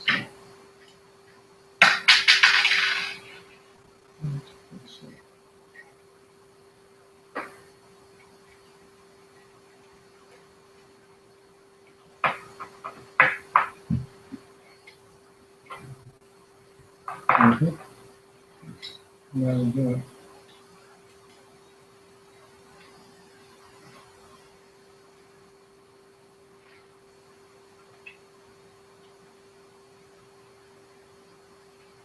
Let's see, that's for the which axis for the. It says right side.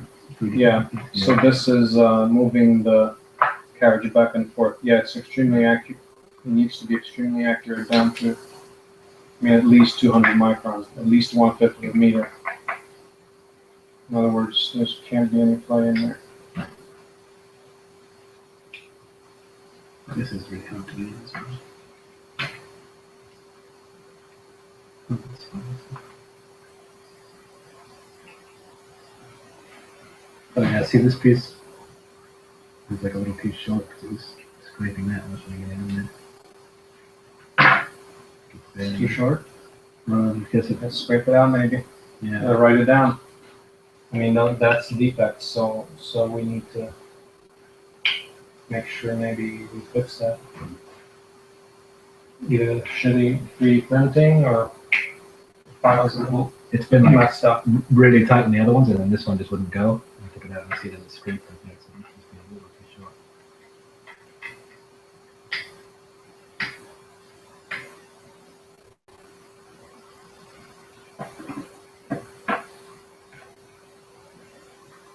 Okay, there's actually tiny bit of motion left. So we would need to use 2 of those washers.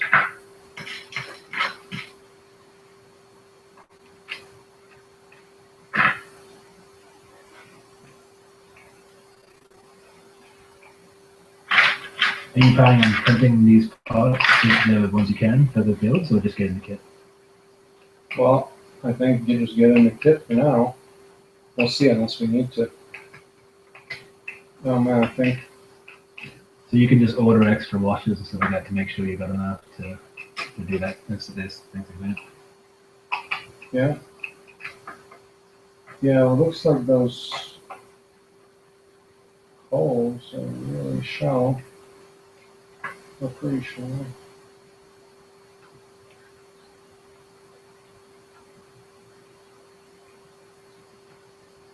Okay.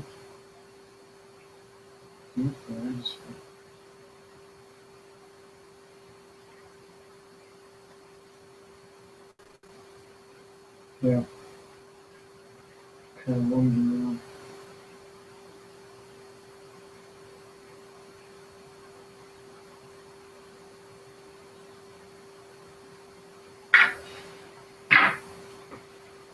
Yeah, probably sufficient.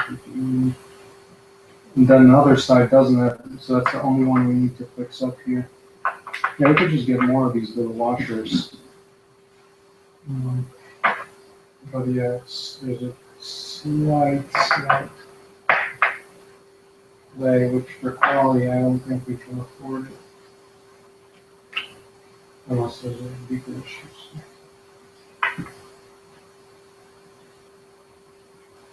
You want to try and see if you can get this one in? I can't get it in there.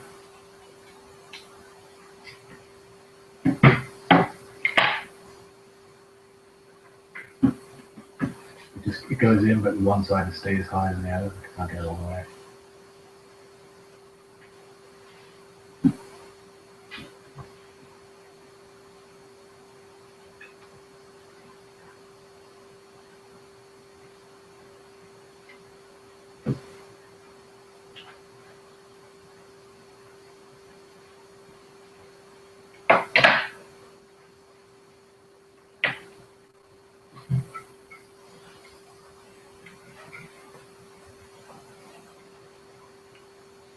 It's safe to do it on a table? Yeah.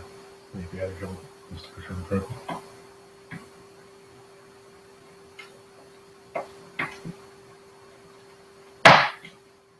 Yeah. Mm-hmm.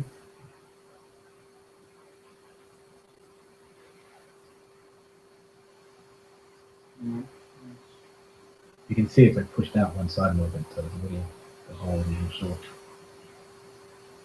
Put it under the light. See one side kind of comes up now.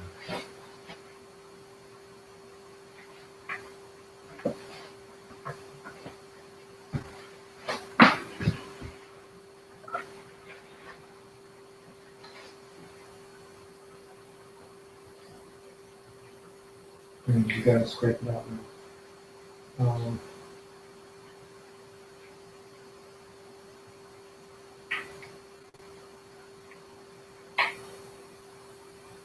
Can you just scrape it out? Yeah, I guess so. Look at camera. Can't see it. Let's see, try it again. Just a second. Yeah.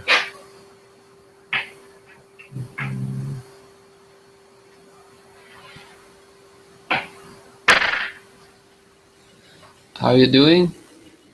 Hey, doing all right. There's some issues like these bearings. Yeah, these prints are shitty, and Okay. so the bearings are having a hard time going in. Like here, this one bearing. See, can you see me? Yeah. Yeah, so this one bearing can't go in. We kind of like wore out that one side. It's having Oh, a hard no. time. Hmm? Oh, that's not good. Let's see. Let me see if I can get it in. No, I think we can just scrape it out just a little bit with a knife. Let me see if I can.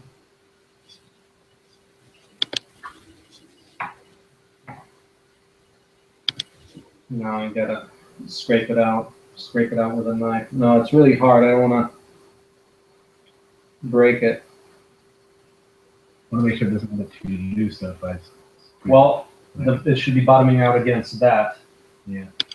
The up and down doesn't matter because it's a bearing, but the You can see the little ledge form. yeah. So scrape that ledge out a little bit. So yeah, there's definite issue there. Now I was going to ask you. So the build itself, Torbjorn, it's pretty piece of cake. I mean, it's okay, but now the calibration and everything else.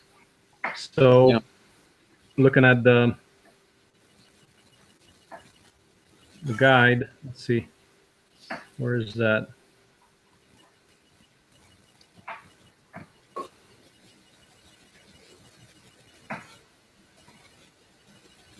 Let's see. What was the link about the Moosteria blog spot? That just other build. He has been documenting time consumption per module, and also some comments. There it is. Okay, yeah, I see that. Yep. So that's 22 blog posts. Yeah. Wow. Okay. Yeah. on the calibration, let's see, just the basics of that. So we look at that guide. So configuration. So what are the things to configure? Let's see. Step 1, download the. Okay, so firmware is not downloaded yet. Okay. So we got to do that. So we got the Arduino software on the computer.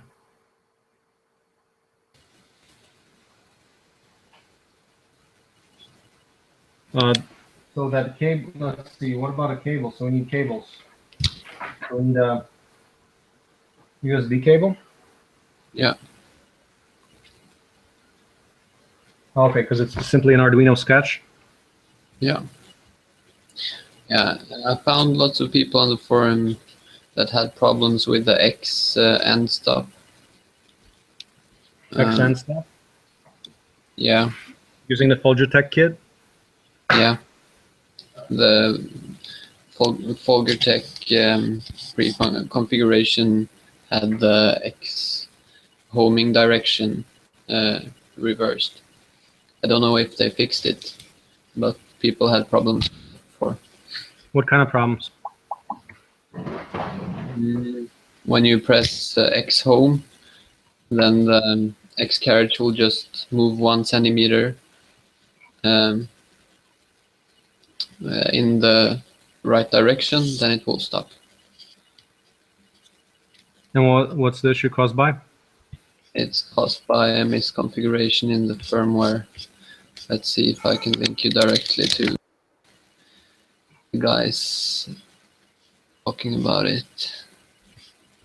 Okay, so let's set up a page here for calibration and setup. That's the build slide, duplicate slide.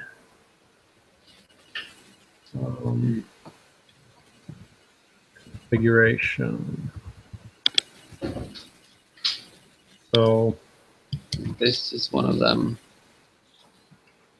I don't know. okay, you can do it on where are you keeping track of this? You want to put it on page 4? I just posted the link to the chat because I don't know if you will have that particular problem. Uh-huh. So June 2015. Okay, so June 2015 issues. So yeah.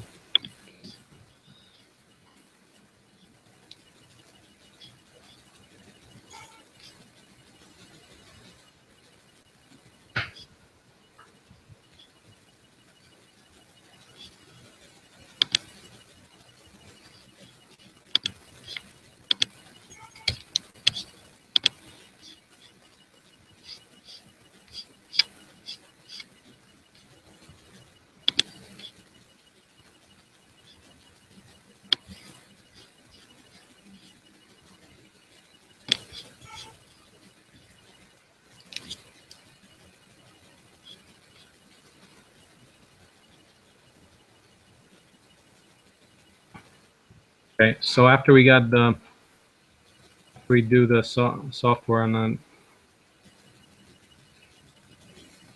the Arduino. Upload that. Okay, good.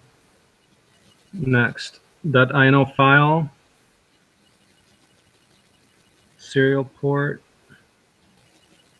Okay, so basically configuring. So that's Windows. Why? What's Windows? Why is he showing it on Windows? For Windows. Yeah, so basically configure. So basically you got to do the communications port, select the board, click the upload. So you're uploading the software, blah, blah, blah. Download, okay, download Repetier. Is that what we want to use? Repetier is okay.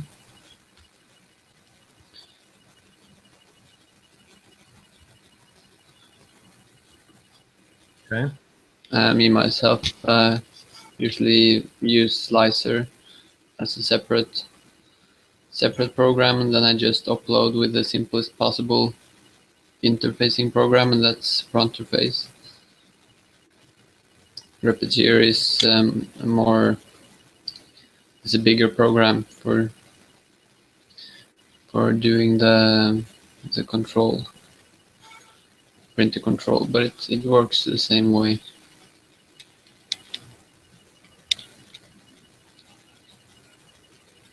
Okay. So Repetier takes, basically that's like Cura. It gets you the STL file and then you print it. No, Repetier sends individual G codes, and you can load a G code file into Repetier to send it to the printer. Cura is the slicer, so Cura takes the 3D model and translates it into 3D printer movements. So Cura outputs G-code and Repetier inputs G-code. But Repetier also integrates a slicer so that the border between slicing and printer control gets blurred out. It tries to look like it does both, but it uses Cura or slicer as a backend to generate G-code from STL.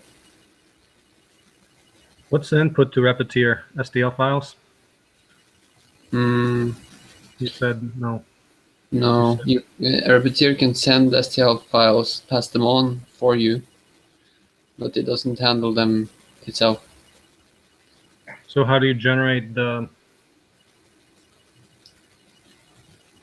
You have to have the G code from some other program? No, what's the tool chain here? Okay, can we outline that? So you got, I mean, people are going to download an STL file. Yeah. The workflow. We can look at the guide and I can comment. That's the easiest. Let's see.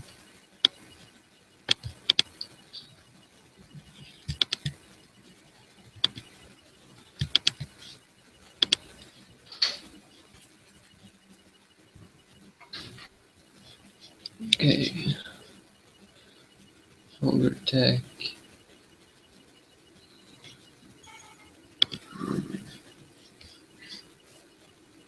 Can we do this is getting a little complicated for users to do all of this. What if we had I mean, this homing stuff, you don't want people to do all that. You want to, I mean, at best you upload a STL file and print pretty much. Is there anything that does that? Because the Cura Lulzbot edition does that. They have where you just upload an STL file and then you just pretty much print it. Yeah, if you don't want to configure slicing at all, then you can just use a default slicer configuration. But really, to get the strength out of 3D printing, you need to control the slicing in detail. Is that what happens when they do like fast, low quality print versus medium versus high quality print on Cura Lulzbot edition? They can reconfigure the slicer? Yeah, then they slice bigger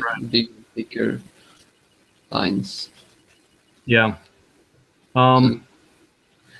That's all in the slicer.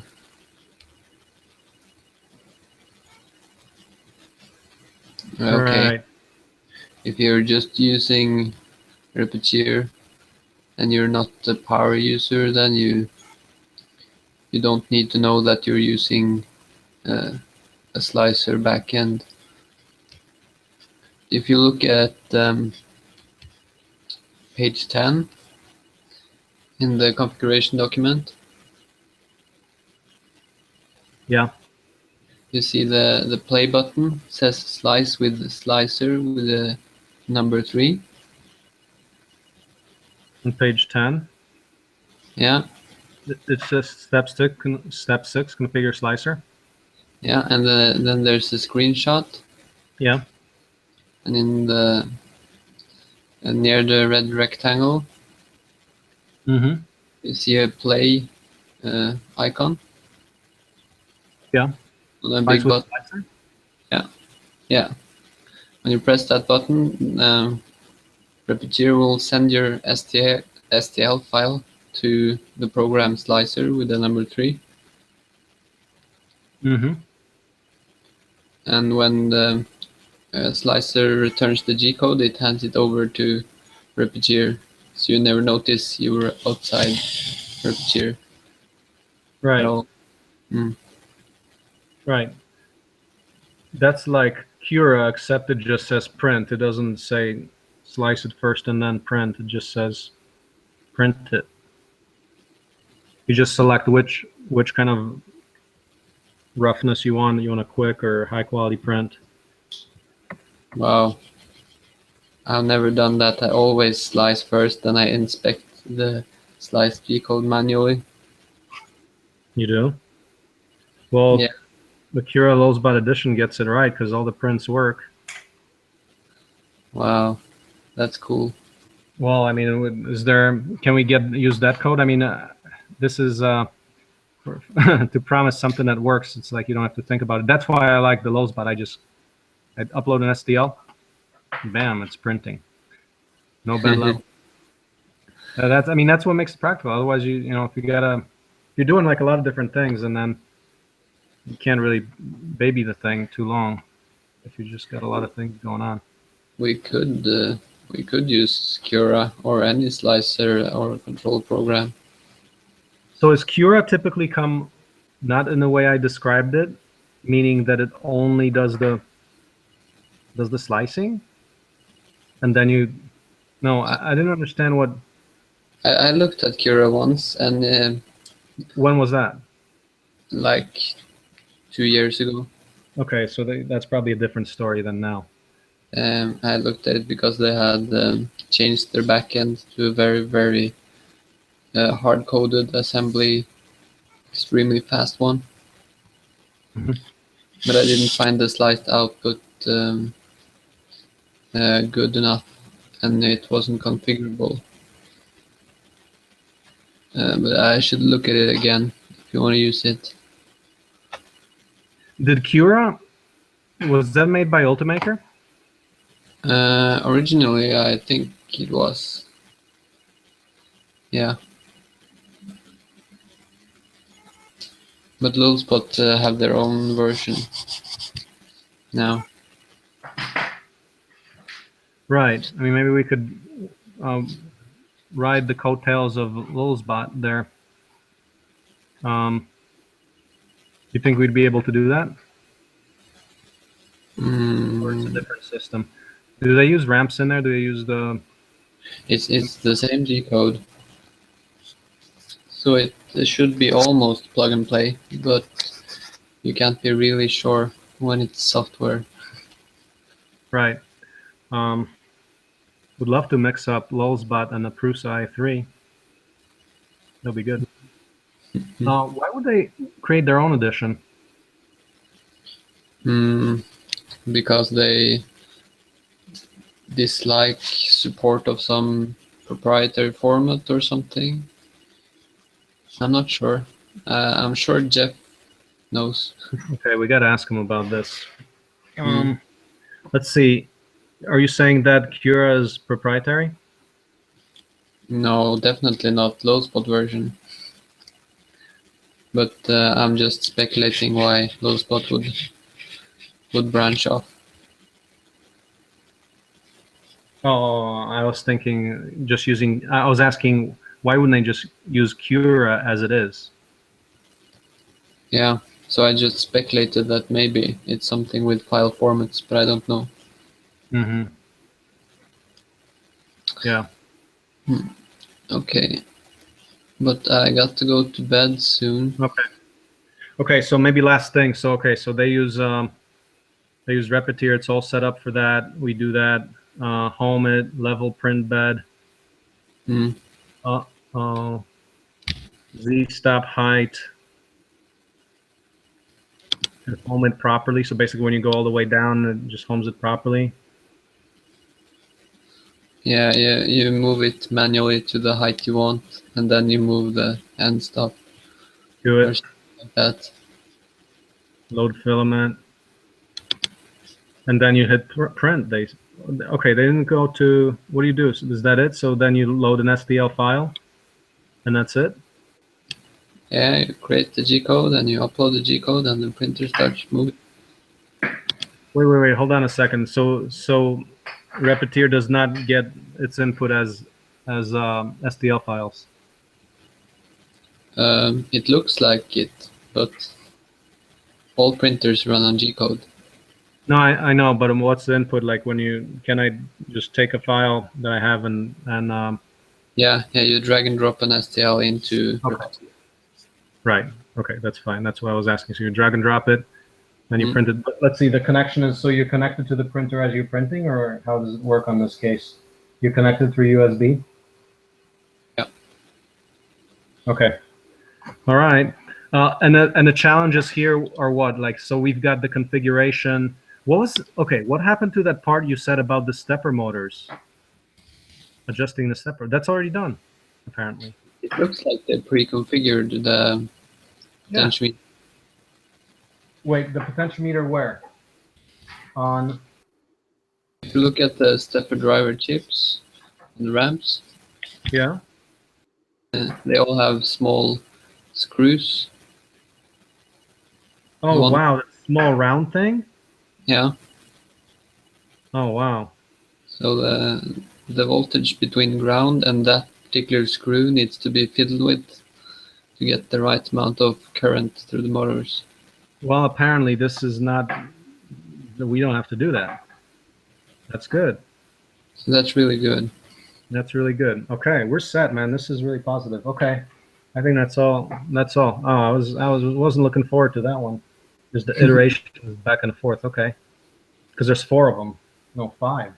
You got to do it 5 times. Yeah. Man, that been crappy. Okay. Excellent. Okay, well, we're golden. So, Yep. okay. Well, you can watch the remaining 4 hours tomorrow when you wake up on, Yeah. on YouTube. Okay. Start watching No, 6 we have that camera back there, so it's taking time lapse. It's gonna be like a 5-minute time lapse, so that's good. Yeah, All right. catch every picture. Yep. Okay. Well, this sounds good. This is actually a very positive, relatively positive experience here. That it's going. Little bugs, but yeah, there are a few bugs. Like mechanically, there's a few hard things to put together, but we'll document that. See what we do. Yeah. Okay. A lot of good experience.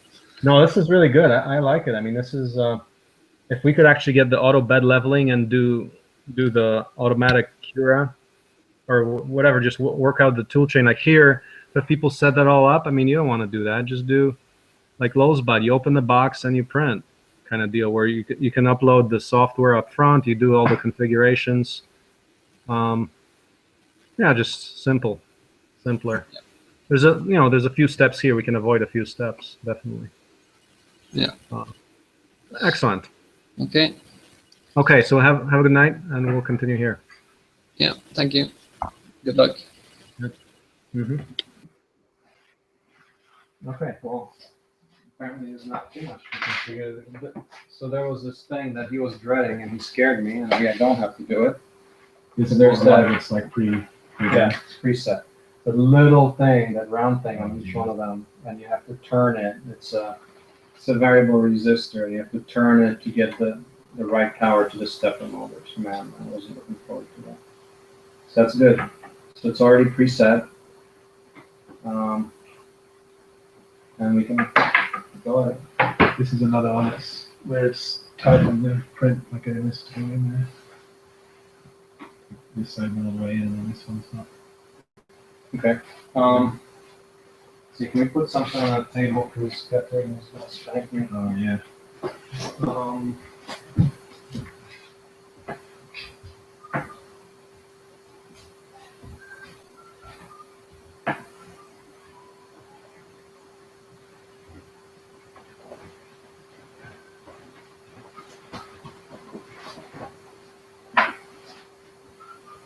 So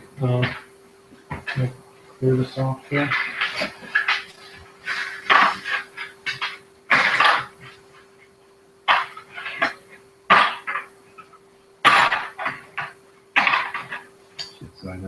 Now it's pushing the log.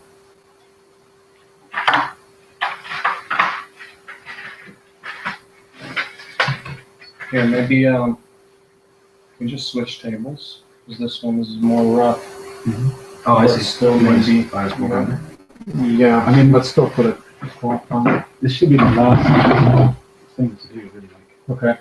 If that's the last thing, then I think it, well, I'm guessing. next one, but I don't think- do it on the table. Yeah. I mean, there's. It should be a snapping thing. After this, it looks like it's going to be belts. And then, Okay. well, there might be a bit more putting the whole thing. Okay, together. yeah, maybe just put this thing on. Yeah, sorry about that.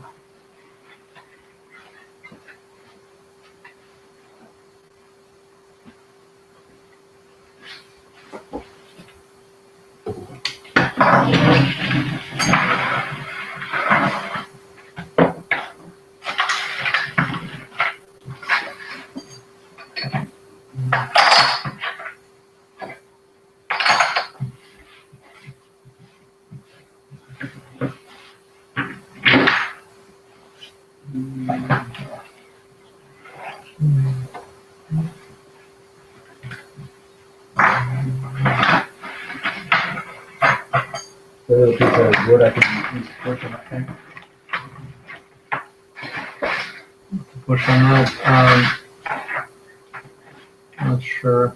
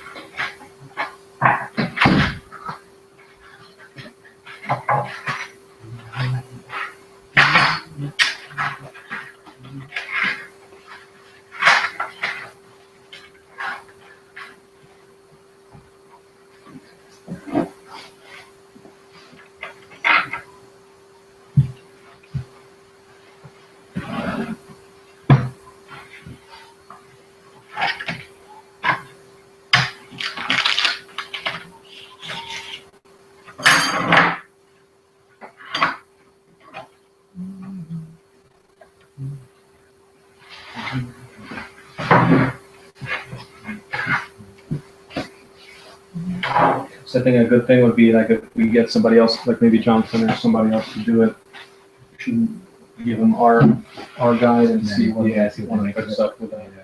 Just keep iterating it until it's nobody bitches about anything. That's what this guy said he did, is he gave it to somebody who never built one. Got his feedback.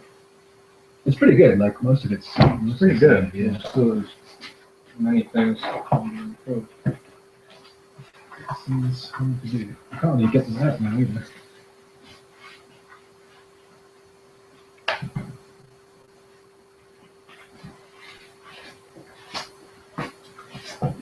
So what's going on? So that one, when I pushed them in, that one went all the way, right away. And the other one still sticking out. Is it supposed to stick out or? No, I don't think so, because the other side goes into this, which looks like both holes are the same size.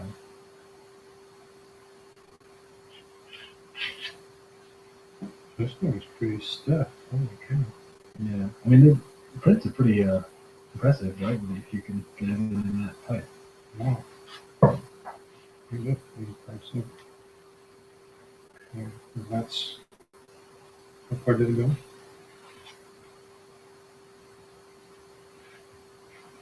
You know how much you pushed it in on you? Well, it was like the difference between this one.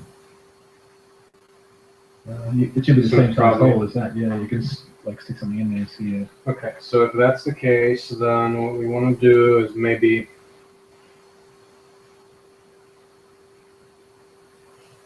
maybe like grind it down just a little bit. Let's see. No, but we gotta. Okay, we gotta take the vice to it. Vice grips with like tight vice grips and just look what's in there. You gotta check out. But isn't what's- the I mean that has to be really smooth, that whole rod, right? You can't mess up any of the. Yeah, so hold it against, put a vice grip on it through cardboard or something. Yeah, that's not in the hole, right? Just slip one. It should hold. Use like, yeah, so, yeah, so it's going all the way pretty much. And the rods were the same length? Yeah, I'm pretty sure. And these other rods are a little longer? Yeah, these two are longer and there's two shorter ones left.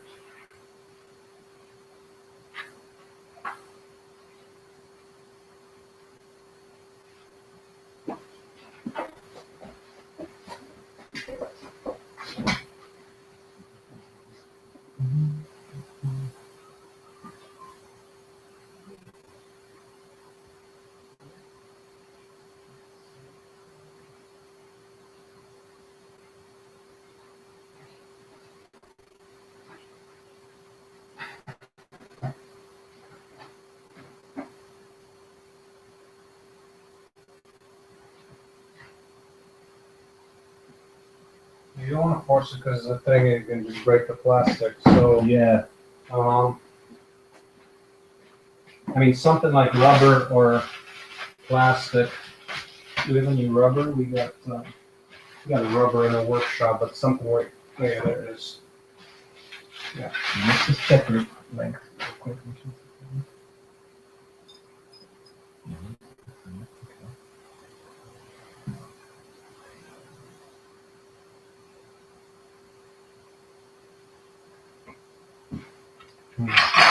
Just check the closing.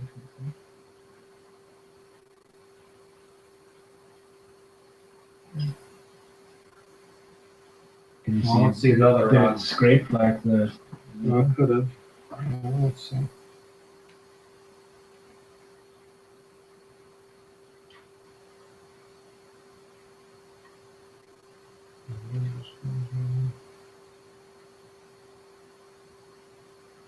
If you wanna, what I would do is, if it's that the light to see the light.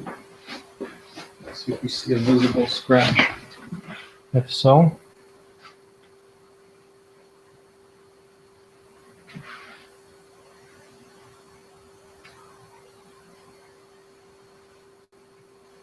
not particularly, but it's nothing major is visible.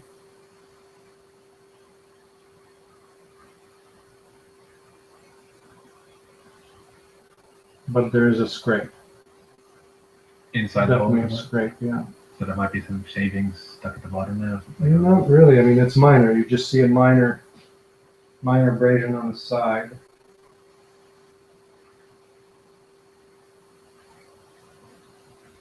It's hardly visible, so what I would do, I mean, you could do a little, give this a little bit more.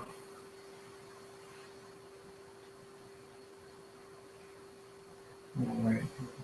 Is that the, looks like it just went in on the way. See if it's the same.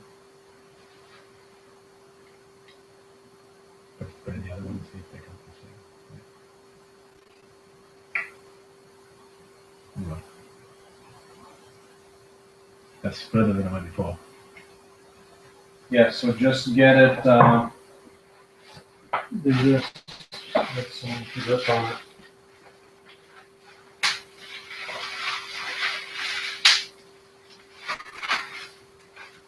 Let's see how far they go now. You see that?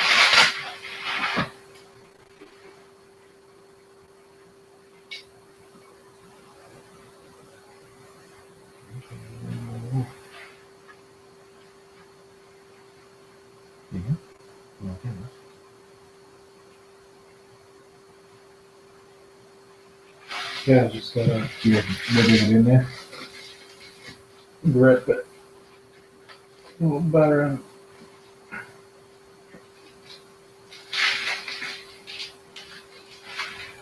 Yeah, just move this pretty solid couch. That's why light grip on something like a vice grip. Yeah. Okay, so rubber, like, what we want to do here is get rubber and then, vice grips, and so just grip it with the vice grips. It doesn't need a lot, it's just our hand. We have nothing. I mean, it's a 1/4 inch. You don't have any hold on it. So, yeah. So I would say make a note of that. That's even when I was pushing on the table, it wasn't going in. I mean, Yeah, so I guess you caught it. So you gotta, don't push it in, rotate it in. So maybe write that note.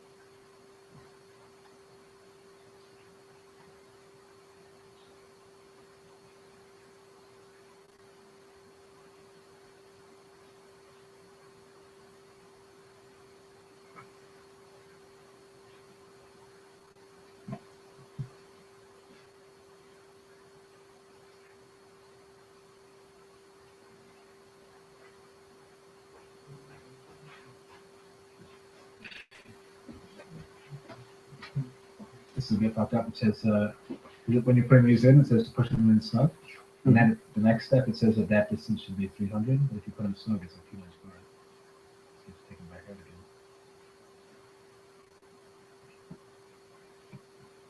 again. And it needs to show those measuring points too, because it's saying from inside of the right passage to the inside of the left passage, which I assume means here. But it should show where you're supposed to measure for that. It should be 300 or 2? It said it should be 300. It was 295 when I had it in now all right. So you can do it. But it says to put them in all the way. Yeah, it says. Oh, it may not matter. Why don't we just leave it pushed in all the way? Because I mean, it says this is important because it's to make sure it fits the ventilator. Because of what? To make sure it fits the ventilator. Let's see. And what prevents this from coming together by itself? Because it's held by these. So these are, it's going to be vertical rods through here, or what's going through here? Mm-hmm. I mean, yeah, I don't like that part where it doesn't go all the way. Like if I'm pulling these out, it's probably coming more out of this side than the tight one. So I don't know. Well, it's going to get fixed later, so I think we should be okay. Just leave it for now. I think the key is going to be this point. Yeah. Okay. Well, we're about, mark it down. Mark it down, saying. I wrote it down, but we're about to put the belts in, so I don't know if that, like, if we should get it right first. Oh. Well, if we're gonna get the belts right, then we're gonna need to. I don't think you can put the belt in without making sure that's aligned. Can you put that later? So I think we should put one of the notes here. Don't put the belts up front here.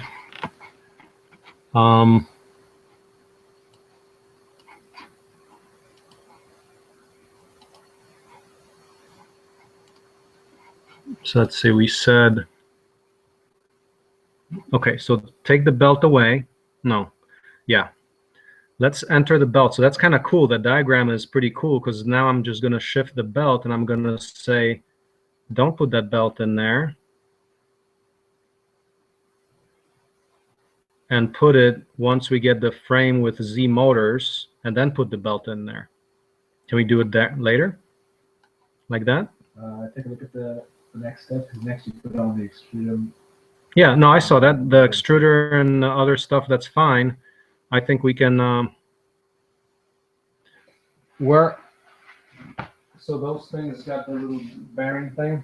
No, just absolutely, you can't do it later. Let's see.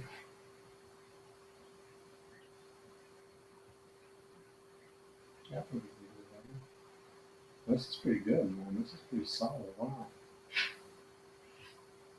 Impressive, actually. Yeah, and like those, like the fact that I don't like this, man. That's kind of, what's that? That's should be smooth. Sure. It should be more smooth. Do you lubricate these things, or? I don't know. It doesn't say anything about it. Does it say anything about lubrication? No. Okay. Write down that this is making noise when it moves up and down. I think that was supposed to be like super smooth, but maybe not. But I don't like that's something you might want to look at. Because it should be like a rotating bearing, just as smooth as a rotating bearing. You don't want like rotating bearings making this kind of noise.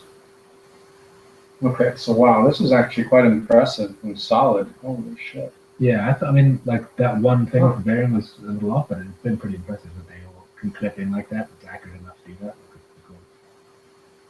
Yeah.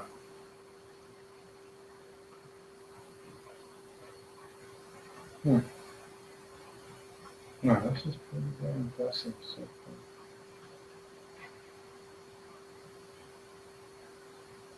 And that one came in, that's where it clicked in? Yeah, these two clicked in fine. That was the one that was giving us trouble. Is there like an up thing there that clicks into the thing there, or just on the... No, if there's a little in between these things. Yeah, because when you see that, look how close to that is. It's a little... Close to it. That band is almost on the edge, almost on Oh, right, I see. Yeah, there was no play to move those sideways. Right.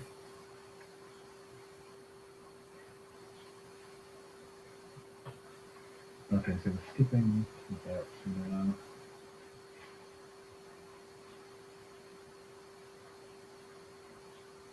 the extruder to the X carriage. X carriage is what? This thing? No. This is X carriage? Yeah. X, yeah, I think that's X. Extruder to the X carriage, yeah, the carriage. This thing. This thing. Look at that page 4 of that doc, of my doc, or public doc. So that's what I shifted. Page 3 of the Prusa i3 build. So you see, there's the, yeah, we got the, what you got here. That's step number extruder carriage right there. Then we're moving right. So the belt, forget about. Put the extruder on it. Chrome and threaded rods, and you get this extruder assembly with the Z rods. Yeah, yeah. It's pretty good.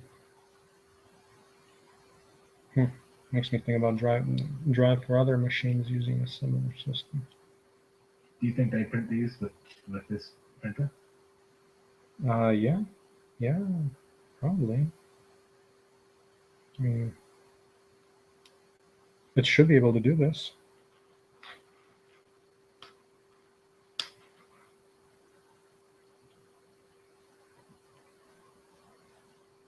No, we should be getting a pretty good printer.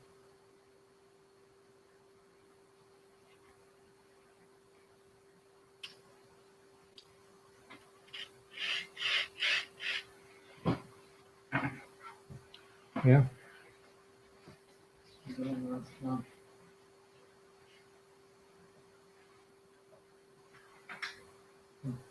This is the extruder assembly, this thing? Yeah.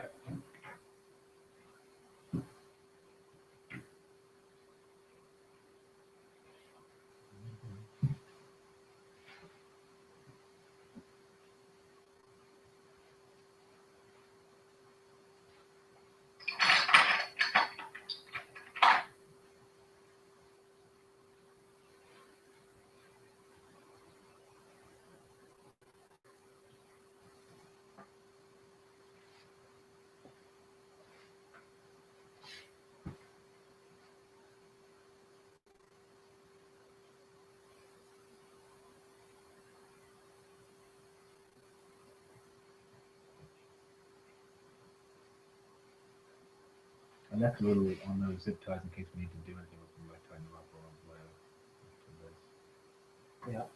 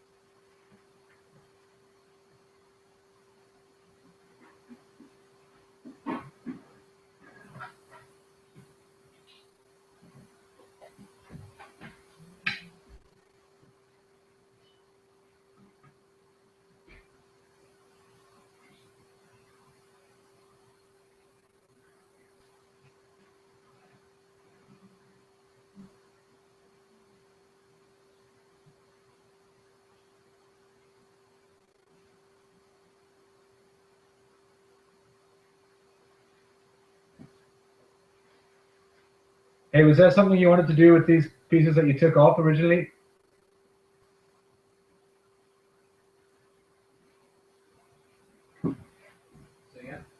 Those corner pieces that you took off of here.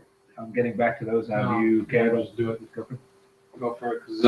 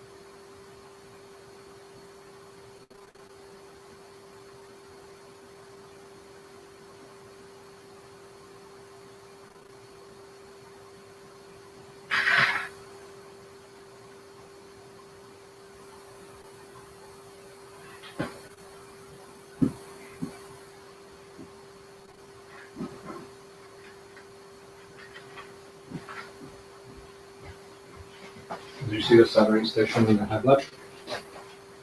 The what? The soldering station? There's some stuff there, yeah. And grab that from there. We don't seem to have these 12 millimeter 3x12 ones.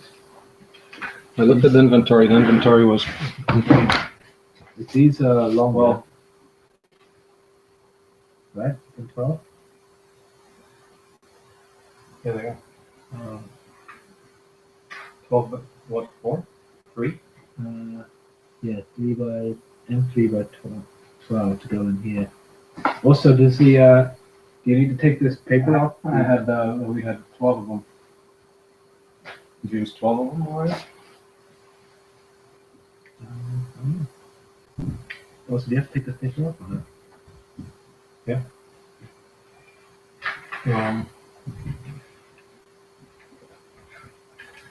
We're missing This is long. That's the one I was measuring, I think.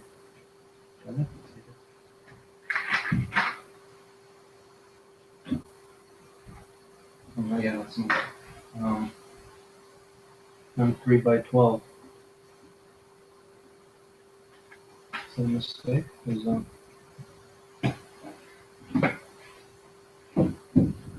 let's see where could they have been used? Maybe you use these ones instead. Maybe those are not the right ones. Maybe that's why it's not getting into the lockup.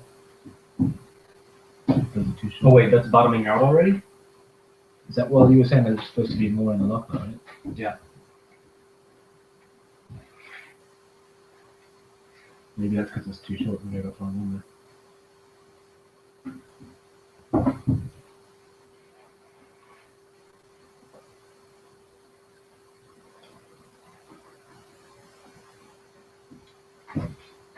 What did it say to use there?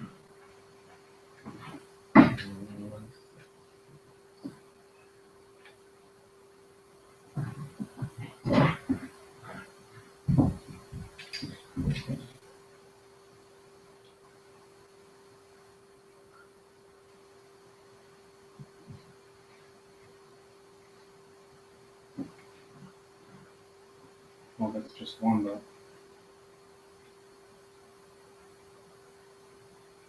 It would be two.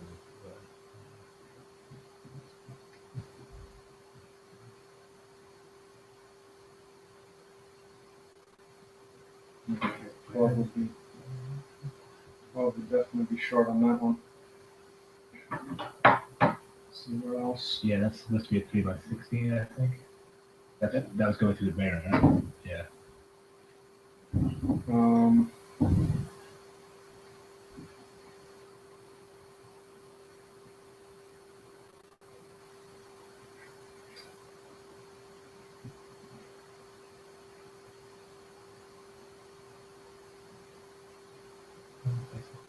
Any other threes on there? In this thing?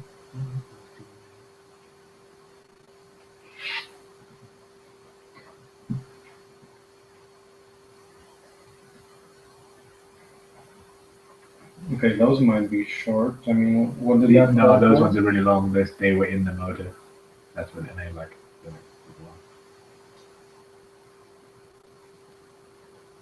They were in the motor already. Yeah, and you take them out and put them through the plastic and put them back in. And they were like an inch long. Hmm. We're missing one of these little pots.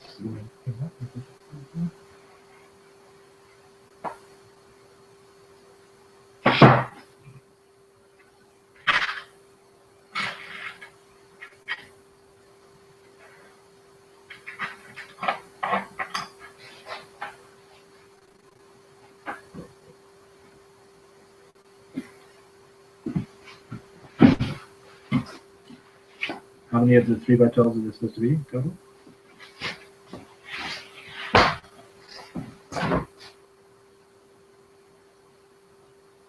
And so we got 4 of these, and there they are.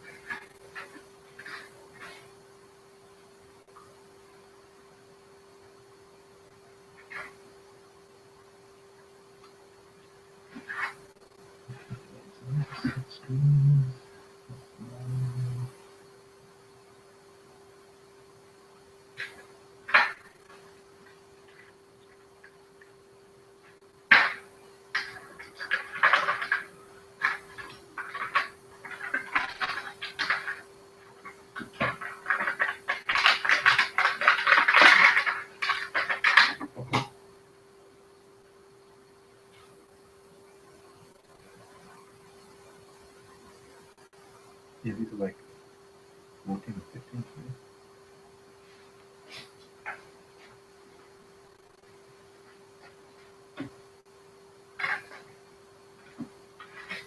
Well, by 16, there should be 5. There's more.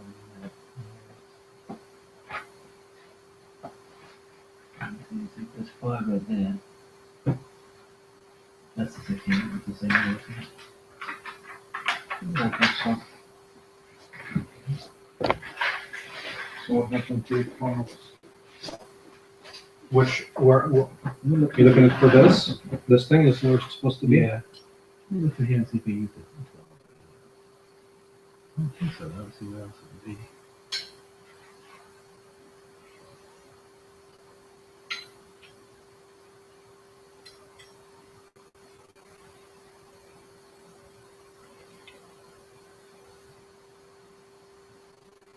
Oh, brackets.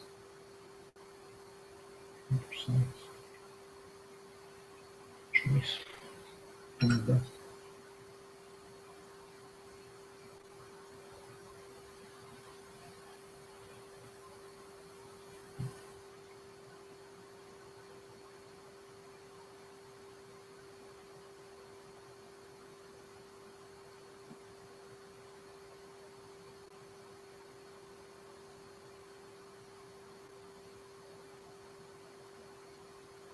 Did you do any assembling of your beds or anything like that? Or just more of a Mm-mm.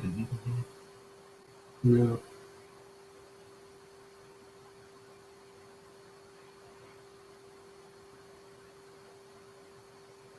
This has got down to these questions done this year. Okay, great.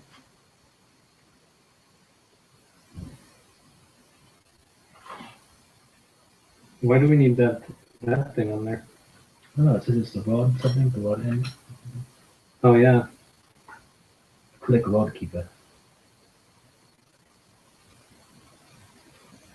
Yeah, where the rod just floats in that.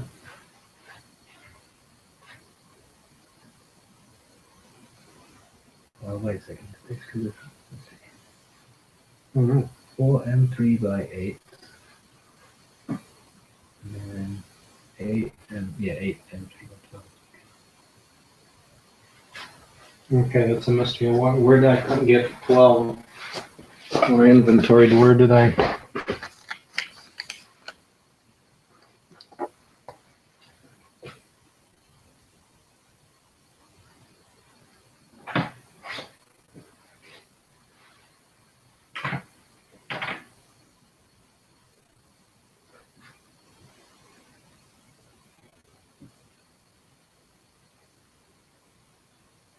And for this thing,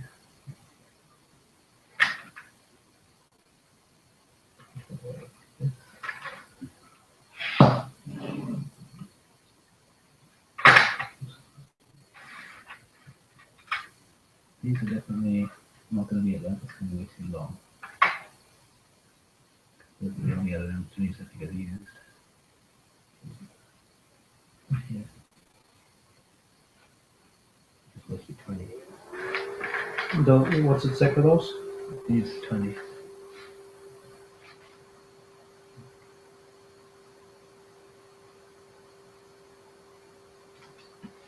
Money? Yeah. Nice. Check one.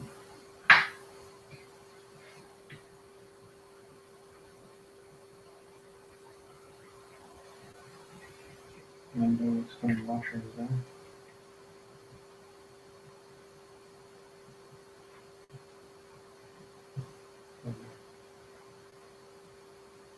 It'll be the other way around now, right? Because this is a little too long, and it would be a little too short if it was a 12 instead of 20. It says 20. This is supposed to be 20 here. Yeah. Well, we need something shorter than 20. Yeah. That's 20.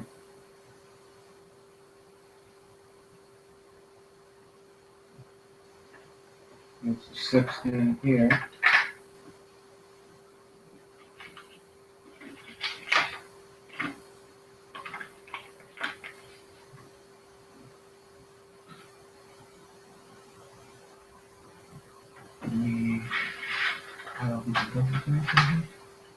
Yeah, here we go.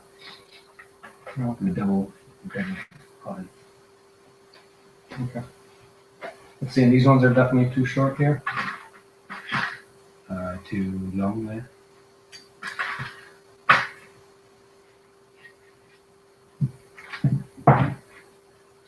No, let's see, let's see, this one looks like. Those are too long.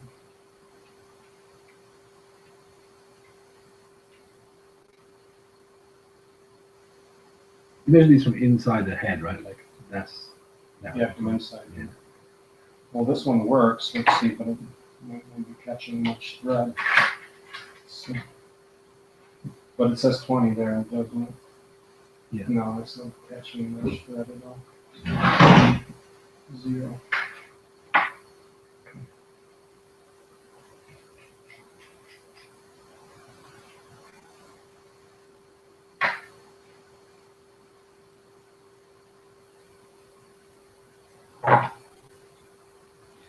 Oh, did we write that we put washers underneath those? Did you?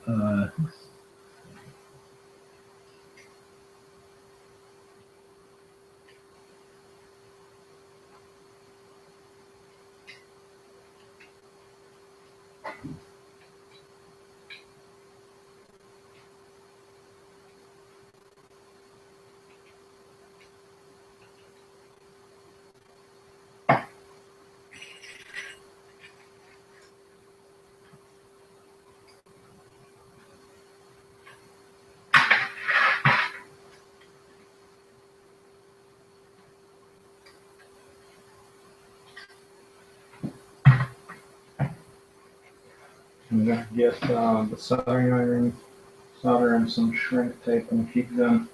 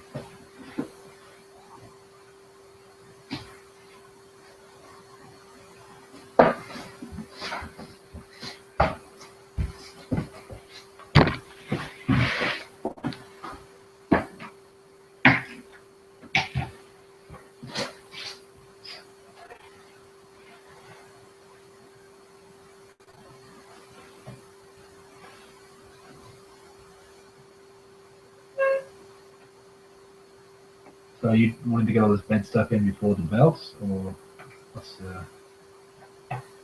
Well, I think the next step would be to do the Z attachments so we can get the belt in. Like the Z is going to determine. These. Yeah. Yeah. I mean, that's going to determine So what do you like exactly the belt tension. So we should do it. So I was putting one here, like I put this assembly on here as 13. Does that go into mainframe assembly or mainframe? What's that? Yeah, that was. I didn't split it out, so that would be under the main. Back here, over here. Yeah. So mainframe assembly is what we're doing now, putting the rest of the shit on, or Well, mainframe assembly was everything, everything just the that. frame before anything else. So You've got main. It's kind of in there twice. Like, is that this supposed to include all of this stuff? Is that the idea? yeah, that says mainframe plus the Z motors So I got, or mainframe assembly. I can green tick that in there. Mm-hmm. So now we're trying to do this. Then that plus the belt. Wait, Yeah. so for the belt, frame with Z motors. Because on here. Oh yeah, well the belt's supposed to go into here, so Yeah. well okay. Need to refactor that so belt goes into this. Well, that's how it was. You moved it up there because you didn't want to do it. You wanted to do it after it's in place, right? So yeah, draw that narrow from there to there as well. So add those two things. Just copy one of those. Yeah, so those pieces added frame with Z motors plus extruder. Okay. Plus extruders, what do we call them? Extruder assembly? Extruder carriage?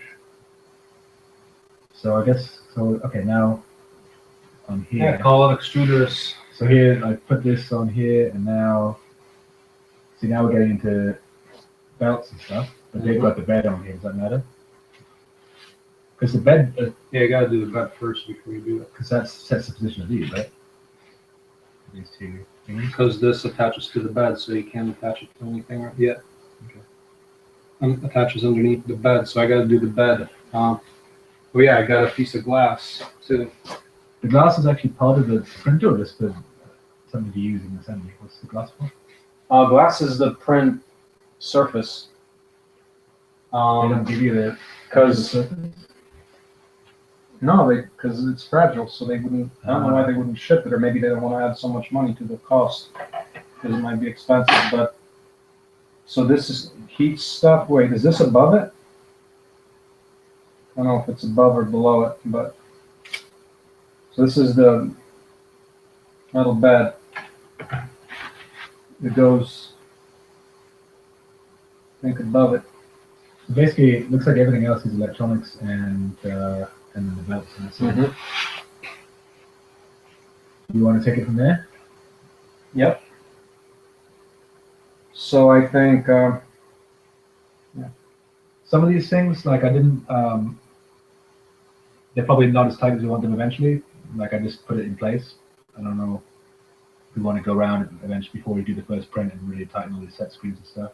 Like they're basically just in place.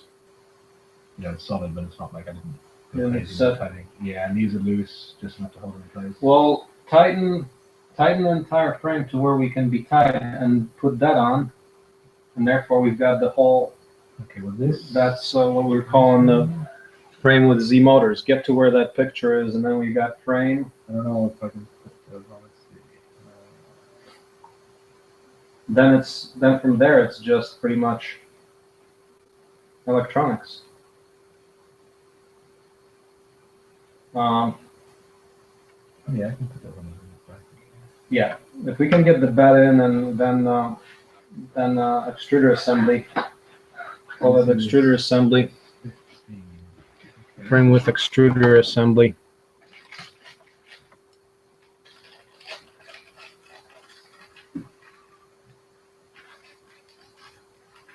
Mainframe assembly's got the motors in it. Yep. So main.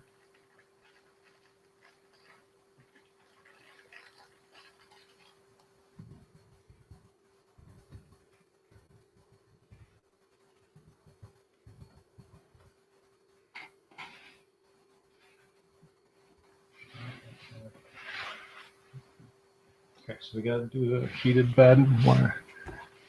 Um, bed metal platform. Heated bed solder makes complete bed assembly. So step 6, 7, and 8.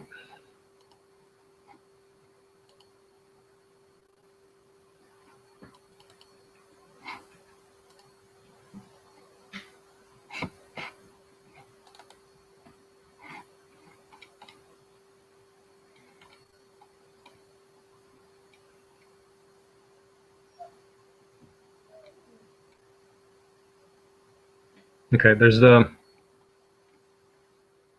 okay. 6 is a mechanical step. Look at that.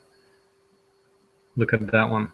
That requires all the bolting of things and bearing. And Doing 15 right now. yeah, 6 is actually the bed is a whole thing unto itself with all these other parts. I guess you can take this plastic off. So bed. Oh, I see. Okay. And maybe it's finished from these Yeah. things on.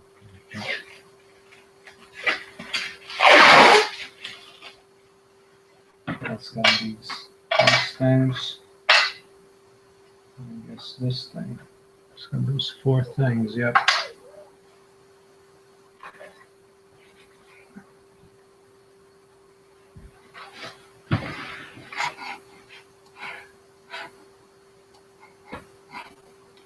So that's 6. Now 7. Solder make a thermistor. Parts need heated bed thermistor. Black 16 gauge wire. Red 16 gauge wire. I think.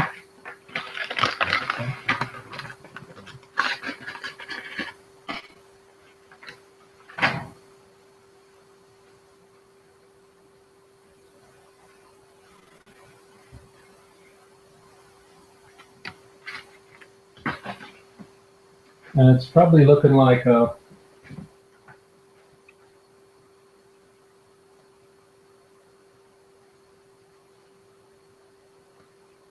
for space use, each team of 2 should have a 4x8. 4x4 is a little tight. Yeah, I mean, you kind of all need access to the piles of screws and stuff unless you separate them out by module at the beginning, which could be. Yeah, we might want to. Yeah, we could.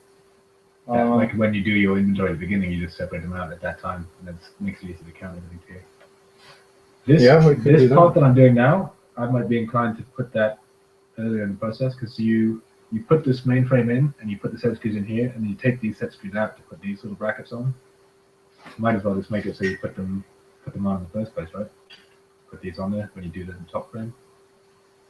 Is that what it says? Well, it's got me doing it now to take these set screws out. By step 15.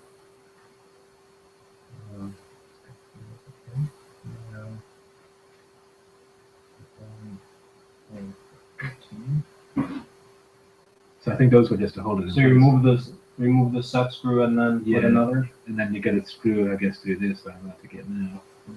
14. Okay, so put away the set screw. I think it's coming back in now. Those are set screws. Right.